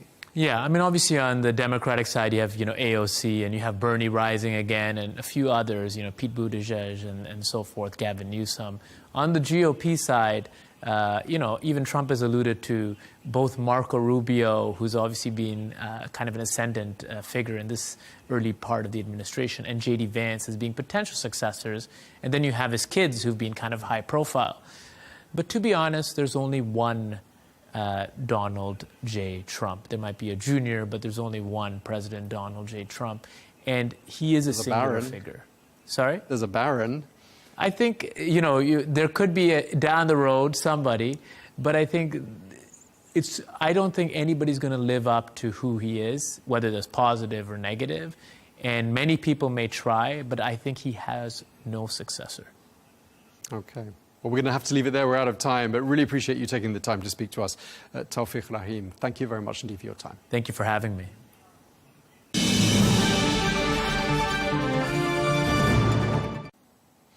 We can cross now to Washington and speak to Dr. Jacob Olidort, who's a former advisor to the Vice President of the United States, Mike Pence, now the director of the Center for American Security at the America First Policy Institute. Thank you very much indeed for joining us, Dr. Olidort. A real pleasure to have you. We've been talking all week about President Trump's regional tour of the Middle East. I'd just like to start by asking you, what's really stood out for you in terms of what's come out of this visit?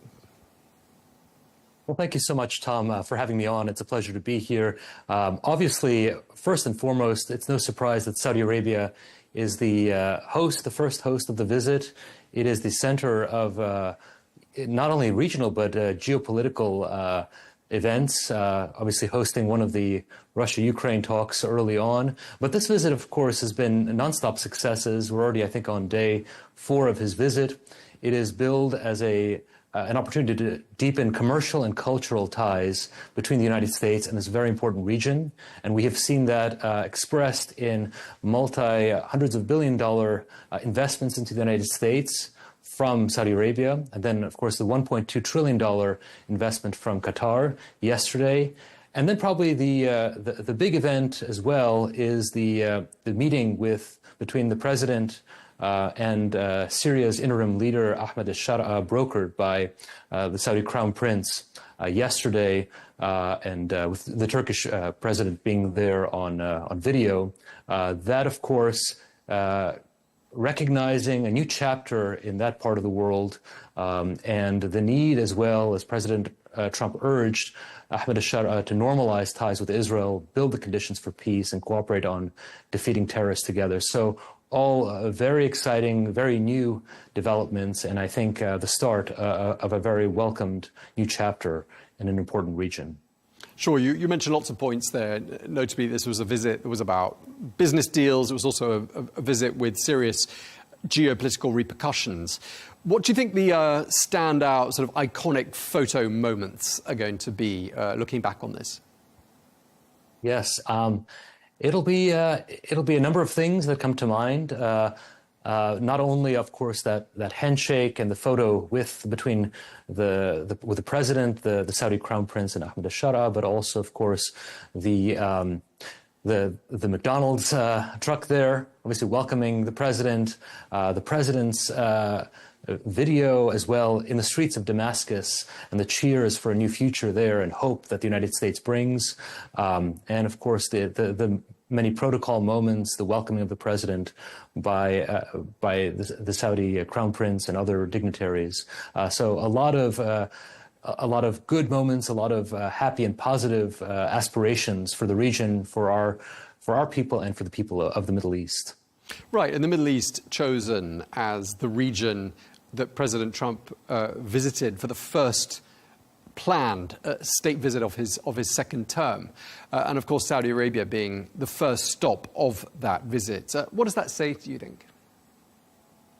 Well, I think it reflects the reality of our world today and the very important role of the Kingdom of Saudi Arabia as not just a regional player and a center of gravity, but also one for all of global issues, and that is exactly right. And it's a part of that as well that you saw that arms transfer as well by the United States to Saudi Arabia in recognition of the need to bolster our common deterrence and our common efforts together to address not only mutual opportunities, as this trip demonstrates, but also to against the mutual threats that we face together.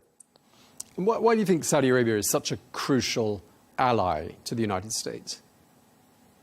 Well, this is obviously goes back decades as part of our history. You have, of course, since the middle of the 20th century, you have American families who have brought up children, obviously as part of Aramco, and that chapter in opening up the modern relations between the United States and the Kingdom of Saudi Arabia. This is an enduring partnership. It is one based on deep trust and deep engagement between our two peoples. And as I mentioned earlier, the increasing awareness of our shared hopes and our shared priorities for the region and the world. And of course, the moment everybody is looking towards is Saudi Arabia being the broker for this next chapter of peace in a region that in the last 2 years has been beset by the worst kind of strife and war. And so it is in that spirit, I think, as well, that the president visits the region, again, with Saudi Arabia, as you mentioned, as his first stop. Yeah, and of course it was the first place President Trump visited at the beginning of his first term as well, outside the United States. But I'm just thinking, casting our minds back 8 years to that first visit of the first Trump presidency, how much do you think the balance of power in this region has shifted in the interim? Well, it's a fundamentally different region today, and that's not a controversial statement, than it was in 2017. Today, we have, but I think amid the dangers of the last 2 years, we have new opportunities to make history. And that begins, of course, with the current state of the Iranian regime, which is the weakest it's been in its 5 decades at the helm. Today, it has lost virtually all of its proxies across the region.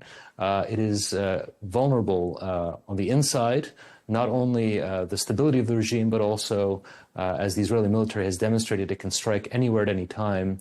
And then, of course, we're on the cusp of this groundbreaking negotiation between the United States and Iran for the dismantlement of its nuclear program. So I think that is probably the key difference and the key also kernel of where hope begins now for a region of peace and stability. Yeah, I mean, it must have been extraordinary to be in Iran watching what was happening in Riyadh, where you saw the prosperity of the nation, the enormous infrastructural projects that are underway, and many of them at a late stage of completion, and the president of the United States there heaping praise on the leadership. I mean, I wonder if all of that sort of in a way sent a message to Iran to say, perhaps in a parallel universe, you might get a welcome of that nature, or you could have prosperity of that kind at some point in the future. Very much. Parallel and potential future. Obviously, that is part of President Trump's key points when he talks about reaching a deal with the Iranian regime, that the Iranian people deserve a better future for themselves. But as you pointed out correctly, this trip, and it shouldn't be understated at all, is the envy of the Iranian regime, of Russia, of China, who are watching the United States broker opportunities for peace, for mutual prosperity, with certainly players that they would very much like to see themselves in partnership with. And so it is exactly the right posture, and we'll follow it closely. Okay, so that's Iran, slightly excluded from, totally excluded from this visit. Another interesting exclusion from the itinerary was, of course, Israel.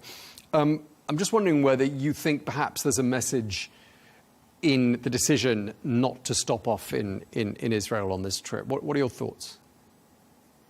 I don't read anything into that. Of course, Israel's Prime Minister Netanyahu was the first foreign dignitary to visit the White House since President Trump came to office this year, and he has visited twice for official state visits. And there is, my understanding, very close coordination between our two governments. So I don't think the relations have ever been closer, in fact. So I don't read anything beyond the scheduling. Would you expect to see an expansion of the Abraham Accords in the months ahead? I very much would. I think that would probably be the next priority after once a deal with the Iranians is completed, or in parallel.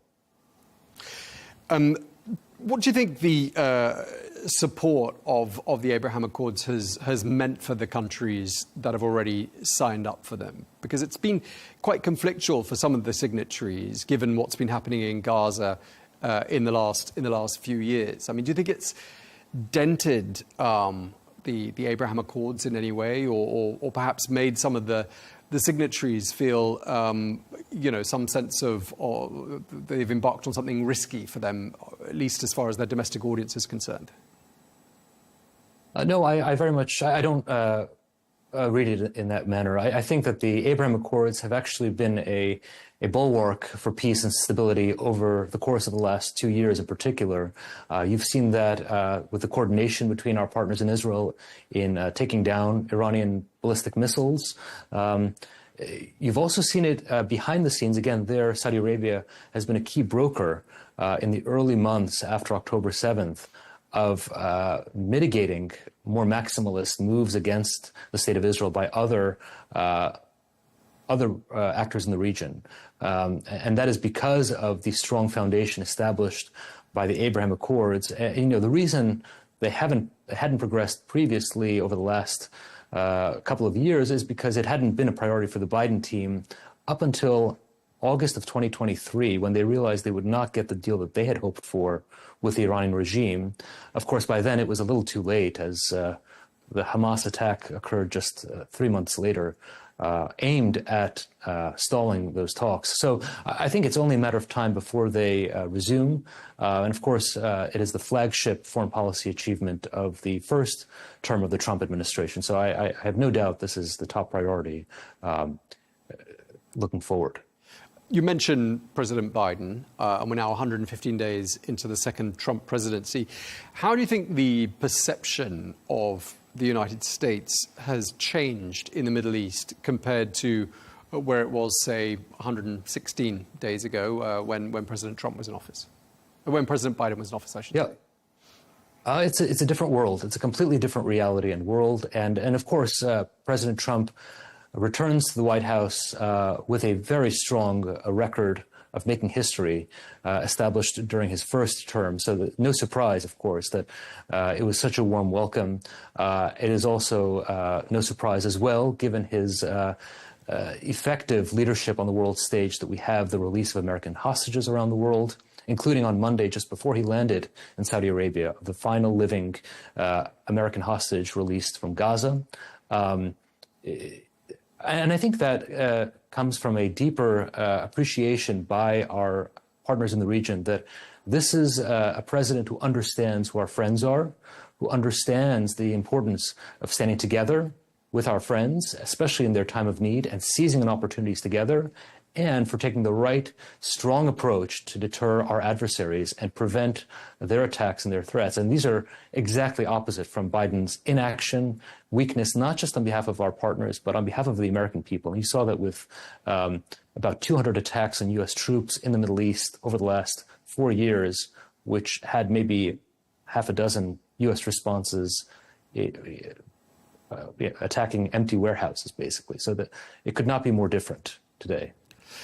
I mean, just looking at the potential for, foreign policy success stories during this second Trump administration. I mean, a lot of them are in the Middle East, aren't they? I mean, when you think about what's happening in Gaza, you think about the Houthis in Yemen, Hezbollah in Lebanon, Iran's nuclear ambitions. I mean, there's some real potential for ticking off a list of historic concerns and security issues in this region. How do you rate President Trump's chances of entirely ticking every item off that list? Yeah, I have every confidence that he will tick off every measure and establish new opportunities in a very short time right now.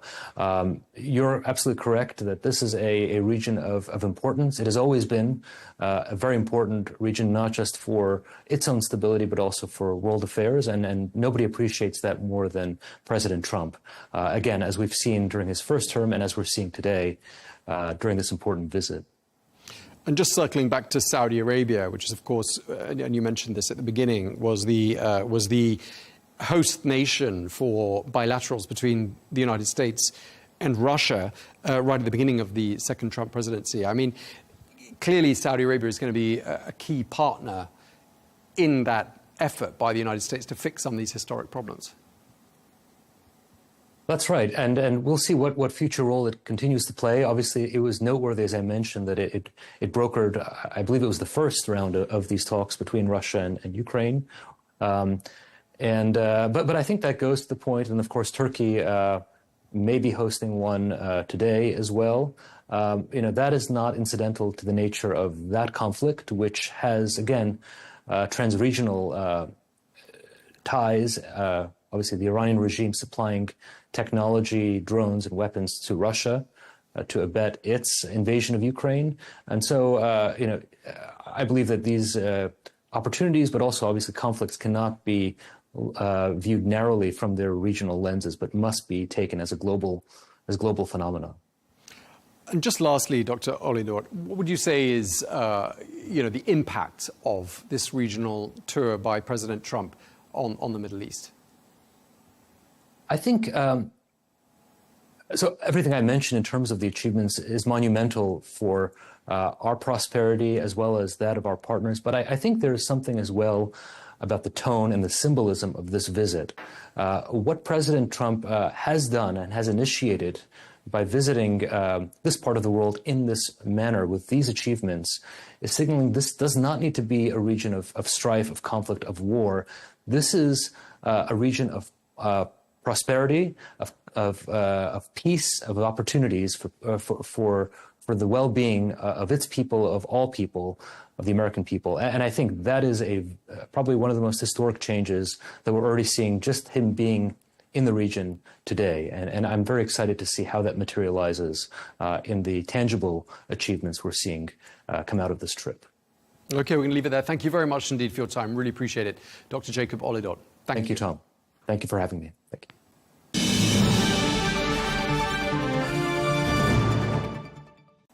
Well, let's get more now, and we can speak to Angie Wong to tell us more about President Trump's historic visit to the Middle East, and in particular to Saudi Arabia. Thank you very much indeed, Angie, for joining us. Today is, of course, a Thursday. Great checking in with you to sort of take a look back at the week that has passed. You're a Republican committee member in Florida. Angie, of course, the first thing we'd like to start talking about is that visit to the Middle East by President Trump. What was the big headline, would you say, when it comes to the coverage of that visit? I think President Trump has had a very, very successful first overseas visit of his presidency, his second term of his presidency. He's achieved a lot of things in a very short period of time, including basically bringing de-escalation to a region that has been in war conflict for many, many years. He's managed to do it through business deals over diplomacy. So I think he's found a different way. He's been making deals left and right. He's invited a lot of American business leaders to join him on this trip, and they've come back with incredible deals. They all wanted to be wheeling and dealing with President Trump and with American companies. He's also signaling that this is going to be a very business-focused administration and that he's ready to play with the Middle East and he wants to make deals. And I think through that, he'll be able to strengthen our relations with the Middle East, as well as have long-term goals business-wise. And he's really positioning America in a very strategic way that we can work together. And how's it being covered where you are in the United States? Has the overall feeling across the board been favorable when it comes to the coverage of this visit? Yeah, I mean, look, the visuals are great. He is certainly bringing back real U.S. leadership onto the world stage. We are seeing a very, very strong president, a president who is making deals left and right on behalf of companies like Boeing and Amazon. Even Elon Musk joined him for part of the trip. So I think he is very, very proud of what he's done. Now we're also hearing word that the U.S. is close to reaching a deal, a nuclear agreement with Iran. And that's just coming in very little bits and pieces of that has been coming in the last hour. Trump has expressed a lot of optimism over the negotiations after sending a letter back in March asking to have talks on this. So I think we might be getting an announcement pretty soon on this. And you say the coverage has been overwhelmingly pretty positive there in the US. I'm assuming it does vary slightly from news outlet to news outlet. And, you know, one of the stories that sort of perhaps wouldn't go away this last few days, in some outlets at any rate, was the gift of that Boeing 747 palace in the sky, some people have called it, worth 400 million US dollars. That's been a slightly less welcome headline, hasn't it? Yeah, no, we certainly have some media covering on that. And many people think that is a Trojan horse. There's no such thing as a free lunch. That's our favorite expression here in the US. And the last time an American president accepted a free ride from a foreign government, I believe, was President George W.H. Bush. And there were reports back then that there were some aircraft failures while he was on flight, and Secret Service was scrambling to make sure that the U.S. president was safe. So, you know, those stories kind of drum up a big question mark in President Trump receiving a free aircraft. Now, he says it's just temporary while Air Force One is getting refurbished. I really think that this was all just part of the business dealings. This is what happens in the business world here. It sweetens the deal. This was given to him right before a big trip overseas, his first ever to the Middle East. And I think that it is going to, you know, it basically sets the tone for President Trump's visit. And I think it was a very welcoming visit from all parties. There were some on the sort of on the right-hand side of the political spectrum that would be, let's say, typically more favorable to the president, that weren't too happy about this gift. I mean, fair to say some people in President Trump's own sort of orbit were a little uneasy about it. Many people were very uneasy because it actually goes against some of our laws here to accept such large gifts as an elected official. And, you know, I don't know if President Trump at this point really cares. This is how he's used to dealing in the business world. Whether or not he is ultimately going to ride on this plane is a big question mark. You know, President Trump has been doing a lot of baiting, especially to the press, just to get them focused on some issue like this while he actually gets the job done in the background. Look, I mean, he's made incredible deals with Saudi Arabia, with Qatar, with the UAE, and he's coming back with trillions of dollars for American companies and American workers. So I think that is what the media should be focusing on rather than accepting a gift. Although, yeah, they can focus on that, but ultimately I don't know if that's going to matter in the long run when we are doing lots of business with the Middle East. So when it comes to what President Trump is bringing home with him, you mentioned there some big deals have been inked during these last few days. I mean, are people now expecting that to translate into a sort of an uptick and a bit of a boost for the US economy? I would like to think so. I mean, remember, a lot of these deals usually take years to negotiate. He's been able to do it on one trip. And we're still within the first 100+ days of his administration. Amazon Web Services is going to be investing in Saudi Arabia for $5 billion. You have AI joint ventures happening left and right. And you have Boeing receiving a placement of 210 Boeing jets going to Qatar. So all of these things really do mean American jobs. Americans are going to be working. We're going to be benefiting here on the ground, while at the same time, we're doing trade deals. I mean, this is what Trump is all about. So let him do what he's very, very good at, which is the art of the deal.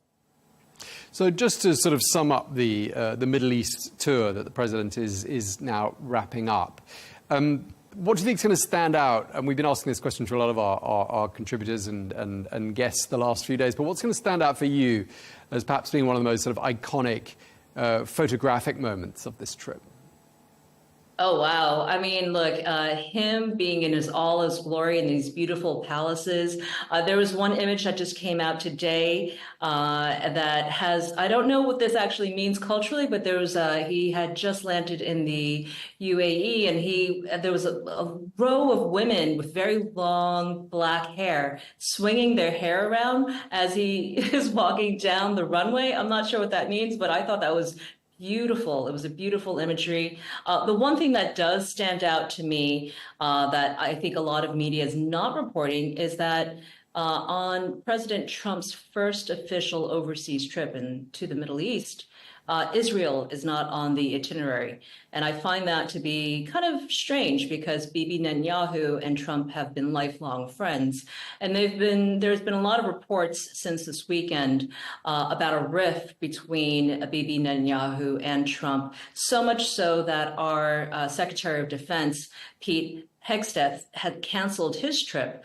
So we're not sure what that's about, but clearly Donald Trump has put up something on his Truth Social saying that he feels betrayed and that there was some disrespect there. But clearly now when he's there in the Middle East and skipping Israel, that's a big one for the U.S. Usually that's always on the agenda. And this time it looks like Israel might have been sidelined. Yeah, is that something that we've been obviously asking our guests about that and asking, you know, is this a bit of a snub? Is this being seen as a snub by Israel? I mean, is this a story that the US media has got its teeth into as well?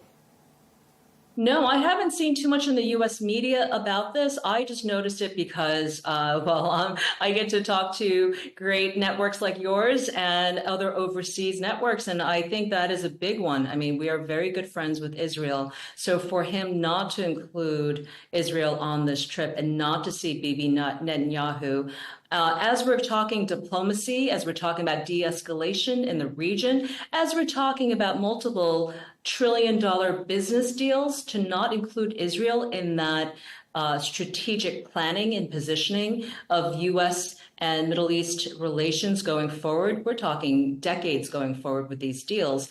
It's more than a snub. It's a real big question mark in my mind as to what role Israel will be playing in the Trump administration. Okay, Angie, let's move on to another story that's making some headlines there in the US as well. Right at the beginning of the second Trump presidency, an executive order was signed with the goal of limiting or doing away with birthright citizenship, which is, it's in the Constitution. I think it's the 14th Amendment that gives the right, gives citizenship to someone who's born on US soil. Where are we with the progress to kind of maybe have a rethink on what the Constitution says? Right. The 14th Amendment never intended to automatically just give away birthright citizenship to any child born in the U.S. It certainly excludes children of illegal aliens. That's why there is a quote, subject to the jurisdiction thereof. And in Trump's view, this was meant to exclude those who are here unlawfully. Now, we have a lot of activist judges who've let that one go, and it's never truly been challenged in the courts, and that has yet to be ruled directly. So I think this is going to be a fight over the next couple of years during the Trump administration as to what that actually means. Does that mean that if you arrive here, overstay your visa, and have a child, are you then just automatically an American citizen? And by extension, the entire extended family becomes American citizens? That has been what's been abused and used as a back channel to become American citizen for multiple decades. And for the first time ever, President Trump is going to be challenging this rule and really getting some clear definition of what the 14th Amendment actually means. Yeah, I mean, it's something that generates discussion all over the world, because there is a perception that if you fly to the United States and give birth there, you're sort of giving your child this passport and this opportunity in life. And I'm just wondering what the American public thinks of this debate. I mean, do you get the impression people are with the president on this, in thinking that perhaps there needs to be a rethink? I think many Americans are now feeling the effect where multiple foreign nationals have taken advantage of this law.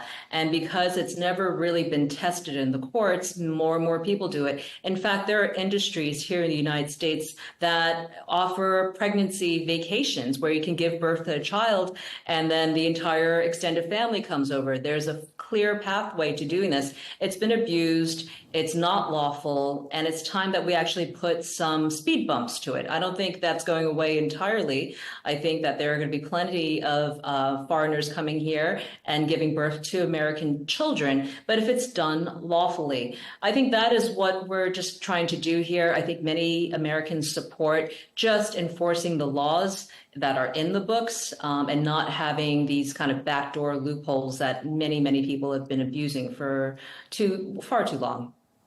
Okay, so this is going to be weighed up by the Supreme Court. Supreme Court, as we know, has got a 6-3 conservative majority. I mean, is that what it boils down to? Is this a conservative, liberal, left-right issue, or is that too simplistic an interpretation of it? Well, I think ultimately the Supreme Court is just going to look at the laws on the books and enforce the laws in the books themselves. They're not trying to rewrite anything. There's really nothing other than to interpret what's there. And back to the point of the 14th Amendment having subject to the jurisdiction thereof. Ultimately, it is left to the courts to decide on a case-by-case basis if this child born here is an American or not. And if the parents had entered illegally, that's a big question mark. And it's going to be left to the courts to decide. The Supreme Court, as much as we like to see the left, right, and everything, I think they're pretty straightforward to just sticking to what has already been in the laws and interpreting the Constitution. Okay, so which way you see this heading, Angie?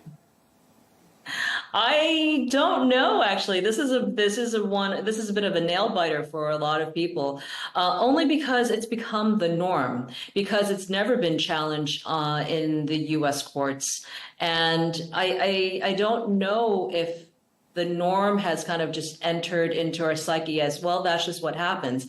I would like to see a stop to some of the pregnancy holidays that people do take to enter this country.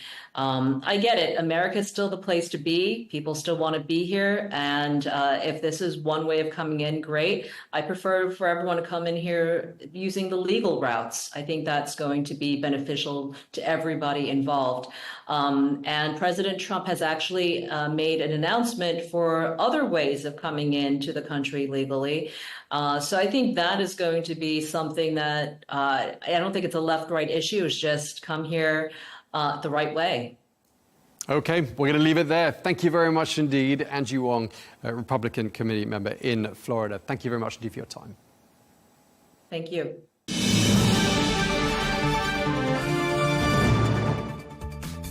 Well, that is all we have time for on Global News today. Thank you very much indeed for watching. Be sure to join us again tomorrow for a look back at the week's most exclusive interviews. Until then, bye-bye.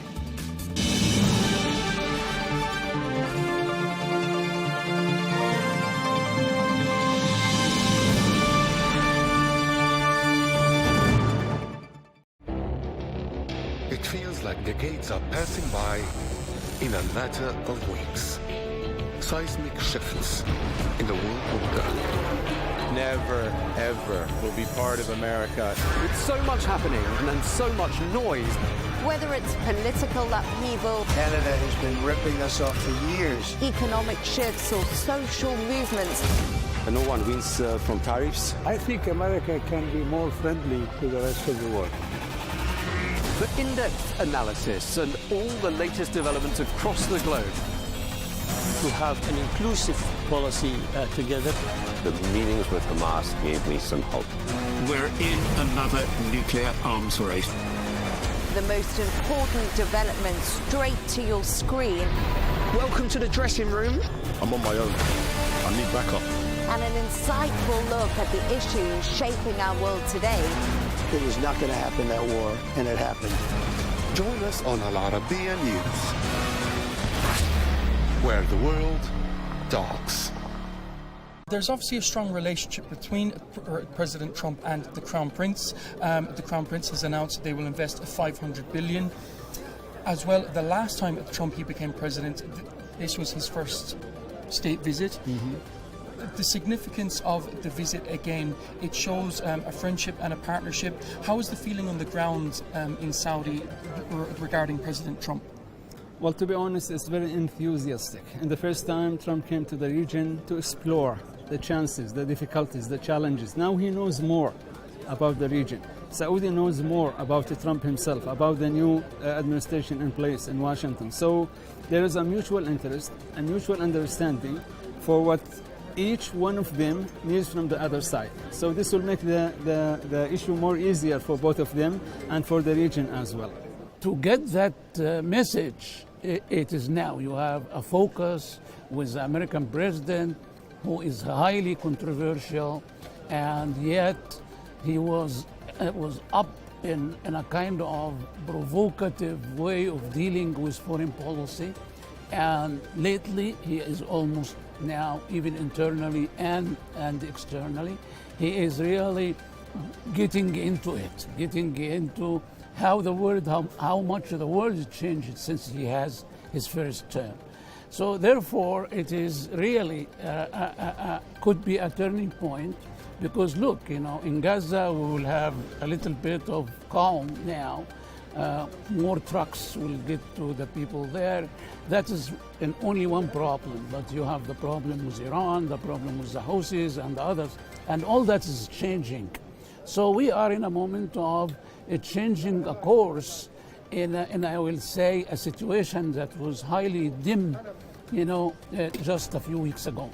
I believe that trip would have an unbelievable and unexceptional impact, not only on economy and investment in the region, also political developments, and politically affects not only in the region, also between United States and Iran, between United States and its Western allies. And that would be very significant, since it is the first trip of President Trump since become the president. Of course, if we not includes the funeral of the Pope Francis, but this is extremely important and significant. What we can expect for tomorrow, as you said, that would be enormous investment agreements, and also plan to have an agreement on the investment, the $1 billion of investment between the Saudi companies and the American enterprises, and the goal of Crown Prince Mohammed bin Salman, which is having for 2030, we can have this. We can see that has been outlined in a way which it has not only investment from the Saudis, also for the American partners, to stability, security, and development. That trip would promise us as the regional residents and also as a global citizen. What sort of companies and what sort of changes are you expecting to see here in Saudi, but as well as Saudi investment in America? Yeah, as you see, President Trump brought a good number of CEOs with him to Riyadh. So I think Saudi Arabia is focusing on the most industrial investments, such as AI and nuclear peaceful power. So that's what Saudi Arabia is focusing on right now. Saudi Arabia is working under the enlightenment of Vision 2030 to go beyond oil and gas. From the White House to Gaza, Kiev to Beijing, elections, economics and the environment compete with conflicts and other complex issues for our attention. In an age of fake news, deepfake and artificial intelligence, they've got to have a vote and a say. It's important to look beyond the loudest voice to understand the truth. From newsmakers to groundbreakers, my campaign is going very well. Presidents, prime ministers, princes and peacemakers, and cultural tastemakers. As Arabs, as Middle Eastern, we're too emotional. Join me on the Riz Khan Show for empowering conversation.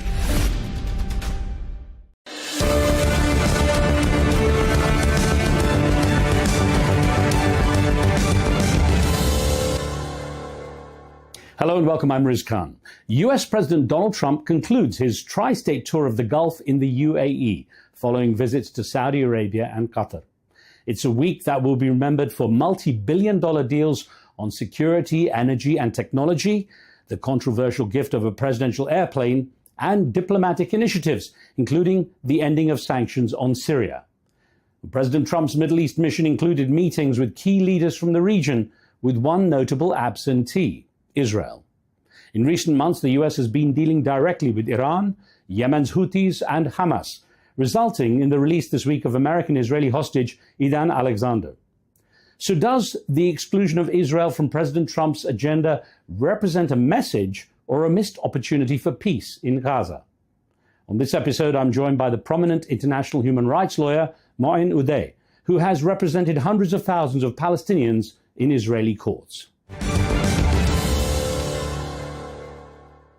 Moin, I'm glad you could make some time for this interview. Now, President Trump is going to do his first trip to the Gulf since he came back into office. He's going to the Gulf, not to any of the traditional US allies, as most presidents do when they come into office. What does this symbolize, do you think? Well, what is really interesting about President Trump that he's very unexpected. Like, as you said, at the few weeks at the beginning, he met with Prime Minister Netanyahu as the first foreigner leader to be in the White House, which is really not that accepted in the American politics. Usually they have a Canadian or something else. Mm-hmm. It was the Israeli Prime Minister, and he gave very strong statements about Gaza and about the Middle East in general. And suddenly now what we hear that he might even not visit Israel in his first visit outside of the US. I think President Trump is really looking now for getting deals, as many deals as he can, and it looks like he thinks that visiting Israel will affect these deals really hardly. So he decided that let's make these business deals, and let's go back away from politics as much as possible. I mean, it's actually, I guess, no surprise that he also did this before in 2017 with his first presidency, straight away to the Gulf, wasn't it? Exactly. The guy is understanding that where the real money is. And let's hope that this time he will combine between economy and politics. And let's hope, because what we hear in the news mainly that he is about to announce a new Gaza deal, a ceasefire, and maybe like an end of this war. So hopefully he will use this trip to end the war and to start a new political process in the Middle East and between Israel and the Palestinians. Although if he's going on this trip to the Gulf region but not going to Israel, it's kind of a different situation. Do you think that sends a message to Israel, or is it a missed opportunity? I think he is clearly sending a message that enough is enough. I can't let you doing this forever. I gave you until now, since January, it's about 4 months. And I gave you the full opportunity to do whatever you can do militarily inside Gaza, and we need to go back to the table and to try to end this war. It was clear even when he reached a ceasefire with the Houthis in the Yemen without even talking and informing the Israelis about it. And it was clear that enough is enough. I don't want to see more wars in this region. And let's end it as soon as possible. Is it possibly because he also was one of these who came in and said, I'm going to stop all wars. I don't start wars, I stop them. And he was supposed to have stopped the Ukraine-Russia conflict and the Israel-Hamas conflict. Literally, he would say, like in a day, he could stop these things. Do you think it's just because the expectations have not been met? I believe yes. And I think it's much more easier for him to stop the Gaza-Israel war rather than to stop the Ukrainian-Russian war now, because he has much more leverage on Israel, let's say, rather than he has a leverage on Russia and Putin. So it will be much more easier for him to go and to announce a ceasefire deal. And I don't think any Israeli prime minister, not only Netanyahu, will stand up and say, no, we will not accept this. So maybe he will do this. But for how long this ceasefire will stand, and is it really going to happen, this is a question that only days will tell us. Although, actually, there was a time when people were saying, well, it was Benjamin Netanyahu calling the shots for the US president. I mean, perhaps prior to President Trump with maybe President Biden, but there was a feeling that Israel was calling the shots for a long time. Yep, definitely. And now it's more clear, and even for the Israelis, that usually Israelis used to believe that we control the U.S. or the U.S. politics. It was clear now that no, it's not like this, especially with President Trump, that and with his second term now, that he has nothing to lose, and he's really going for what he's calling as America first, and he's really like doing this so far. How much he will do that in this trip or after that, it's not clear, to be honest. What do you think are the main expectations then from this trip? If it's going to be business or largely on the economic side, what sort of deals do you think he's looking for? Well, I believe it's mainly business, and he's trying to contain Iran as much as he can, especially that the Iranian-U.S. talks are in good stages now, and it looks they might even announce a new deal soon, maybe before he arrives there, maybe not. It's still like it's a matter of time. But I think he want to contain Iran. He want to prove to the Gulf that U.S. is your friend and will continue to be your friend, and he's much to get as much investors from the Gulf to the U.S. So there's many aspects here, but unfortunately, I don't think the Israeli-Gaza or the Israeli-Palestinian conflict is upon his priorities now. But it's clear that I think that President Trump should understand that the Arab nation in general, the Arab world, will always be connected to this conflict, and it's better for him and better for the U.S. to try to end this war as soon as possible and to start a new peace process as soon as possible. How do you think the Arab Gulf leaders that he's going to visit will respond to him? I mean, considering what's happening in Gaza and how long it's gone on, how receptive, how warm will the reception be, do you think? Well, it depends on what statements he will give there. I think if he will start talking about the Israeli-Palestinian conflict and giving statements there and supporting Israel, for sure he will not give the expected welcoming he wants. But if he tried to avoid talking about this and to speak about peace, to speak about ceasefire, to speak about living together, I think he will be welcomed, especially that now we're hearing that President Trump will allow Saudi Arabia to have their own nuclear program, nuclear program, and it will not connect this to the Israeli-Saudi peace deal. So it looks like they are really waiting for this in the Gulf, and it looks like the American economy is also waiting for these investors from the Gulf. So let's see how this will happen. But so far as we see, President Trump is not really giving any big statements or any statements even at all about Gaza, except that soon we will hear something. What we will hear, what will happen, is he really going to announce a one-side American ceasefire deal and will oppose it on Israel. This will be a big thing in the Gulf, and he will be really welcomed very warmly if this happened. How do you think the Israeli political world is going to be reacting now? If, as you say, Benjamin Netanyahu cannot say no to him, it's going to be an interesting situation in Israel right now then. It is, and let's keep in mind that Israel itself is very divided upon the war and upon Netanyahu himself.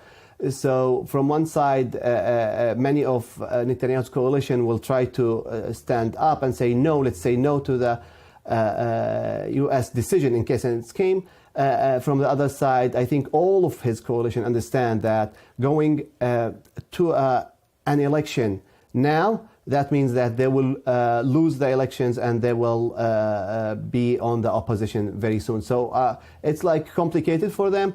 On statements, they might go really high, but on actions, I don't expect them to do anything.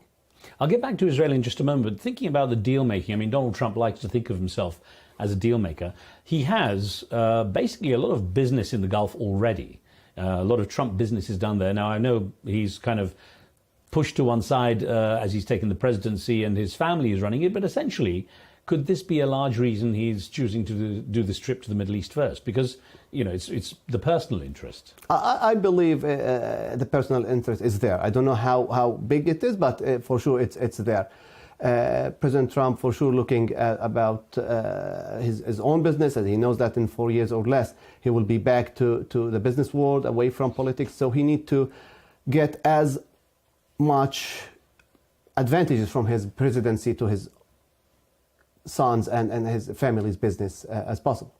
And you think this might be the reason he would kind of avoid too much about Gaza and Israel in order to keep those business deals clean, if you like? I think he is. There's no way to keep talking about Gaza, to talk about Israel, to support Israel, and to expect the Arab world to support his own family business at the same time.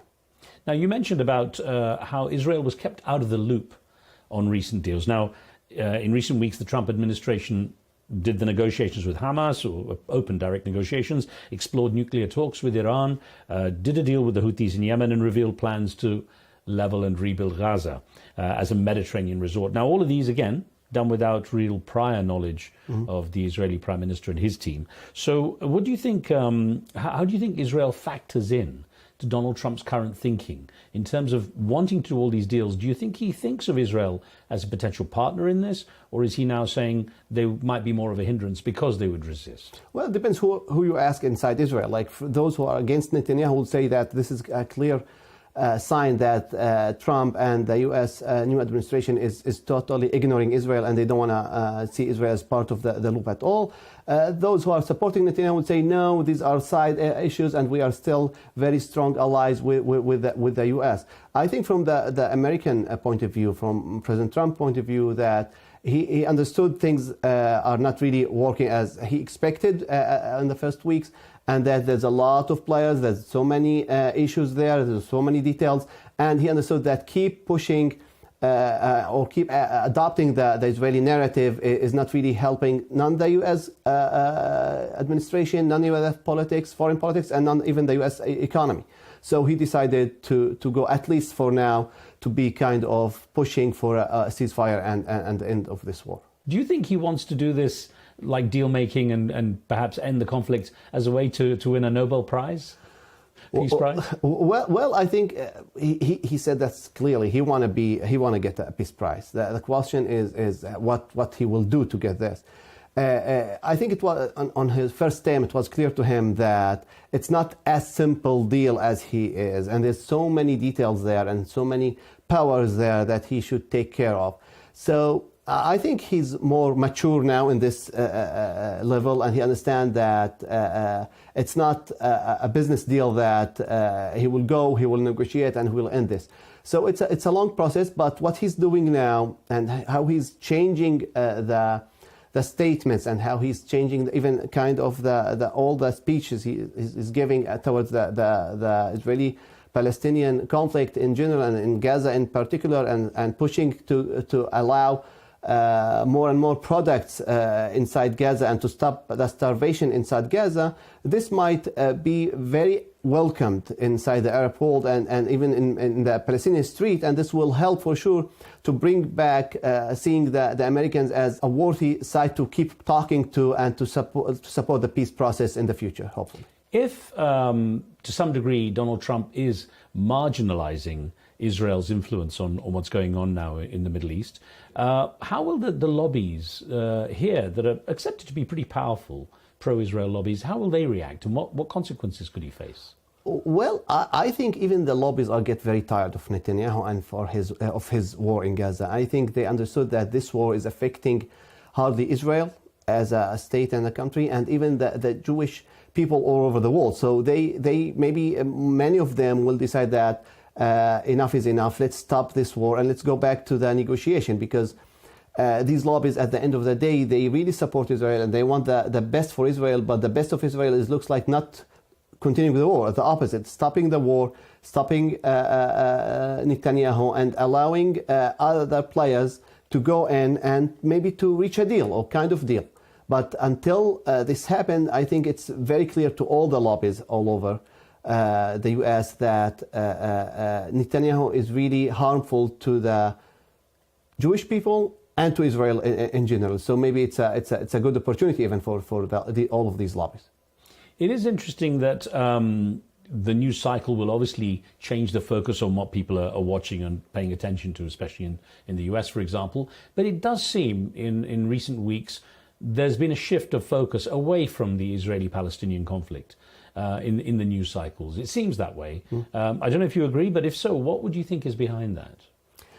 Well, I do agree, unfortunately, because this conflict is about 7 decades or more conflict. So there's ups and downs all the time. And especially also this war, the very unfortunate bloody war in Gaza is also for 1.5 years or more. So people are, for sure, they will get tired, will not keep following the same news all the time. So I think it is, and especially that at the end of the day, people are worried about their homes, they own groceries, they want to get a better life, they want to get a peace in the Middle East and somewhere else, but also they want to get peace inside their own homes and economy. Yes. Tapping into your experience and knowledge as an international human rights lawyer, there's a feeling among some commentators that ever since the Hamas attack of October the 7th, back in 2023, that Israel was given a free pass to pretty much do whatever it wanted to, obviously in the name of attacking Hamas and rooting out the terrorism. There's a lot of people who feel that now Israel is in conflict with international law and that humanitarian rights have been violated. Do you think that free pass has occurred, and do you think that still can carry on going on this way? Well, first of all, I think we should keep in mind that the Israeli-Palestinian conflict didn't start in October 7th. It was decades before that. And despite the unfortunate, horrible attack of October 7th, horrible things happened to the Palestinians before that and after that happening until today. Unfortunately, Israel used the self-defense as the only way just to keep killing as many Palestinians as possible, hoping that this killing will really allow it a path for victory. It's clear that the international law is allowing any country to defend itself, but there's a limit.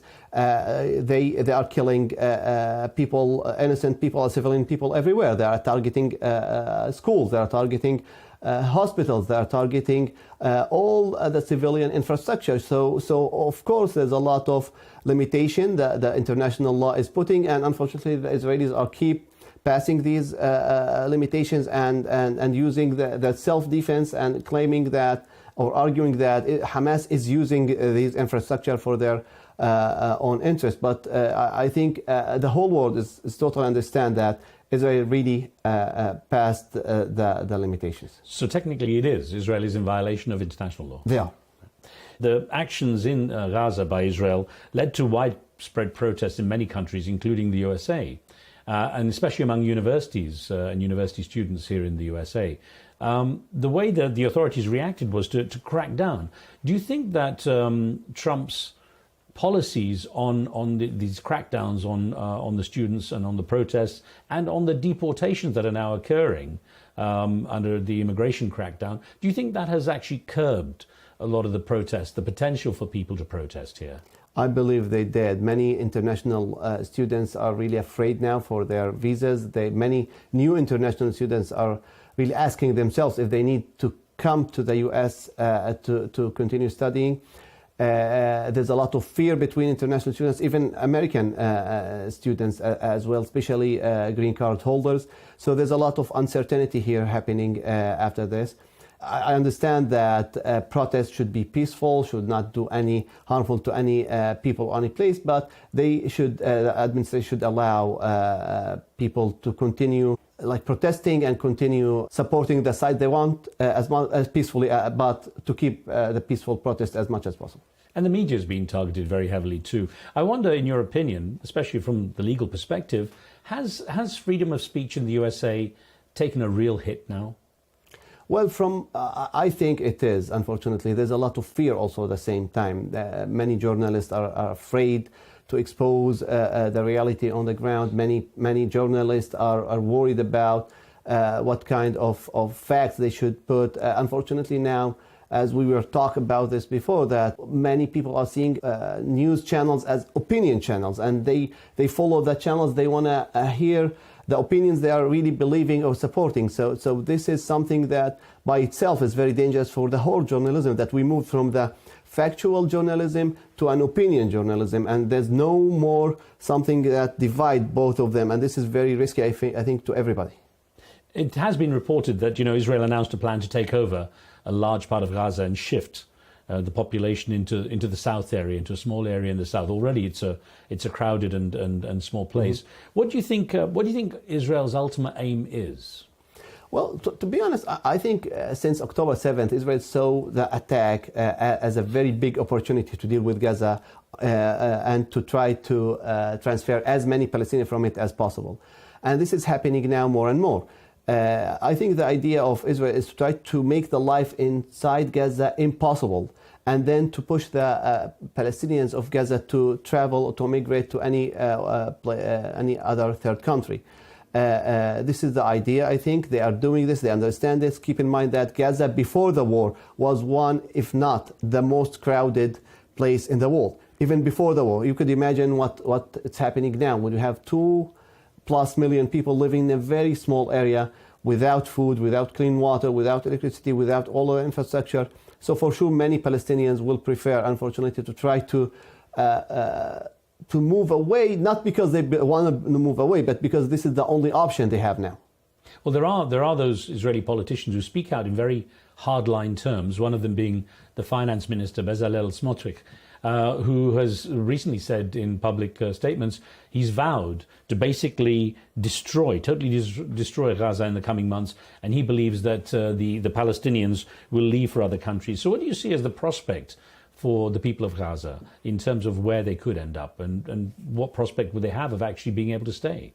Well, I think before talking about Gaza, I think one of the Smotrich's biggest plans is the West Bank. The West, as a settler himself, he sees the West Bank as part of Israel. He's working even until now to create facts of the ground, to build more settlements inside the West Bank. And unfortunately, what's happening in the West Bank is getting under the radar of the media because of Gaza. Thousands and tens of thousands of Palestinians were transferred from refugee camps inside the West Bank. People are killed in the West Bank. There's a big closing of the streets in the West Bank and checkpoints everywhere. So Smotrich has kind of two plans. He has a plan for Gaza, and he has a big plan for the West Bank. I believe he want to really try to push Palestinians outside of the whole Palestine, not only from Gaza. If he can do it in the West Bank, he will do it. If he can do it in East Jerusalem, he will do it. If he can do it now in Gaza, he will do it. So he's working on steps. How do you regard the protests within Israel against the continuing conflict in Gaza, where those Israeli protesters believe that the interests of the hostages are not on the agenda, really, of Benjamin Netanyahu and Smotrich as well, that they are doing this in their own interest to keep themselves in power, and that the hostages come secondary to this? I think the Israeli Prime Minister himself said it clearly, and Smotrich said that our first priority is not the hostages, it's the defeating Hamas. And if we dig more, we understand that defeating Hamas, as even many Israeli ministers said, it's impossible because Hamas at the end is idea and a lot of people. So what will happen? This is a clear statement saying that we are not stopping the war at all, because there's no need to stop this war. I think many families, if not all of the hostages' families, understood that their sons and their daughters are not an interest for the Israeli Prime Minister, and that they need to go out on streets. And this is what they are doing on weekly basis. To which level they can really affect the decision makers and affect Netanyahu to stop this war, I'm not sure. But I believe if President Trump decided to go forward with his ceasefire deal, he will find a lot of support inside Israel. There is discussion sometimes of the Hannibal Protocol. That's raised not very often, the idea that Israel actually has a policy that hostages can be sacrificed in order not to be held hostage politically themselves. Do you know anything about that? Yeah, it's a way that for the Israeli army in general, a dead soldier is much better than a hostage soldier. So the idea is to try to, if they have had the feeling that a soldier or a group of soldiers were taken as hostages, the plan is to kill everybody, the hostages and the attackers. And it's the same happening even with the October 7th hostages. You can see that they are targeting, the Israeli army is targeting a lot of areas that it's clear that the Israeli hostages are there. So they are using even this procedure even in different situations. So the idea, it's clear that they prefer a dead soldier rather than a hostage soldier. As someone who's lived in Jerusalem, represented Palestinian interests in the Israeli courts and so on, there's a feeling sometimes that the story of the division within Israel isn't fully represented, that there are actually more people who would like to see a peace process move forward, and that this idea that, you know, as you've said, there is division within Israel, but the idea that the country is united to a degree that is reported in the West is perhaps inaccurate. Based on what you experienced in Israel itself, what's your view? Well, I think more than half of the Israelis will prefer to have kind of a peace with the Palestinians and to stay away from any kind of military conflict with it. From my personal experience, I know so many Israeli Jews who are really supporting the Palestinians, who are supporting the Palestinians' right, who are supporting the two-state solution. So the problem is that the right wing in Israel is very loud, and especially the settlers. And they're because of this loudness, it's very hard to hear the other voices in the same room. So I know that from my own experience again that many Israelis will support a two-state solution proposal. The idea will be to support this camp and to support even the Palestinian camp who support also the two-state solution and to allow this process to go on. Now, in terms of the latest happenings, Hamas has refused to negotiate now because of Israel's latest announcement that they want to move everyone in Gaza to the small strip to the south and essentially control the rest of it. Where does that leave the prospect of a peace settlement now? Is it pretty much dead in the water? Unfortunately, now it is, but to which things can change very easily if Trump will go and oppose his ceasefire on Israel to stop this mass deportation, to allow food and water to go inside Gaza. Maybe things will change in a few weeks or even a few months. But until this is happening, unfortunately, it is dead.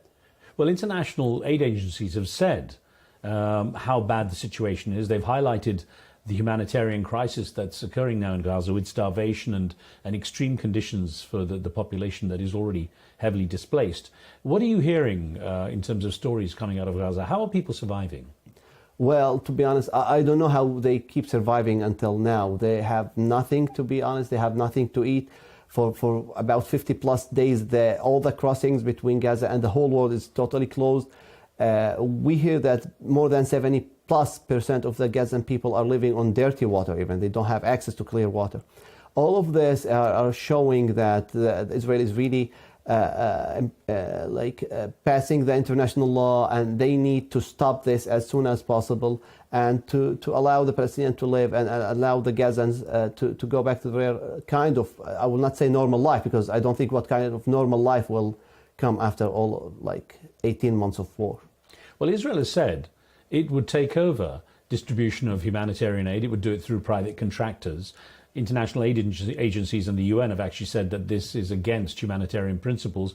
But surely actually having aid get through, whether the Israelis are controlling it or whether it's the agencies directly, isn't that a better option than not getting the aid through at all?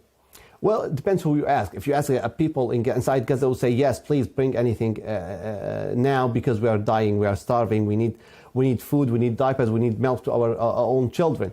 But in principle, as you said, you can't allow the Israeli army or a private companies, American companies, to do that, because there's always will be a political motivations behind this. So we need to allow the well-occupied, the well-prepared international organization, the UN itself, to do it why it exists from the beginning. It's there because they need to do this work, and so they need to do it. Again, wearing your hat as an international human rights lawyer, let me ask you what the legal situation is in terms of Israel's responsibility legally to the people of Gaza and the West Bank. Well, Gaza and the West Bank are totally under occupation. For the Geneva Convention, Israel is an occupation power, and they should give the Palestinians the full rights of protected persons, and to protect even the hospitals, to protect the people, to do all what they can to protect and to allow these people to live in a good life. Geneva Convention and all the other international law rules are pushing Israel to stop its war and to stop targeting the civilians in Gaza, in the West Bank, and in East Jerusalem, all of these areas, and to allow the UN agencies to try to work and to give aid and support to the Palestinians in their villages and cities. And that's the legal obligation. It is. Yeah. Now, you've said that you regard Israel in violation of international law in some of its behavior in the conflict and so on in Gaza now and in the West Bank. What, in terms of representing Palestinians in Israeli courts, what real outcome could you get that showed there was respect for law within Israel for the cases you brought forward?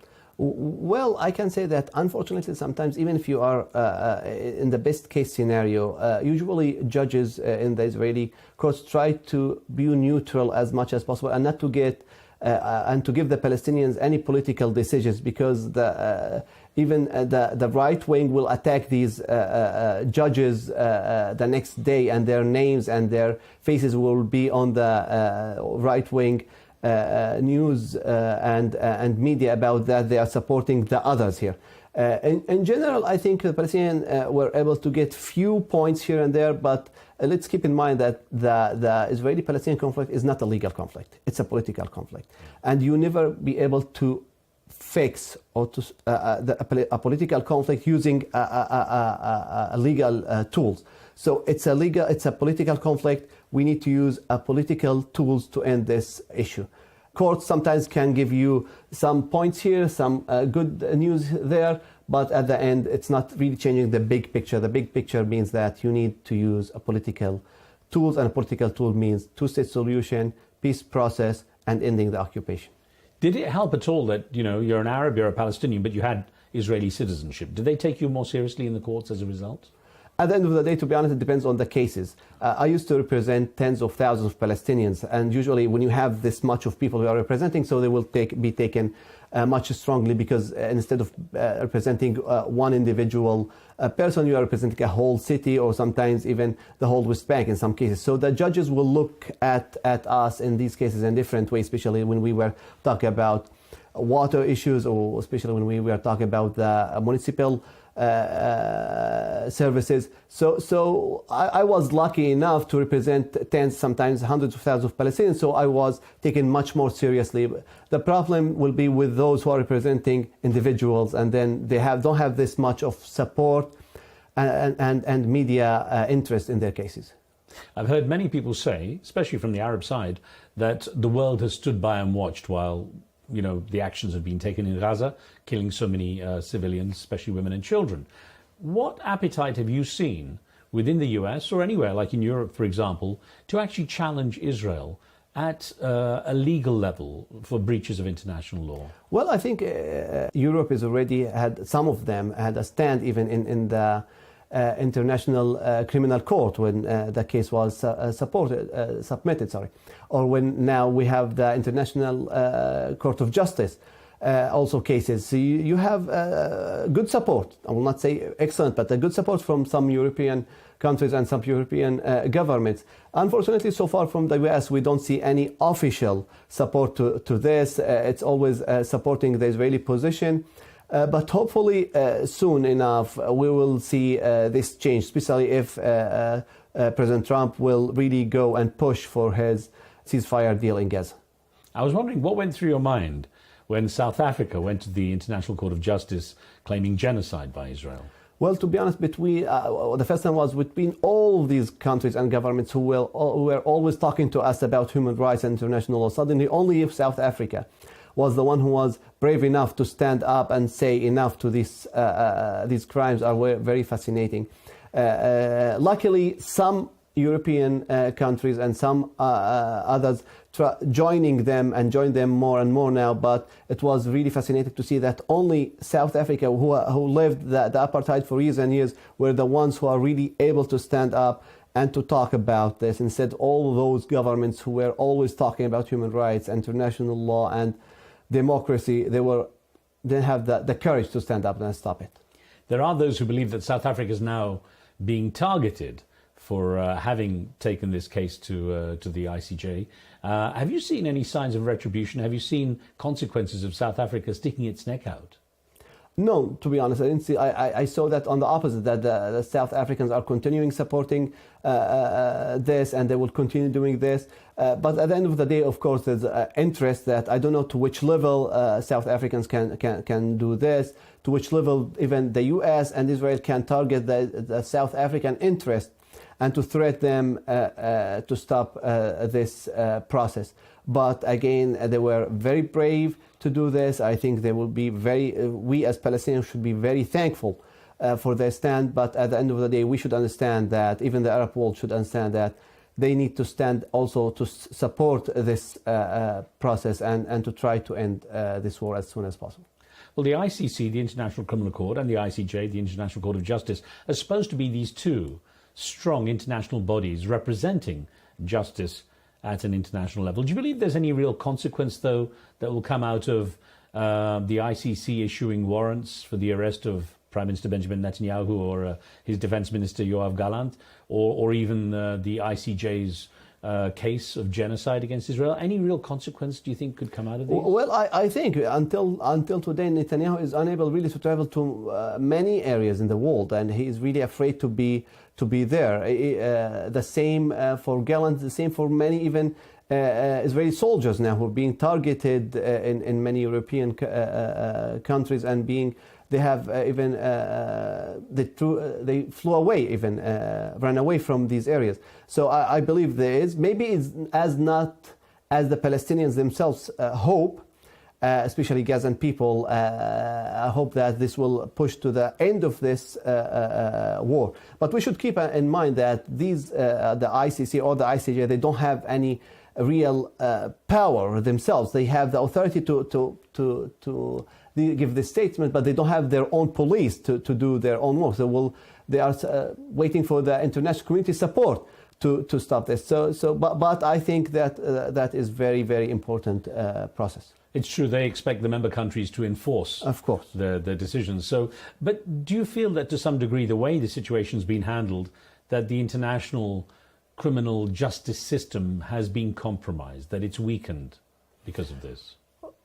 I think the simple answer is yes, because until now we can say that only leaders from Africa mainly were going to the ICC. So why suddenly, when we are talking about the Netanyahu, nobody is really have the courage to arrest him or to even to support this process? But again, it's a long process, and we need to build on it. And I think at the end of the day, the world will understand that we need to really force these warrants and to stop those people and to move on. Well, the Israeli government almost universally condemns any criticism of its actions as being anti-Semitic. Can you see that perspective at all? Well, unfortunately, this is the only excuse now. Israel doesn't have, even they stopped using the self-defense more, and they are using the anti-Semitic argument more and more for anybody who's against them, to the level that sometimes if you are a Jewish yourself, or like myself, an Arab, as I'm Semitic myself, so it's a very sometimes funny, unfortunately, to see that you are attacking people by their own origin, to say they are against themselves. But it's still a strong tool in their hands, and still is used widely, and still is being accepted, unfortunately. So, but the world should understand that this should not continue the situation. And despite that, Israel, of course, has the right of self-defense, and we should stop any kind of attack against Jews or any or Muslims or Christians because of their religion. That we should stop any war crimes from any side. There are those like Professor Norman Finkelstein who himself Jewish, is critical of the situation. He says the term anti-Semitic has been weaponized. Mm-hmm. I agree. I totally agree. Now, some have obviously described Israel's actions in Gaza and the West Bank as genocide or ethnic cleansing, and of course Israel strongly refutes such terminology. What words would you use to describe it? I will support that it's a genocide what's happening in Gaza. It's clear that they are pushing the people to over their limits. They are they said themselves they're clearing areas. They want people to leave Gaza. So they want to stop. They already stopped food, water, medicals, everything. So what kind of other definition can we give instead of genocide? I don't find anything else. And of course, the term Hamas, the way it's been used now all the time, it's seen as a terrorist organization, has been listed by a number of countries as that. But there is a misunderstanding about the role Hamas plays in Gaza in general, isn't there? This is one, two, because Hamas is not only the organization. Hamas was a de facto government, so there was also a civilian government from Hamas. This is one. Two, the big problem that even if Hamas did the attack of October 7th, there's a big differentiation between Hamas and the Palestinian people. We have 2 million people who are not Hamas in Gaza. You are killing those people, you're killing those babies. I don't think a 5 months baby is Hamas. I don't think like a 5 years girl is Hamas. So I don't think what is the relationship between killing these people and using Hamas as the only excuse. Now, of course, Israel's argument is Hamas is using the civilians as shields, and that they have to basically go through to attack the terrorists themselves. How do you well, at the end of the day, international law is giving you the opportunity to attack those who are attacking you. But also there's limits. You can't attack one person and kill 50 other people saying that, oh, I'm killing a terrorist for this. This is not accepted. I don't think any mind can accept this. We can see it on our, it's like burning a house for a mouse inside it. So will you accept this like this? I think nobody will accept this idea like this. Nobody will attack a whole neighborhood to kill just one person. Moin, what's your view on what role the Palestinian Authority has in all of this? Well, we should keep in mind that the last Palestinian elections happened in 2006. So since then, there's nothing happened. So there's a lack of legitimacy for the Palestinian Authority. And it's clear that the Palestinian Authority is very weak in all levels. And because of this, they don't have any real strong role there. The problem was the world in general expected them to do what countries are unable to do.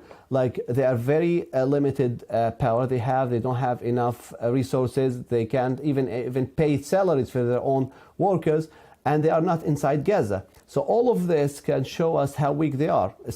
Besides that, they don't have any really legitimacy. So we should not expect them to do a lot. From the other side, this is the only side that is really dealing with the personal, like with all the civil life inside mainly West Bank. So we should really give these guys an opportunity, at least until we are able to do a new elections and to allow the Palestinians to elect their own representatives. So basically, the PA is kind of toothless at the moment. Is that's they the are? key, yeah? They are totally. Well, the Palestinian president Mahmoud Abbas has condemned quite strongly Hamas. And he's called them sons of dogs. He's criticized them for not releasing the hostages, Israeli hostages, and for ending the conflict and exposing the people of Gaza to this level of attack. What's been the impact of his intervention and his comments? Well, first of all, the Palestinians condemned his comments, because they said, you are attacking Hamas, but you are not giving us other opportunity. You are attacking Hamas, but you are not showing the level of corruption inside the PA is very, very high. So you should, when you are criticizing a side, you should give an alternative to this side. Unfortunately, he's not. So his comments and his statements are not really well accepted in the Palestinian street. From the other side, many Palestinians doesn't want to happen to them, especially in the West Bank, what's happening in Gaza. So they are kind of, I'll not say supporting him, but they don't want this war to move to the West Bank. So Mahmoud Abbas is trying to show the world, or show the West mainly, that he's against Hamas and he deserves to go back to control Gaza. I don't think even the Gazan people will accept him. Well, you know, there was a sense of solidarity among the people of Gaza. They stood by with Hamas for a long time, but there are now signs of, even within Gaza, people being disenchanted with Hamas. How do you see that developing? First of all, I don't think the people of Gaza even stood with Hamas before that, but Hamas was a dictatorship, de facto government. You don't expect people to stand up by themselves against this kind of regime. This is one. Two, now the people are suffering a lot. They keep suffering. Maybe in the areas where the Hamas lost fully control, people are able to go and stand up and say enough. We don't want Hamas, but we don't want also the Israelis' bombs. So we want a normal life. This is not really happening here. So people was really not supporting Hamas before that, and not supporting Hamas now, as much as they are not supporting the PA before and they are not supporting the PA now. So the idea is always you need to allow them to elect their own people and then to be to go back to normal lives. The problem was always it's like the Palestinian was always either Hamas or PA. Like Palestine doesn't have a third opportunity. Well, this is insane by itself.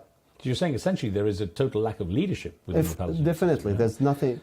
What do you understand to be the ultimate goal of the Palestinian Authority? Do you think it can rebuild its credibility? Do you think it can rebuild its authority to actually start to represent the Palestinian people to the degree that you're saying it should be able to represent them and fix these rifts after quite a few decades of distance between the people? Yes, the question is the only answer will be elections. Like how you can. The problem with the PA, unfortunately, that they are taking their own legitimacy from the outside, from the US, from the EU, not from the Palestinian people. So you need the trust of the Palestinian people. So you need the Palestinians to elect their own leadership, and from there we can move on. But before that, I don't think any leader who are coming from outside or coming opposed by Israel or by the US will be accepted by the Palestinians.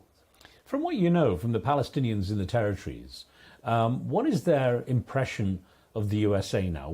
How do they regard the USA, especially after Donald Trump made comments that didn't go down that well regarding creating a Gaza Riviera? Well, most of the Palestinians are really condemning the fully support of the U.S. and mainly the administration against their own people in Gaza. And they are seeing even the U.S. sometimes as fully partner of this. So you should understand the Palestinians that they don't hate U.S. as a U.S. They don't hate the American people as American people, but they hate what's really the administration sometimes. It's even the Biden administration. I'm not saying only about the Trump administration. It's the same. Even Biden administration fully supported the Israeli crimes in Gaza. And so the Palestinians really want this to stop. And they want the American administration to understand that they don't hate America as America. They hate the American policy. They hate the American support. They hate the American bombs. They are going in their heads. But they don't hate America as America. Now, a lot of people were offended by Donald Trump's comments about the Gaza Riviera. Do you think he did it for effect, or was he serious? I think he was not serious, because even if he said it once, maybe he thought it's much easier than he expected it. But I think now he's more and more understanding that Gaza Riviera is not going to happen, and that the Palestinian people will not leave, and we need to find a political solution for this. Now, the Gulf countries have their own agenda, obviously, but how do you regard the Arab world's response, the Arab nations' response to what's been happening in Gaza, and what could we learn from that response? I think the Arab people was always seeing the Israeli-Palestinian conflict and the Palestinian cause as their own cause. Doesn't matter where they are, in Yemen, in Saudi Arabia, in Morocco, they always saw it as very own ones. So the idea will be always that, despite that you don't see any kind of protest now in the Arab world, doesn't mean that the Arab people are not really fully supporting the Palestinians or the Palestinian cause or the Palestinian rights. And this is what the U.S. should understand, that they will, the Arab people will reject the U.S. unless they will try to get some rights, at least I will not say full rights, but some rights to the Palestinians, will stop the war in Gaza. Moen, realistically, how do you see the current conflict ending? Well, I'm not an optimistic guy by myself, but I think this war, as bad as it is, could be a very good opportunity for all the sides to understand that war will bring them to nowhere. And let's go back and sit down and talk to each other and to elect a normal leaders in both sides. Because even in the Israeli side, unfortunately, we have a right-wing government. So we are talking a lot about Hamas and the right wing as much as they are, but we don't remember that in Israel we have a right-wing settlers government at the same time. But I believe that there's always an opportunity here to go back and to talk about peace and to end this conflict with two-state solution and to allow everybody to go and live in peace. You've pointed out that, you know, as many people do, that this conflict did not start on October the 7th in 2023, that it dates back 7 decades. But to what extent did the actions of Hamas on the 7th of October hinder the prospect of a Palestinian state becoming a reality? Well, there's two aspects here. From one side, you will find those who are very supporting Israel will say that this is a clear proof that giving the Palestinian a state will mean that another massacre against the Israelis. From the other side, you can tell, no, give these Palestinians the right, their own rights and their own lands, and that's it. Let's live in peace. I understand that the attack was kind of shocking experience to many people all over the world, but the idea will be always that this is not something that happened by suddenly without something before. People of Gaza are living in siege for 20 years now. It's not only under the war. People in Gaza are suffering so much. People in the West Bank are suffering so much. If you say no, so give me another solution. Like, it's not saying yes or no. Okay, what do you want? Do you want an apartheid state inside Israel? You want to transfer all the Palestinians to live somewhere else? What is the other solution? I don't think like those who are saying that October 7th was a sign that Palestinians should not get their own country. They are really offering anything else to the Palestinians themselves. So what do you want us to do what? A lot of people, though, have supported this idea of, including the US and the US leader, of pushing Palestinians into neighboring Arab countries. How do you regard the idea that people from Gaza are being kind of pressured to go and live elsewhere? People of Gaza will never go to anywhere else. Like, it was clear, people of Gaza are saying this and will continue saying it, that we are not leaving here. We will continue living in Gaza. We want this war to end, but we want also to continue living in Gaza. The same for even the neighboring countries. They're saying that we are not doing this. Maybe we will accept 1 or 2 families of injuries that we try to treat them, but we will not. But we will return. We will help them to return back to Gaza. So the idea is Gaza will always be Palestinian, and that the Palestinians will never leave Gaza. With the way the territories, West Bank and Gaza, have been broken up, is it feasibly possible now, in your opinion, to actually have a Palestinian state? Well, now in building bridges or tunnels is very easy to build to connect Gaza and the West Bank with East Jerusalem. The big problem is that Israel is using the time through the war in Gaza to create facts on the ground in the West Bank, in East Jerusalem, to prevent this from happening. It looks like, as we were talking about Smotrich before, that he understands that the big battle is not in Gaza. The big battle is in the West Bank and is in East Jerusalem. And he's really working under the radar to change and create facts on the ground as soon as possible. So when the war in Gaza is stopped, the world will understand what happened in West Bank and in East Jerusalem. As a Palestinian, as someone who's followed everything so closely, what do you believe is the real prospect of getting a two-state solution? Well, first of all, I think we need to allow the Palestinians to elect their own leadership, because without an elected leadership, the Palestinians will never accept any kind of political solution. From there, the world should understand that without a Palestinian independent state, there will be no peace, and that giving the Palestinians ghettos here or autonomy there will not really work, because it happened and it didn't work before. So the idea, I think, that first of all, we need to support the Palestinians for their elections. And I understand it's not easy now, but we should do that. And from there, it will be much more easier. Well, a final thought, Moin, is that we have a few big issues that have to be considered now when it comes to Gaza. Some big questions. How will Gaza be rebuilt? From where will the funding come? Who will take on that task, and how secure can the situation be to prevent it all coming back to this state again in the future? What are your thoughts on that? Well, how it will be built, for sure, it's Gaza's people who will rebuild it. Who will fund this? It's not clear so far, but it's interesting that we are talking about so many sources of funds, but not Israel. Israel, who destroyed Gaza, it looks like they will not rebuild it or refund rebuilding it, and we need to find money. I think the issue of money will not be an issue here because the Gulf will be ready, the US, the EU.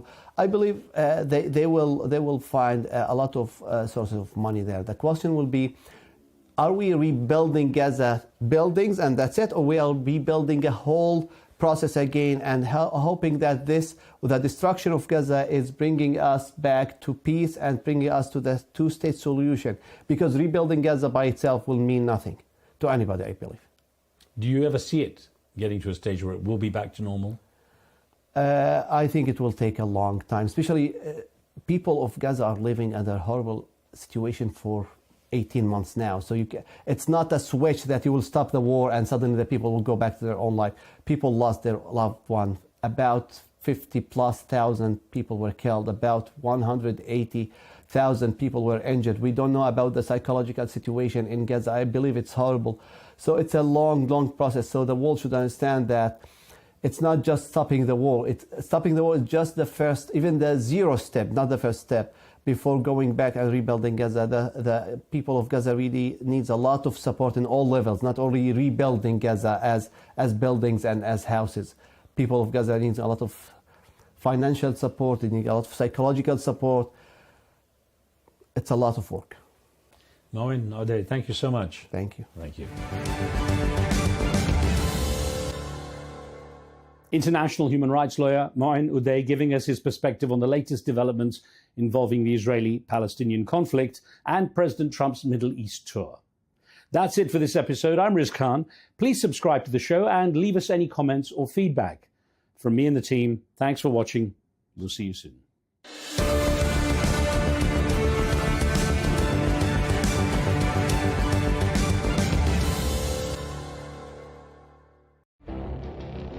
It feels like decades are passing by in a matter of weeks. Seismic shifts in the world order. Never, ever will be part of America. With so much happening and then so much noise. Whether it's political upheaval, Canada has been ripping us off for years. economic shifts, or social movements, And no one wins from tariffs. I think America can be more friendly to the rest of the world. For in-depth analysis and all the latest developments across the globe. To have an inclusive policy together. The meetings with Hamas gave me some hope. We're in another nuclear arms race. the most important developments straight to your screen. Welcome to the dressing room. I'm on my own. I need backup. And an insightful look at the issues shaping our world today. It was not going to happen, that war, and it happened. Join us on Arabiya News, where the world talks.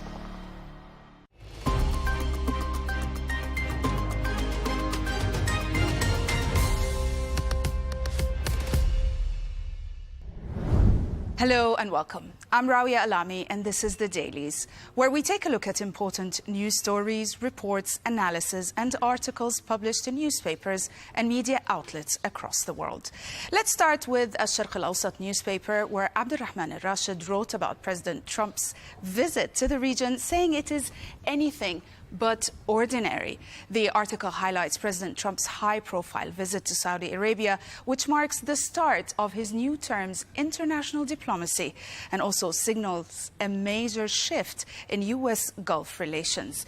Accompanied by top tech and business leaders like Elon Musk, Trump's agenda includes negotiating a multi-billion-dollar investment package, advancing a Saudi civilian nuclear program, and finalizing major arms and defense agreements. The visit also aims to address regional flashpoints, including Gaza war and Iran talks, while laying groundwork for a long-term US-Saudi partnership built on economic development and shared interests. The article underscores how the summit departs from traditional alliances, reflecting Crown Prince Mohammed bin Salman's vision for Saudi Arabia's future and Trump's transactional approach to foreign policy. Walter Russell Mead published an opinion article in the Wall Street Journal today about President Trump's visit also to the Middle East, including that it is aimed at aligning the region's markets and investment with America, not with China. The article highlights President Trump's gains from the visit, saying that by courting Saudi Arabia, Qatar and the UAE, who are all eager to invest trillions in the US, Trump is leveraging personal relationships and transactional diplomacy to channel Gulf petrodollars into American markets and tech sectors. His administration is fast-tracking investment deals and arms sales, aiming to integrate the Gulf's vast wealth and innovation with the U.S. economy, while also countering China's rising influence. Mead concludes that this realignment is not just about business. It's a deliberate move to ensure the Gulf's modernization and tech ambitions unfold under American, not Chinese leadership, reshaping alliances and global competition in the process. While the Washington Post reported today about Qatar's intention of gifting Trump a luxury 747 plane, citing security concerns, the New York Times published an analysis on its front page tackling another aspect of this anticipated event. The analysis describes it as, or by saying, Trump's plan to accept luxury jet strains bounds of propriety. The piece details the mounting controversy as President Trump's administration prepares to accept a $400 million luxury Boeing 747 jet from Qatar to be used as Air Force One and later transferred to his Presidential Library Foundation. The deal, defended by Trump as a wonderful gesture, has ignited bipartisan criticism and legal alarm, with ethics experts warning it may violate the Constitution's emoluments clause, barring gifts from foreign governments without congressional approval. The analysis concludes that the jet's lavish nature and Trump's public embrace of the arrangement underscores the erosion of traditional norms and barriers around presidential conduct. The piece also highlights what many critics argue, that this move exemplifies a new era of transactional politics and personal enrichment, as Trump's administration openly blurs the line between public service and private gain. Abhab Bhattarai published a report in the Washington Post today trying to answer some practical questions about the American economy after a tariff deal with China and what it means for the American consumer. Questions like, will the prices go down, or will there be more products on the shelves, and is the economy in the clear now, are all but a few examples of what the author tried to answer in this piece. The Trump administration has agreed to a 90-day pause in its trade war with China, slashing tariffs on Chinese goods from 145% to about 30%, while China will lower its tariffs on U.S. goods from 125% to 10%. Bhattacharya also highlights that this move has already sparked a surge in stock markets and also promoted retailers to resume shipments, easing fears of empty shelves and product shortages. However, she says prices on many goods, especially electronics, clothing and toys, are still expected to rise, and inflation remains a concern also. Grocery and gas prices are unlikely to be directly affected, but overall costs for consumers will stay elevated. The author goes on to say that while a 90-day reprieve helps avert the worst supply disruptions, it does not resolve underlying trade disputes or guarantee further tariff reductions.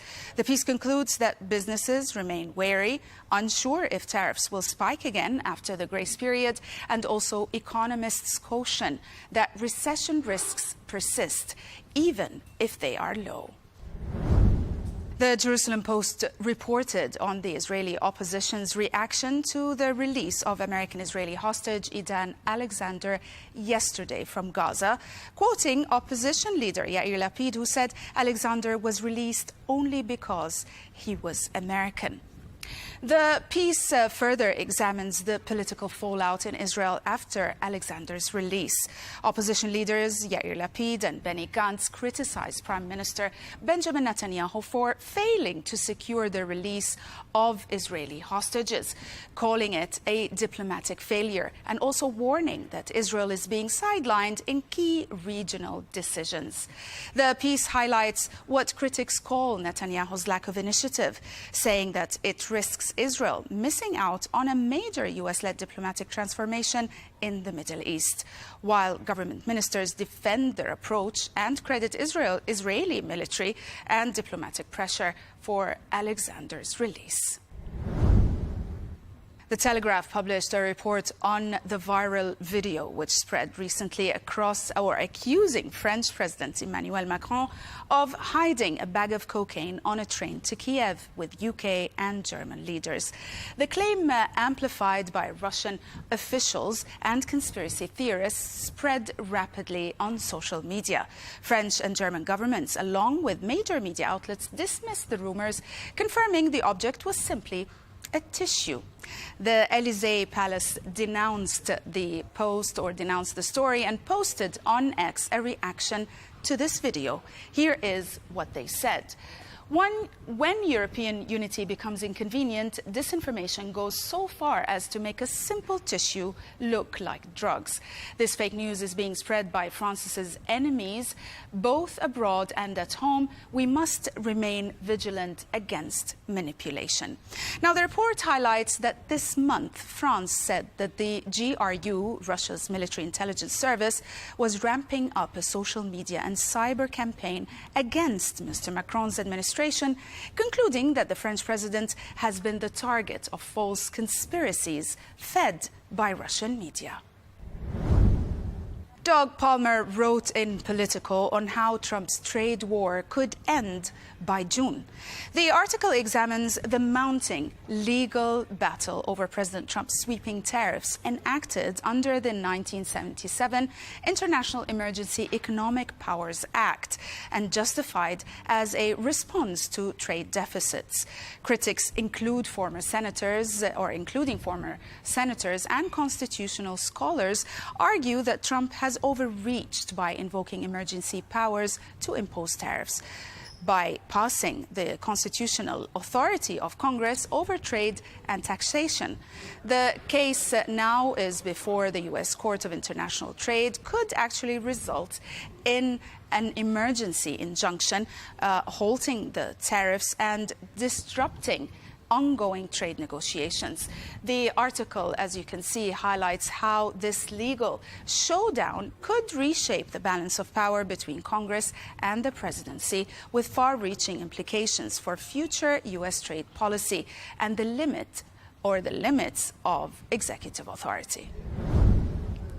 And we'll end on a lighter note with this Guardian report, written in a humorous, sarcastic style, exploring the Cannes Film Festival's new ban on sheer revealing naked dresses and provocative also attire on the red carpet. It's, by the way, a decision meant to uphold decency and maintain the festival's formal image. Organizers have clarified that guests must wear traditional evening wear and will be denied entry if they break the rules. The move comes after years of celebrities pushing boundaries with see-through outfits, sparking both fashion buzz and controversy. While some criticize the policy, calling it restrictive, others see it as a return to classical glamour. The piece highlights the ongoing tension between creative self-expression and long-standing red carpet traditions at one of the world's most prestigious film events. That's it for today. Thanks for watching.